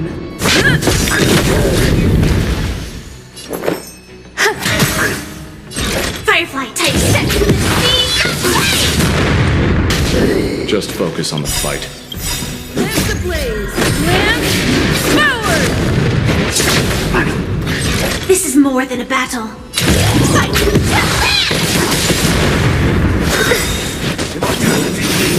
Every petal, all will be swept away by the wind. Recalibrating. Existence is unity. Leading the way.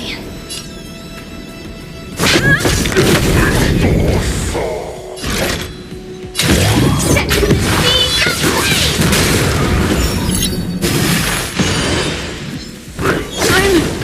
Okay. Grace and elegance.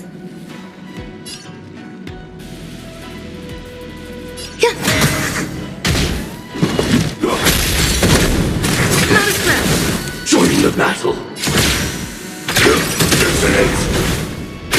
Lance at the ready.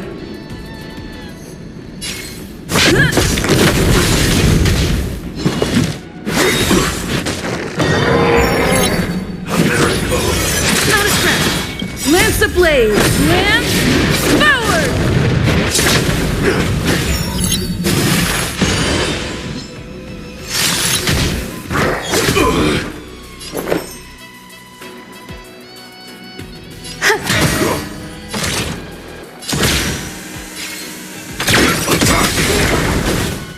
Like until everything burns to ashes!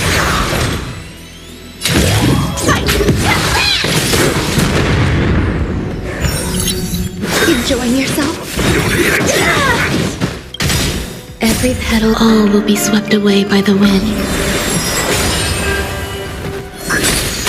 I'm on guard. Grace and elegance. Existence is unity. Firefly type 4. Some value, I suppose.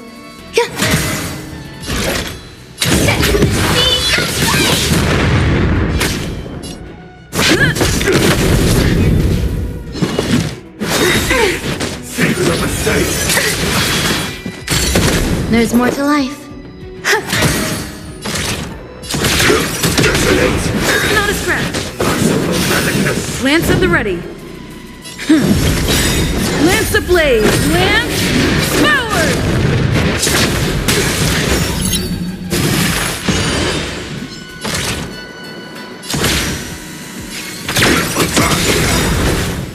Like until everything burns to ashes!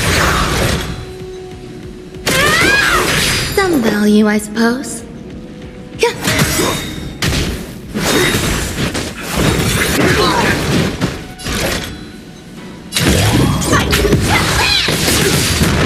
I'm on guard.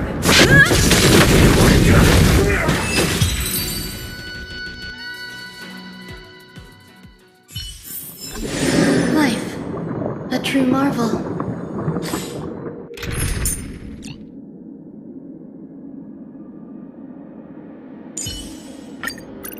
You can't escape the path.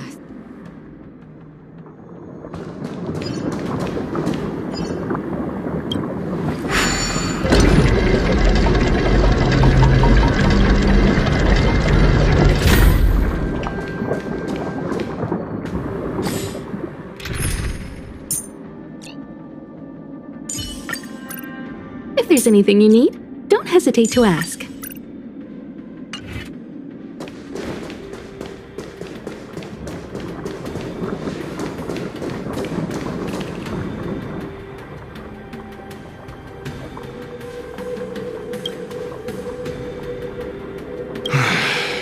The prison. So what if I repeat it? It's the truth after all. The prison management on the Luofu is truly concerning. At least 2 different groups of intruders infiltrated here. The wolf cubs and these Mara-struck soldiers. Their hiding technique, it's pretty similar to the wind mantle technique used by the Vidyadhara serving Kailorum Venti on the Yaoqing. What do you think? Well, never mind if you don't have any clues. Now is not the time to exchange assassination techniques. I'm Waza. My friend fell into the clutches of that wolf. I was planning to escape and report back as quickly as possible, but now it seems... The prison on the Luofu is a real maze, I must admit. Thank you for your help, Mr. Moze. We'll do our best to ensure your friend's safety. No, you can do nothing for him now, and you shouldn't be focusing on his safety at the moment. Your friend is in Hulei's clutches and you're just going to leave him behind? Look, I'm the Yaoqing General's guard, not his. I've seen how that giant wolf fights, and there's no way. Trying to save my friend will only get us killed. I don't know how you think, but I won't throw my life away for a lost cause. Listen up. I've been tracking these fugitives, and I know their next move. They're planning to seal off the entire prison to keep the outside world in the dark. The worst-case scenario, we are all killed by that giant wolf, and the shackling prison is sealed off. No one will know about us or about their escape until it's too late. And the best-case scenario...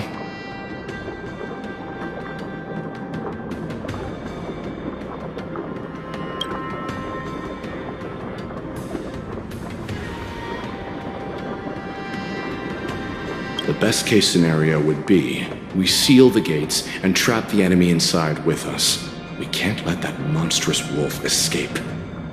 Hopefully, someone will eventually notice that something is off and come to help. As for whether we'll still be alive by then, it's not something we should think about. You sure have a way of comforting people, Mr. Moze. As a person of the Yaoqing, I've always searched for something meaningful to give my life to. I have to make it out alive. My companions are waiting for me. As a netherworld dweller, I've already died once. Yeah. We won't give up. Not until the very last moment. None of you are part of the Ten Lords' commission, so sacrificing yourselves isn't the right move. As a judge, it's my responsibility to guard this prison, and if someone should step up to stop Hulei from escaping, it should be me, not you. Once we reach the gate, I hope you'll help me seal it. After that, I'll do everything I can to fight the Borisin, and you find a safe place to hide and wait for reinforcements. Now, let's proceed upward.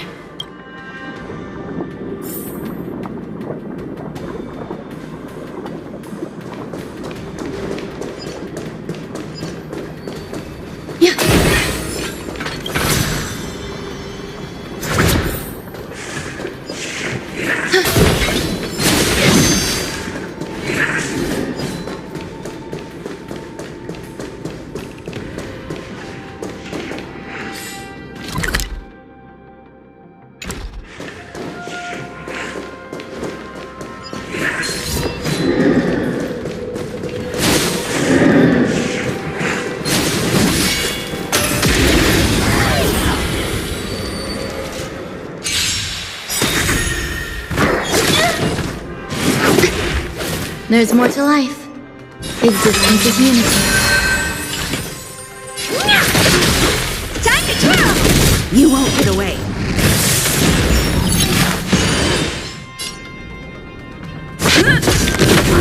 Time for an overhaul.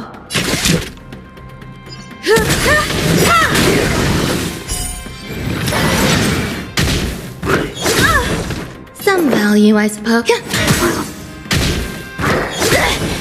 What are you looking at? Time to twirl! I have something for you. There's more to life.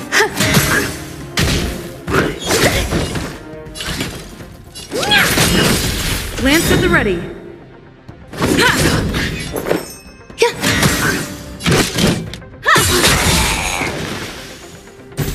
Some value, I suppose.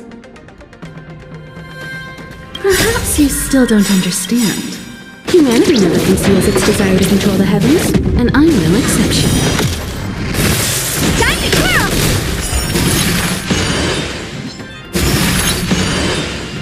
Lance ablaze! Lance forward! Do you know who I am? This big diamond! It's all yours! You won't get away. Time to twirl! Eternal. Oh dear! I'm on guard. Time for an overhaul.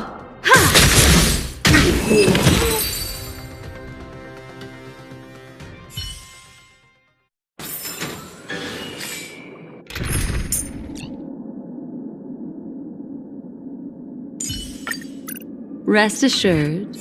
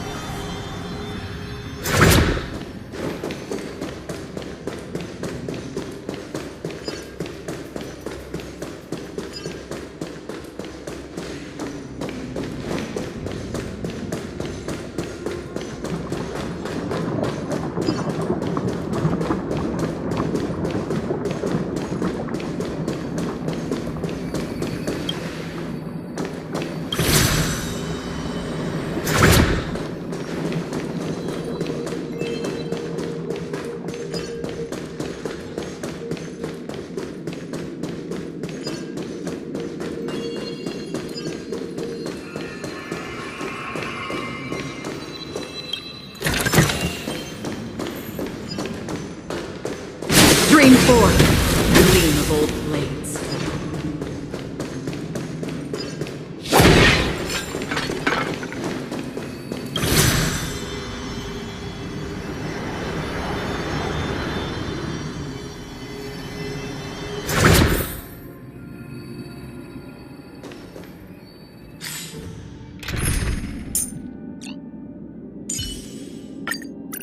Oh.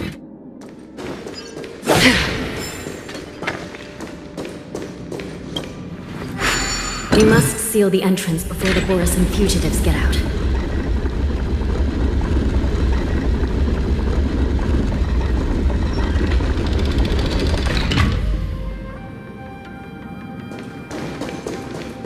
The prison wardens and mechanisms won't be able to hold them for long. Follow me.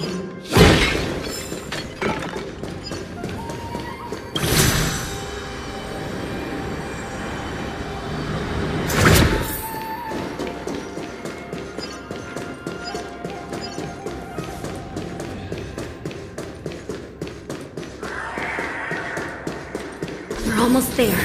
The gate is just ahead.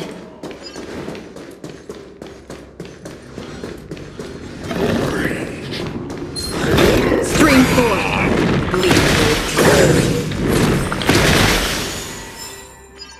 The fugitives are charging at the gate. Please be careful, Your Honor.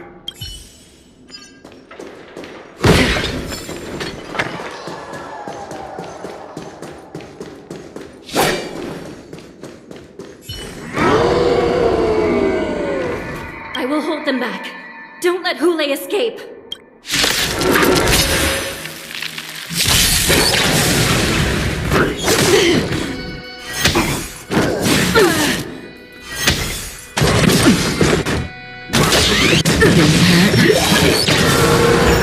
This is where it ends. Still water to oblivion. Lance at the ready. I weep for the departed. It too shall fall. Ill fate, you said!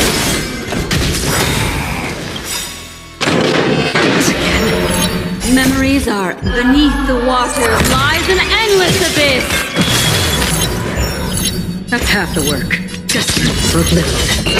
Say bye to breathing. Stand still. What do you want to know?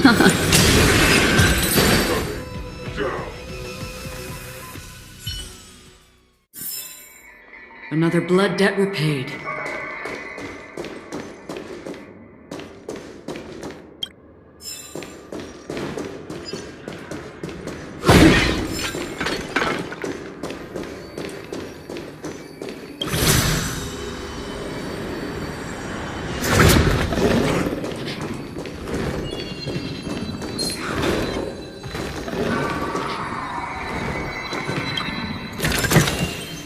Don't forget to let your friends in on the action.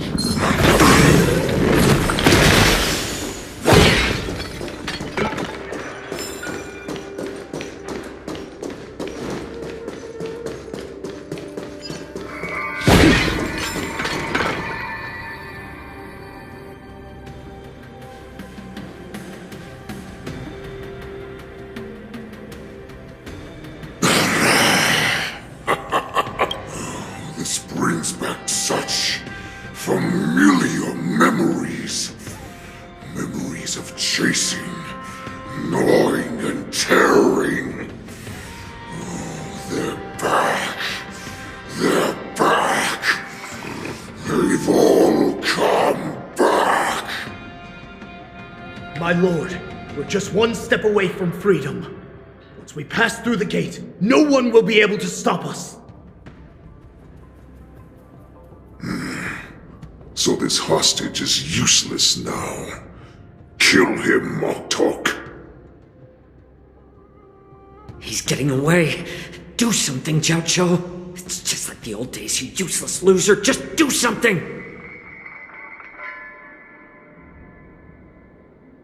Maybe this Yanqing messenger can strike a deal in exchange for his life. He can use his status to help us escape from the Xianzhou. What do you think, Mr. Jiaoqiu?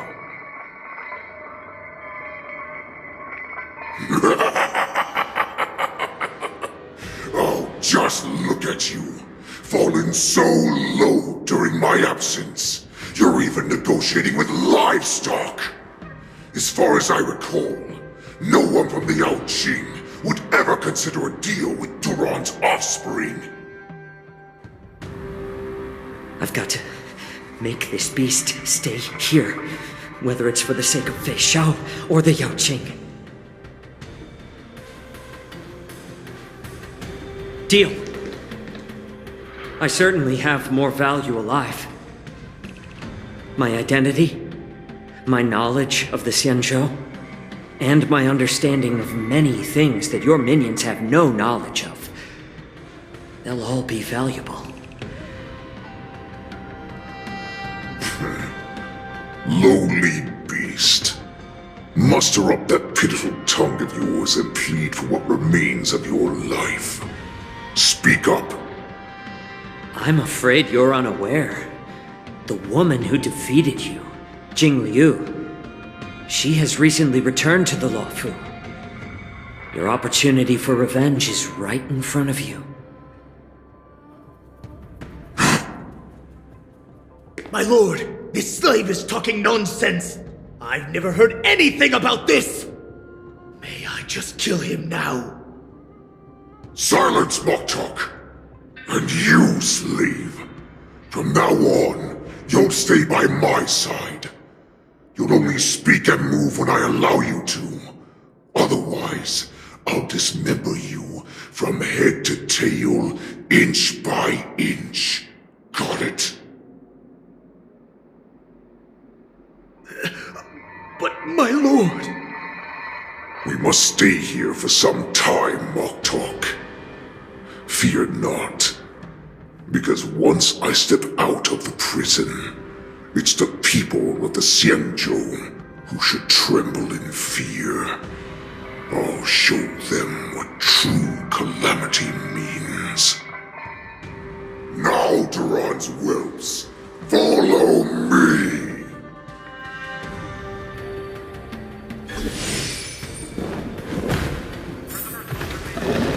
Prison guards! Stop them! For our great Lord Hulei!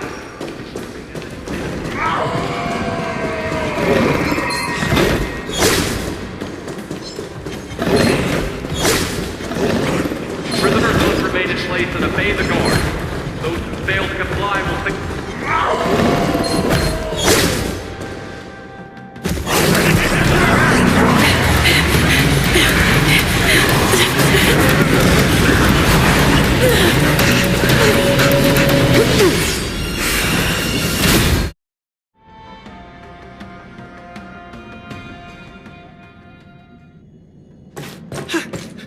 Report!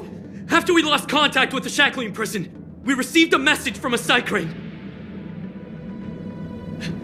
The prisoners have revolted, and the criminal Hulei is nowhere to be found!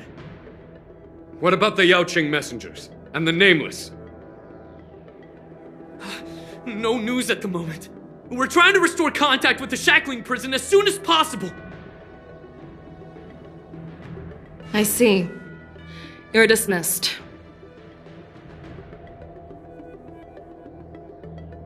General Jingyuan, General Huayan. It's just as we suspected. The rise of the Ambrosial Arbor was not the end of things, but the beginning. The hand of the Ruined Legion has already sown the seeds of destruction. From this moment on, the Xianzhou Alliance will face an even greater challenge, from both the abominations of abundance and the destruction itself.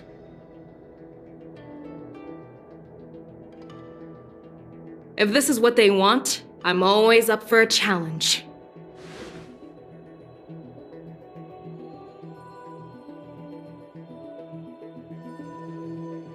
As the Marshal's special envoy, I'll dispatch the Luofu Cloud Knights to pursue Hulei myself. Looks like the hidden dregs have finally come to the surface. And as I said before, it's time to wash them away, once and for all.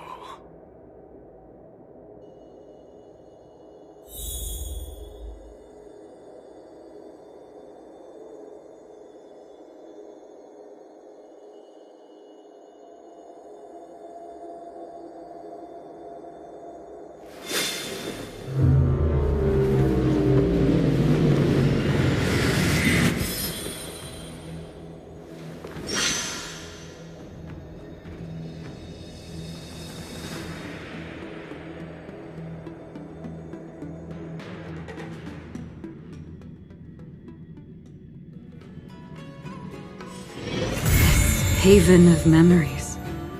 Every touch, every moment is like a thorn growth.